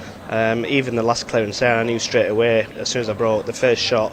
As soon as I get the ball out and develop the black, I know I'm on the 9 ball, and then after I had to use the 8 ball to get on the ball in the corner. So I saw the clearance pretty quick, and I think once you're in the zone, I kind of find it natural to just do them patterns. But obviously sometimes when you struggle, it becomes so difficult that you confuse yourself sometimes. I mean, are you aware when you're playing and you're in the middle of a match like that you are in the zone, that you are seeing the game incredibly well, you're hitting the ball, you're getting through the ball beautifully there, you played a few shots where you had to have some real touch out there, flying the ball around the table, landing on a six-piece a couple of times. Are you aware how much you're in the zone out there? Yeah, I think so. Obviously I've been playing a long time, and there was the guy who actually owned the snooker club where I first started playing, Harold Pilkington. Sadly he's not with us anymore. He was actually writing a book on me called The Alien Inside, and what he meant by that was that when you get in that zone, it's as if something inside you just says to you, you're never going to miss a ball, you're never going to run out of position. And sometimes it happens, and it doesn't happen as often as it used to do when I was a little bit younger, but when it does happen, it can be quite devastating. We've seen you before with Ultimate Pool when you get in this sort of mood that you can then just run a match and then go on the next match and then the next match. Is that something that when we've seen you do it before, you've gone on to win titles, but you now need to sort of go away, you're not back on till tomorrow, so is it a case of see how you feel tomorrow, or is it once you're there, you could stay there for the tournament? I think I could stay there all night. I mean, I won the Derby City Classic quite a few years ago. I think I played something like 12 or 14 matches in the final day.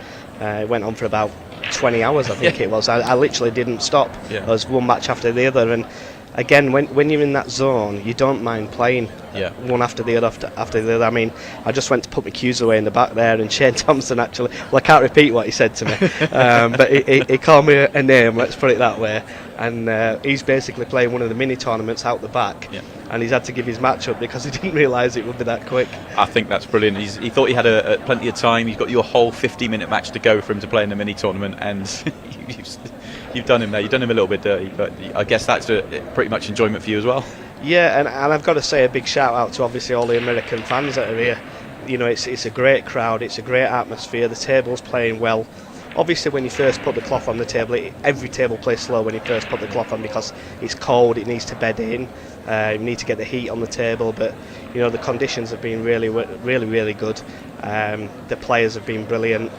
Everything about this event has been first class, and can't wait to play the next one. Well, you're gonna have to wait. You can't go straight back on. But we will see you tomorrow. But congratulations, that was a brilliant performance, Chris. Just thank you for putting on the show, and we'll see you tomorrow. Cheers, Simon. Thank you. And we will see Shane Thompson a little bit earlier than he was expecting. We will see him after this short break.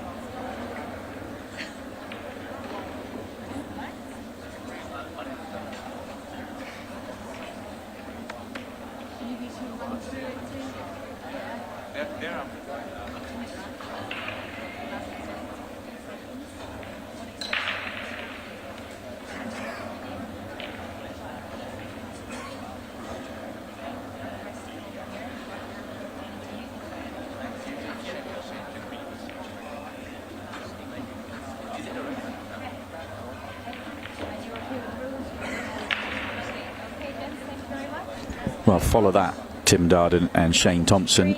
That was quite incredible. And well, I was saying it was 14 and a half minutes. It was actually under 14 minutes. That was a ridiculous performance from Chris Melling. And I've seen some special performances from him. I've been to plenty of his exhibitions. But that was something else, doing that in competition. And, well, he's marched on into the next round. And it means this is our final match of the day. Tim Darden has got a tough task ahead of him, taking on the 4 times Pro Series champion Shane Thompson. Shane has quite amusingly had to give up his spot in the mini tournament because Chris played so quickly, which, Collins, is quite a funny story and something that added to the joy of Chris Melling. Yeah, Shane comes back here into the room and he says, I tried to get a hold of, or get Chris's attention, say, lose a rack, I'm trying to finish my match in the mini. But obviously a joke. But Shane Thompson is a new name for me. The first time I saw him play was last night. And I'm extremely intrigued, especially with the way that he gets down on the ball and the way he moves the cue. It is some pristine cueing action, so very impressed. Yeah, he's got a beautiful cue action, he's got brilliant touch, and he's got brilliant patterns, and at his best, the cue ball just doesn't do much. He's just floating around the table, just in shape all the way. You know, he can win matches without having to play a single tough shot. You know, his patterns are so good. Let's see how the break treats him in this match. Plays the second ball break, and that corner pocket has just been devouring the cue ball for these last 2 matches. Gives Tim Darden here, ball in hand, in the kitchen to start things off. Not many options shooting into the kitchen, but he decides to take the one solid that's sitting there. His solids aren't too bad, really. They're all sort of sitting in the middle of the table apart from the 2 ball at the bottom. But there is access to the 2. It's maybe just getting away from it.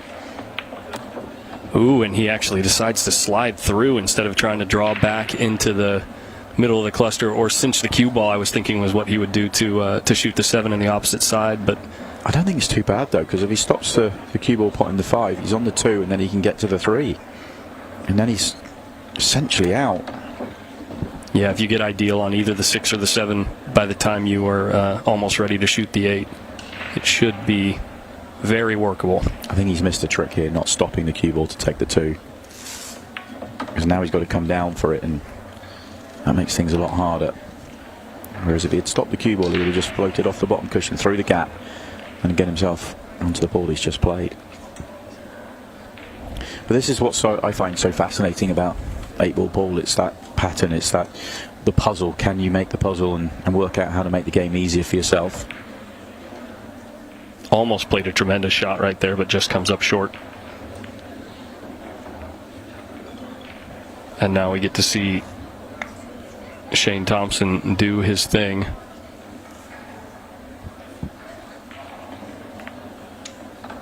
Just so beautiful the way he slowly draws back the cue and just perfectly straight glides the cue along his chin straight through the shot.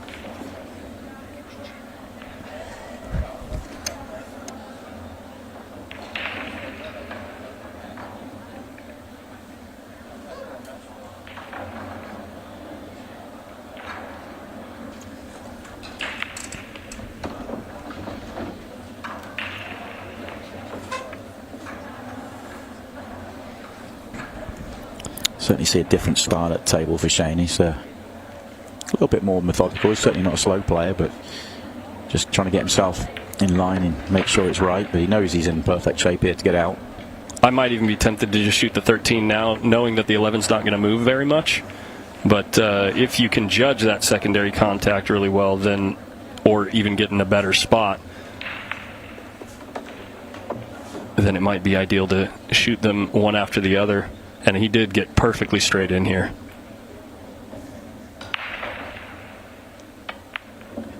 Wow.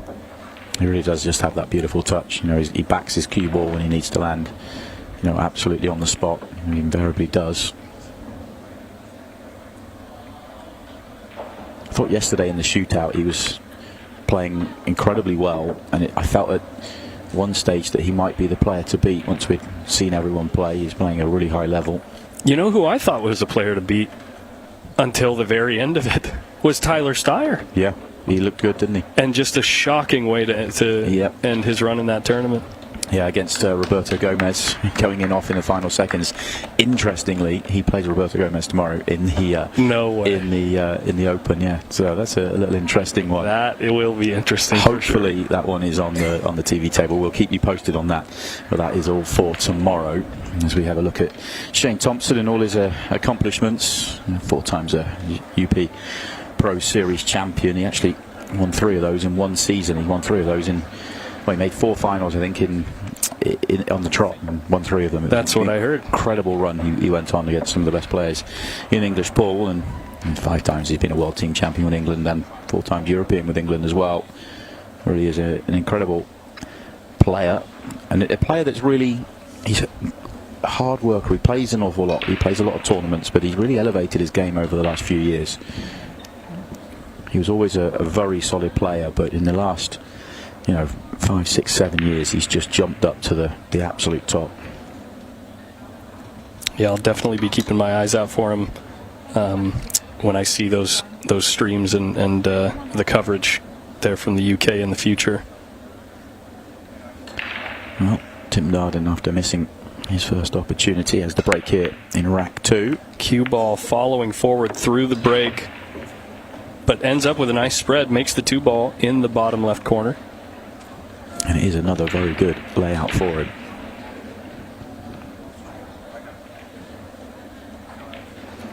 My first instinct here was solids, but actually stripes aren't bad as well. Yeah, I was just thinking the same thing. The stripes are really nice, especially because of where the 15 ball is sitting in relationship to the 12, so you could really kind of pick your poison after the first shot of what you're going to do next, because like he's ended up here, slightly overdrawing the ball, leaves himself nice for the 12, uses the 12 to get back to the 13, and then can use the 13 to get back up table. He actually over-cinched the cue ball there again, and now he's going to have to move the cue ball more than would be desired, I would think, and you can see him taking a little bit of extra time to address the shot. And plays towards the 9 ball instead.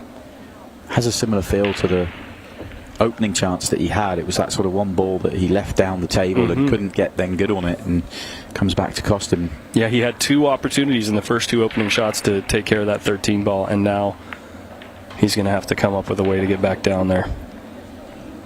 Needs a good angle, and he then needs to control the pace really well.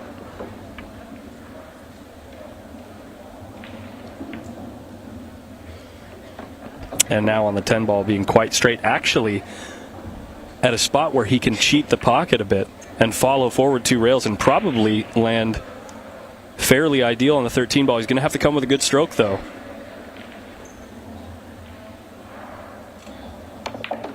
Cheats the pocket nicely. Look at the speed on the cue ball. Does he make it past the 8?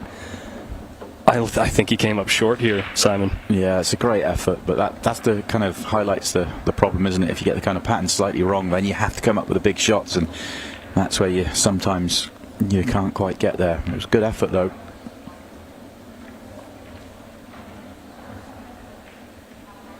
Goes for the soft kick here. Cue ball on the short rail, well, near the short rail, I should say. But looks like Simon will just have a slightly tougher opener, and then we'll be off to the races. And he does find the pocket. 3 ball definitely in play over that side pocket. Nothing really lays incredibly difficult. Nice little nudge on the 4 ball there. Yeah, these are the sort of layouts you just don't expect a player, any professional player really, to make any mistakes with. Just got to mind your work. Notice what he did right there. It can be so tempting sometimes to try to play position on a ball that's close to the ball that you're currently shooting, but instead he goes away from the 4-ball because he knows he can use that 4-ball sitting in that spot to come back down the table towards the 7 and the 8. And that's kind of what we mean when we talk about pattern play, when you can see that kind of advantageous way of shooting the ball ahead of time. Finally, rare for Shane, got the cue ball all wrong a couple of shots ago, which means he's had to throw it around a little bit more. But he's still going to end up nicely on the 8-ball.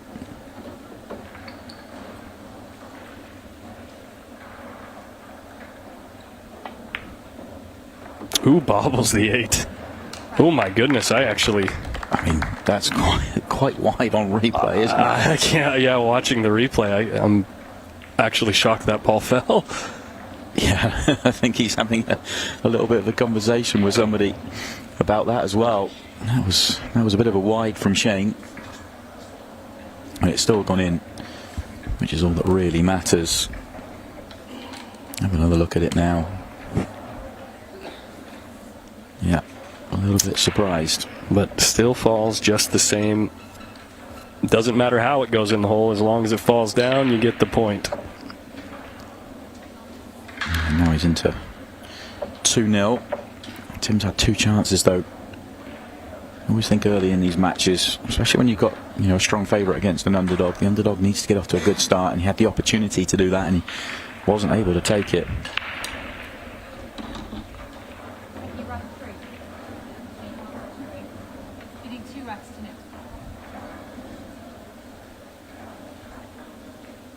Now, of the top pros out of the UK, do most of them play this second ball break that it looks like Shane has been playing here, or? There are some that do. There's some that will mix it up. Shane actually doesn't use it that often. I see. I don't know why. He's obviously come here and he's felt that it's the right break for him. More often than not, he's very much straight down the middle and bring the cue ball back up the middle of the table. Yeah, we could see how well that worked out for Chris in the last match. Yeah.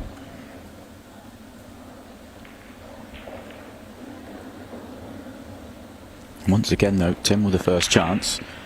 And once again, it's a really good one. Tricky opener, which he deals with.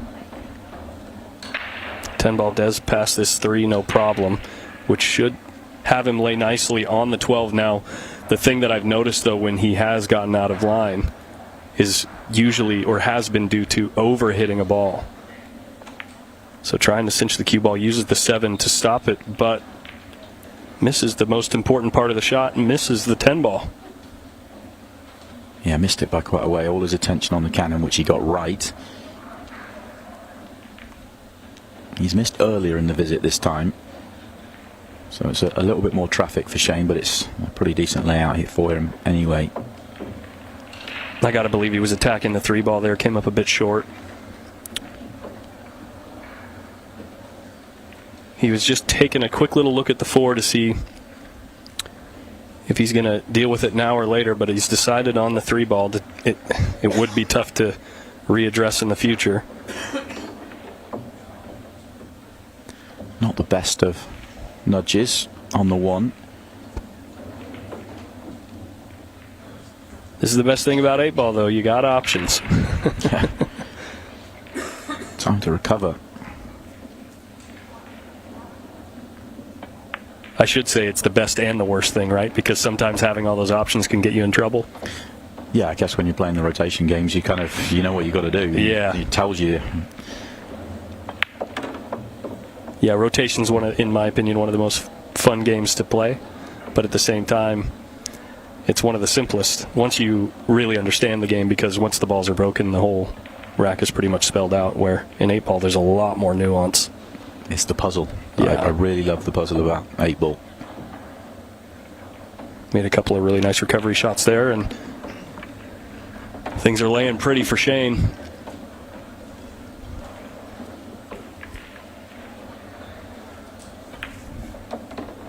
Yeah, simple enough. 8-ball for that 3-0 lead. And we've used up just over the 10 minutes. So if Shane wants to compete with Chris's record, he's got, what, 3 minutes to finish this match? 3 minutes to win 4 more. Yeah. Holy smokes.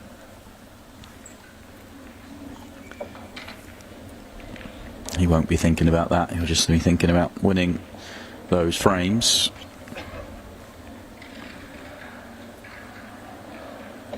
And try and get himself back here tomorrow in round 2. Pretty much done everything asked of him so far in this one. Tim Darden's had the chances, just not been able to do anything with them. Sometimes I feel when that happens, you don't take the chances when they come along, and then all of a sudden they stop coming along and the match gets away very quickly. Yeah, not only can it be a little bit deflating mentally, but also just that's the nature of the game. Depending on how the ball is spread apart, sometimes those opportunities can just disappear. Barely missing the scratch there in the side on the break. 9-ball does find a hole, and the 2-ball dresses up nicely here with all the solids kind of sitting in front of pockets.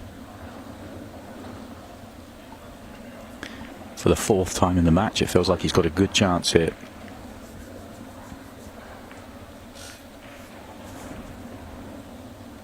First shot's a big one in this one. If you get into a premium spot on the table, the rack should play itself. Coming up just a little bit shy of that, in my opinion, but not the worst thing in the world. Because he did leave himself a shot on this 4-ball.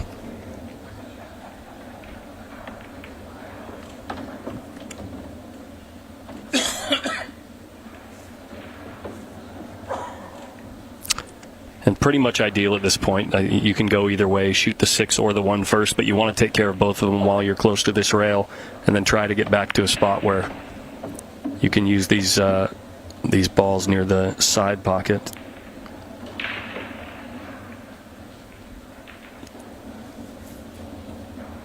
He may save the 6 for the last shot. Now, with traffic being there, things can go awry. Just feels like the 3 doesn't really fit the pattern, though.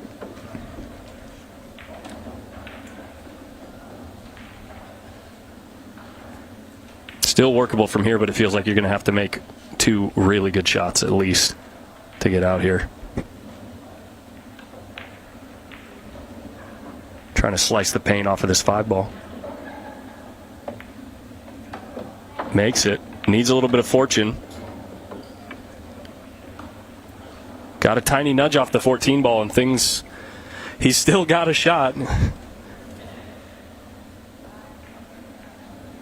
But can he manufacture something with the 3-ball? No. The very common mistake of trying to move the cue ball more than the shot would allow, and overcuts the 6-ball, leaving Shane again with an open table.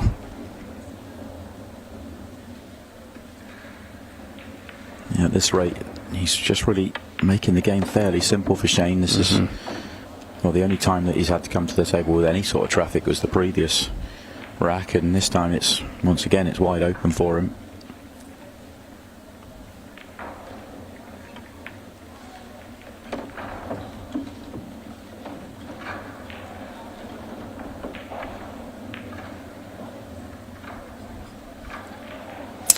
I would think the answer here is to just stop the ball here, deal with the 12-ball. Swing the cue ball around for the 14 or the 10. You think he plays 2 rails around the 10, between the 10 and 8 here? He answered your question, and he's played it beautifully. Yeah, it laid pretty good. Played the 10 nice and thick into the pocket to slow the cue ball down. And in no time at all, sorts that one out.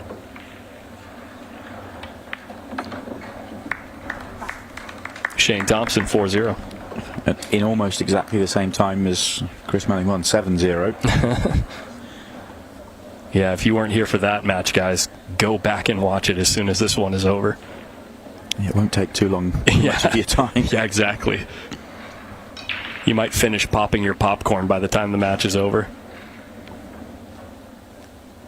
It feels like it could be a tough road back into the match here for Tim. It's he's had the chances. That's often the frustration, and A lot talked about the break in pool and how important it is, and it absolutely is, but Tim's had the result of the break every single time. He's had the first chance, and sometimes if you get that and you don't play particularly well, you just make the game easy for your opponent.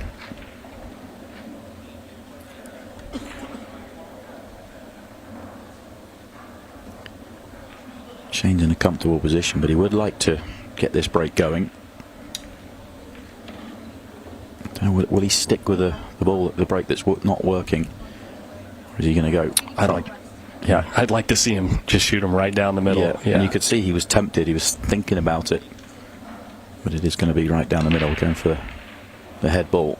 Breaking with a similar bridge length from the rail as Chris was breaking with. He kind of lost the cue ball there, maybe hit the cue ball a little bit low. Got a few kisses and doesn't make a ball again. Yeah, and you'd say, talking about the bridge length there on the break, that's probably a little bit further down than the majority of players that have played on the TV table this weekend. The majority a lot closer to the top.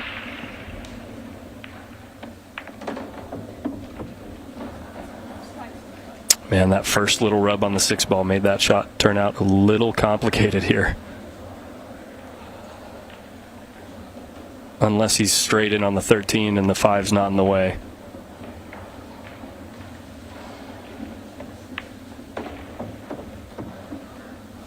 Yeah, a little bit fortunate there to come up with a shot, and he does get into a decent spot here with a decent shot on the 11 ball. Gonna have to manage the cue ball nicely, though, to fall into a good zone here. Did he find the 14? Not sure. I don't know. Reaction tells us absolutely not.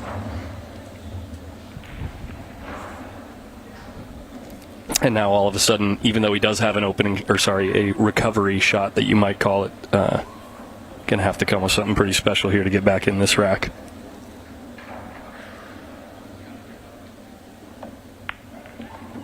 Tries to go back and forth. Comes up short again.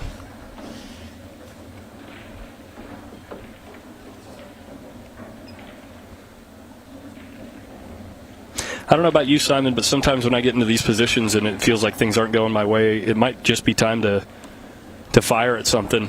Maybe try to play the stiff bank on the 15 ball just to kind of get some momentum rolling for yourself, unless you can see the 14 ball. Well, you might as well, because there's no great safety options on here.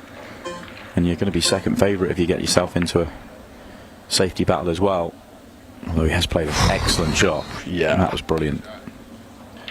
Wow, look at the tap on the table from Shane Thompson. Beautiful, perfect cue ball speed. Leaves almost nothing but a little look at this 2 ball.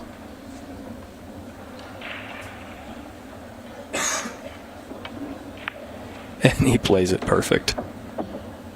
Almost the perfect safety and still not enough. That's why you're saying you might as well fire at something even if it's super low percentage. Right.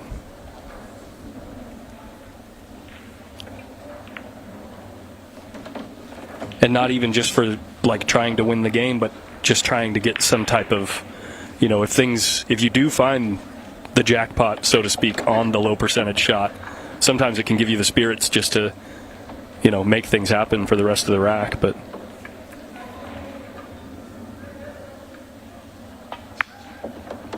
man, he's got a nice touch. Just plays into the perfect zone where, he could have shot any of the 3 balls right there and still been okay.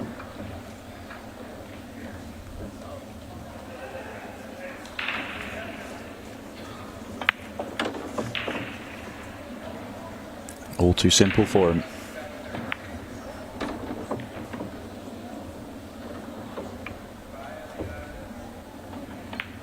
Shane Thompson 5-0 to the good. Just 2 away. And he's had second chance, all 5 frames as well.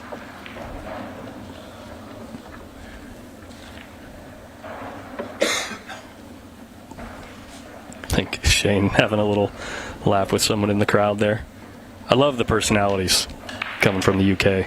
Oh, he's probably still thinking about the mini tournament he had to give away. Yeah.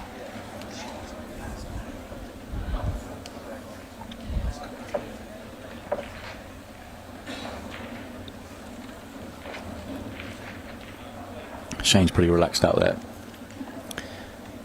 I think when you're in a comfortable position, 5-0 up, race to 7. I think he's pretty comfortable. He's going to get the chances he needs to win this one. Yeah, the irony here, Tim Darden has been getting the best results on the break. Just hasn't been able to convert any of his good looks. And again, the 14 ball going straight at the corner pocket. Cue ball a little bit tied up here after this break, but still a couple of options, though they may be a little difficult. Okay, this frozen here. One of the slight differences that in the rule set that we probably should explain. International 8-ball rules we're playing, and you have to play away. If he moves the 13 here, he'll be a foul. That is interesting. But I understand. Makes sense. Takes out the gray area.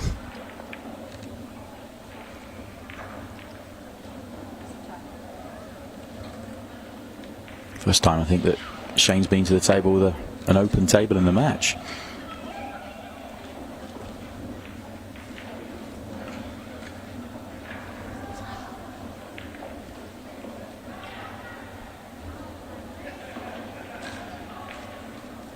Looks like he's opening up with a combo here.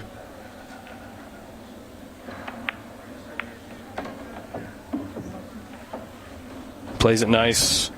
5 ball tied up in the middle of the ball, or sorry, the middle of the stack. That's the area that we call sometimes the where the rack breaks open and the most balls lay on the table. 5 ball tied up in there. Just wonder if it goes in the side and he'll happily play it.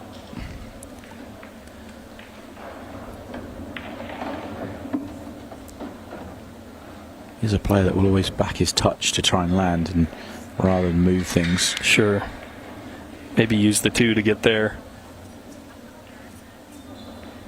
Get some kind of look at it. Using the 6, you'd have to get really straight, and the 2 covers the pocket that you'd be shooting the 6 into. Does decide to go into it this time. I think he would have liked to have been a touch straighter on that, so he could just come down the right-hand side, but had too much angle, and now he's in trouble.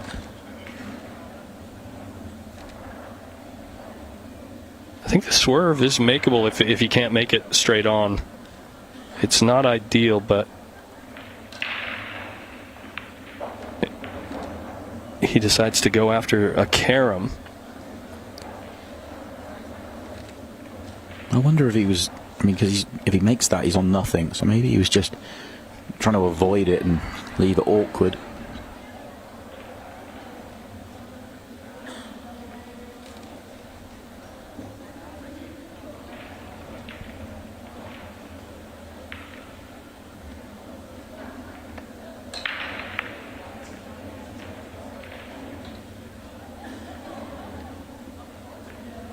Pretty good containing shot there from Tim. Not trying to force too much out of the table.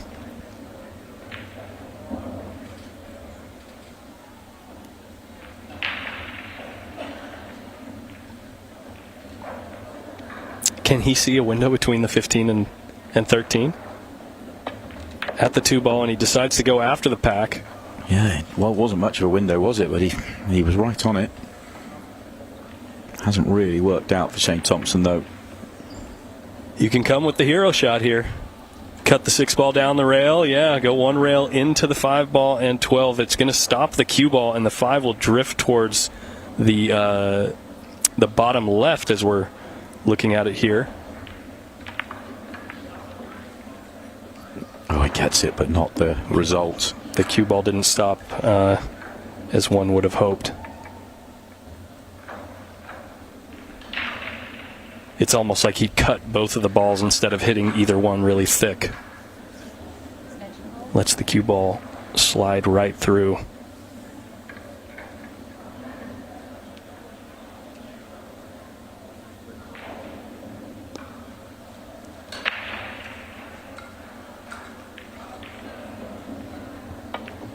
Wow, I did not even think that ball was cuttable. And he's going to have a look at the 8 ball too. How do you go through all those balls without touching one? I was actually just about to say, I would think in that spot, you just try to cut the 5 towards the corner and just hope it hovers over the corner, limiting your opponent's options and giving yourself options in case they make a mistake. But instead, he just cuts the paint off of it and puts it right in the hole. And no mistakes with the 8-ball. That was a serious out from where he was. Tim will feel a little frustrated there because he felt like he didn't play that bad a shot, but he left just a perfect window to allow Shane in, and then obviously, well, look at this for a cutback. Doesn't touch a ball on the table. Just, well, he had no control over the cue ball, really. He wasn't expecting to find that line.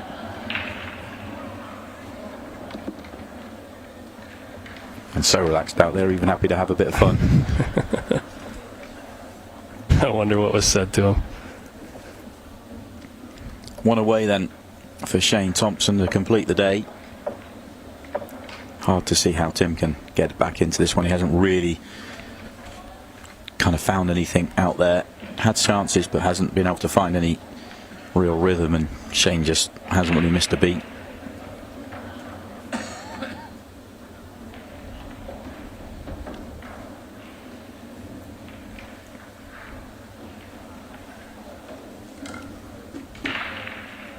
Shane's probably in a very comfortable position in his own mind. He knows he's going to win this match, barring something very strange happening. But one thing, we sort of talked about it on the previous match, one thing, to go through and win this tournament, he's going to need to find something on the break, and it's been a poor match for him on that regard. So another opportunity here to try and find something out in match conditions. Yeah, I'll be interested if he goes with the head-on break. Is he going to take that long bridge, and he decides against it, maybe opting for more control of the cue ball and just hoping that something happens with the ball finding the pocket. 10 ball was wired towards the corner. Another stripe finds the same corner pocket. 1 ball in the side.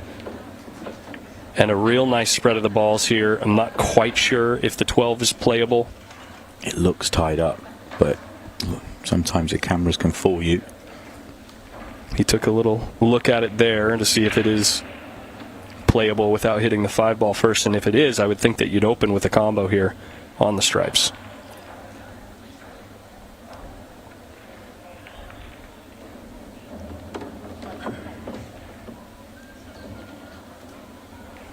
He did have an angle to attack the 12 straight away if he wanted to, so I think that tells us there is room.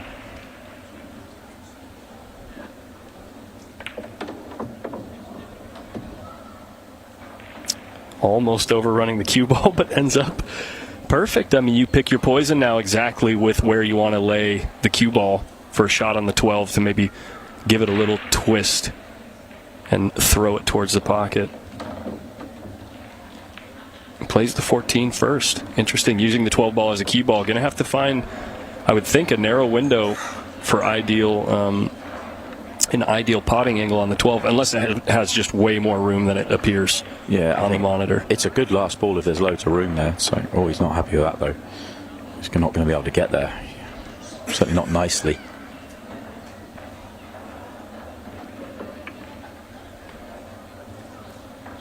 You can see him stepping back quite a bit from the table, taking a couple of sighs of frustration with where he's ended up here. But with the couple of thin cuts that we've seen him play, you got to think he's a favorite to make this ball, but the question is, where's the cue ball land? Because it's going to be moving.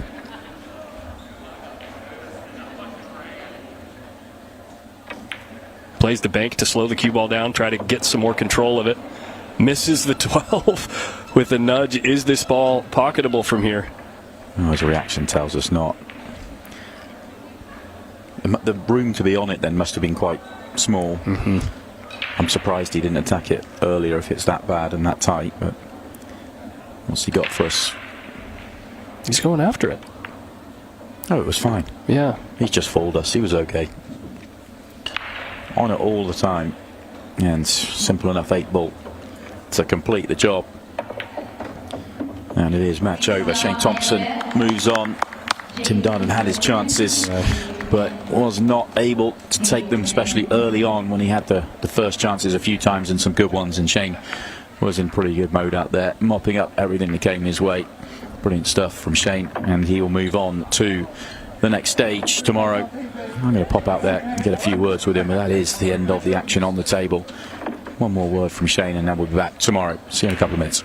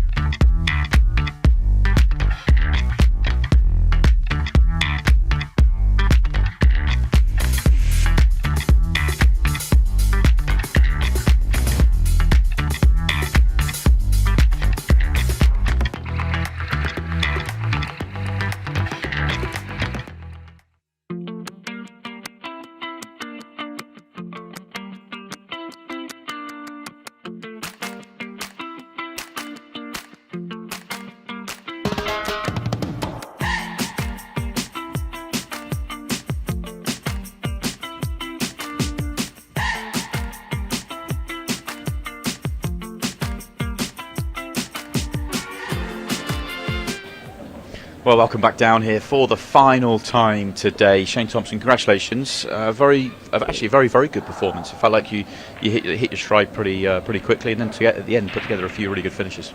Yeah, I think I struggled my break a little bit. I don't think I popped off a break, but I've been playing out on the other tables for a good 4 or 5 hours, so it's a bit different coming to this one, but yeah, no, I've hit the ball good. Yeah, we were having some fun with Chris Manning, because he said you were playing on the other tables in so many tournaments, and you had to give it up, but it is what it is.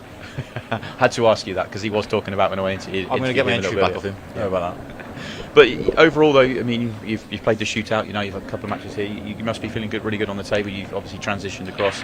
Obviously, you're playing multiple cue sports now. You've certainly hit your stride.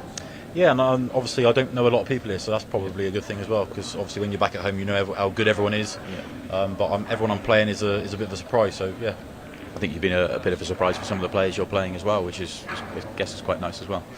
Yeah, I've had a few compliments and a couple of people asking for pictures and stuff, so yeah, it's been good.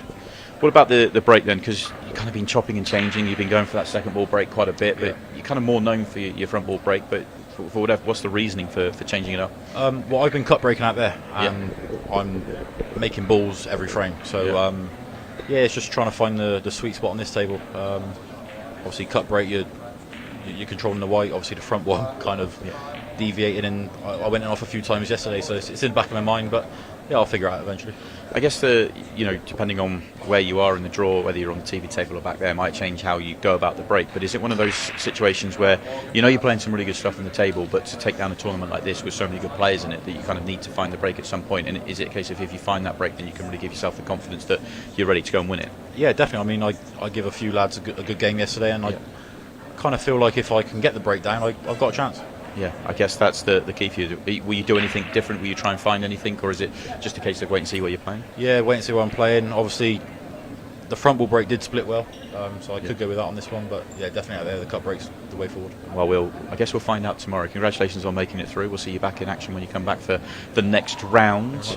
That is it for the coverage today, though. There has been plenty of good action on the table, plenty of good drama as well. Even a 6-ball shootout on the table, and we'll be back. I'm guaranteed there'll be plenty more drama tomorrow. We'll see you at 11 a.m.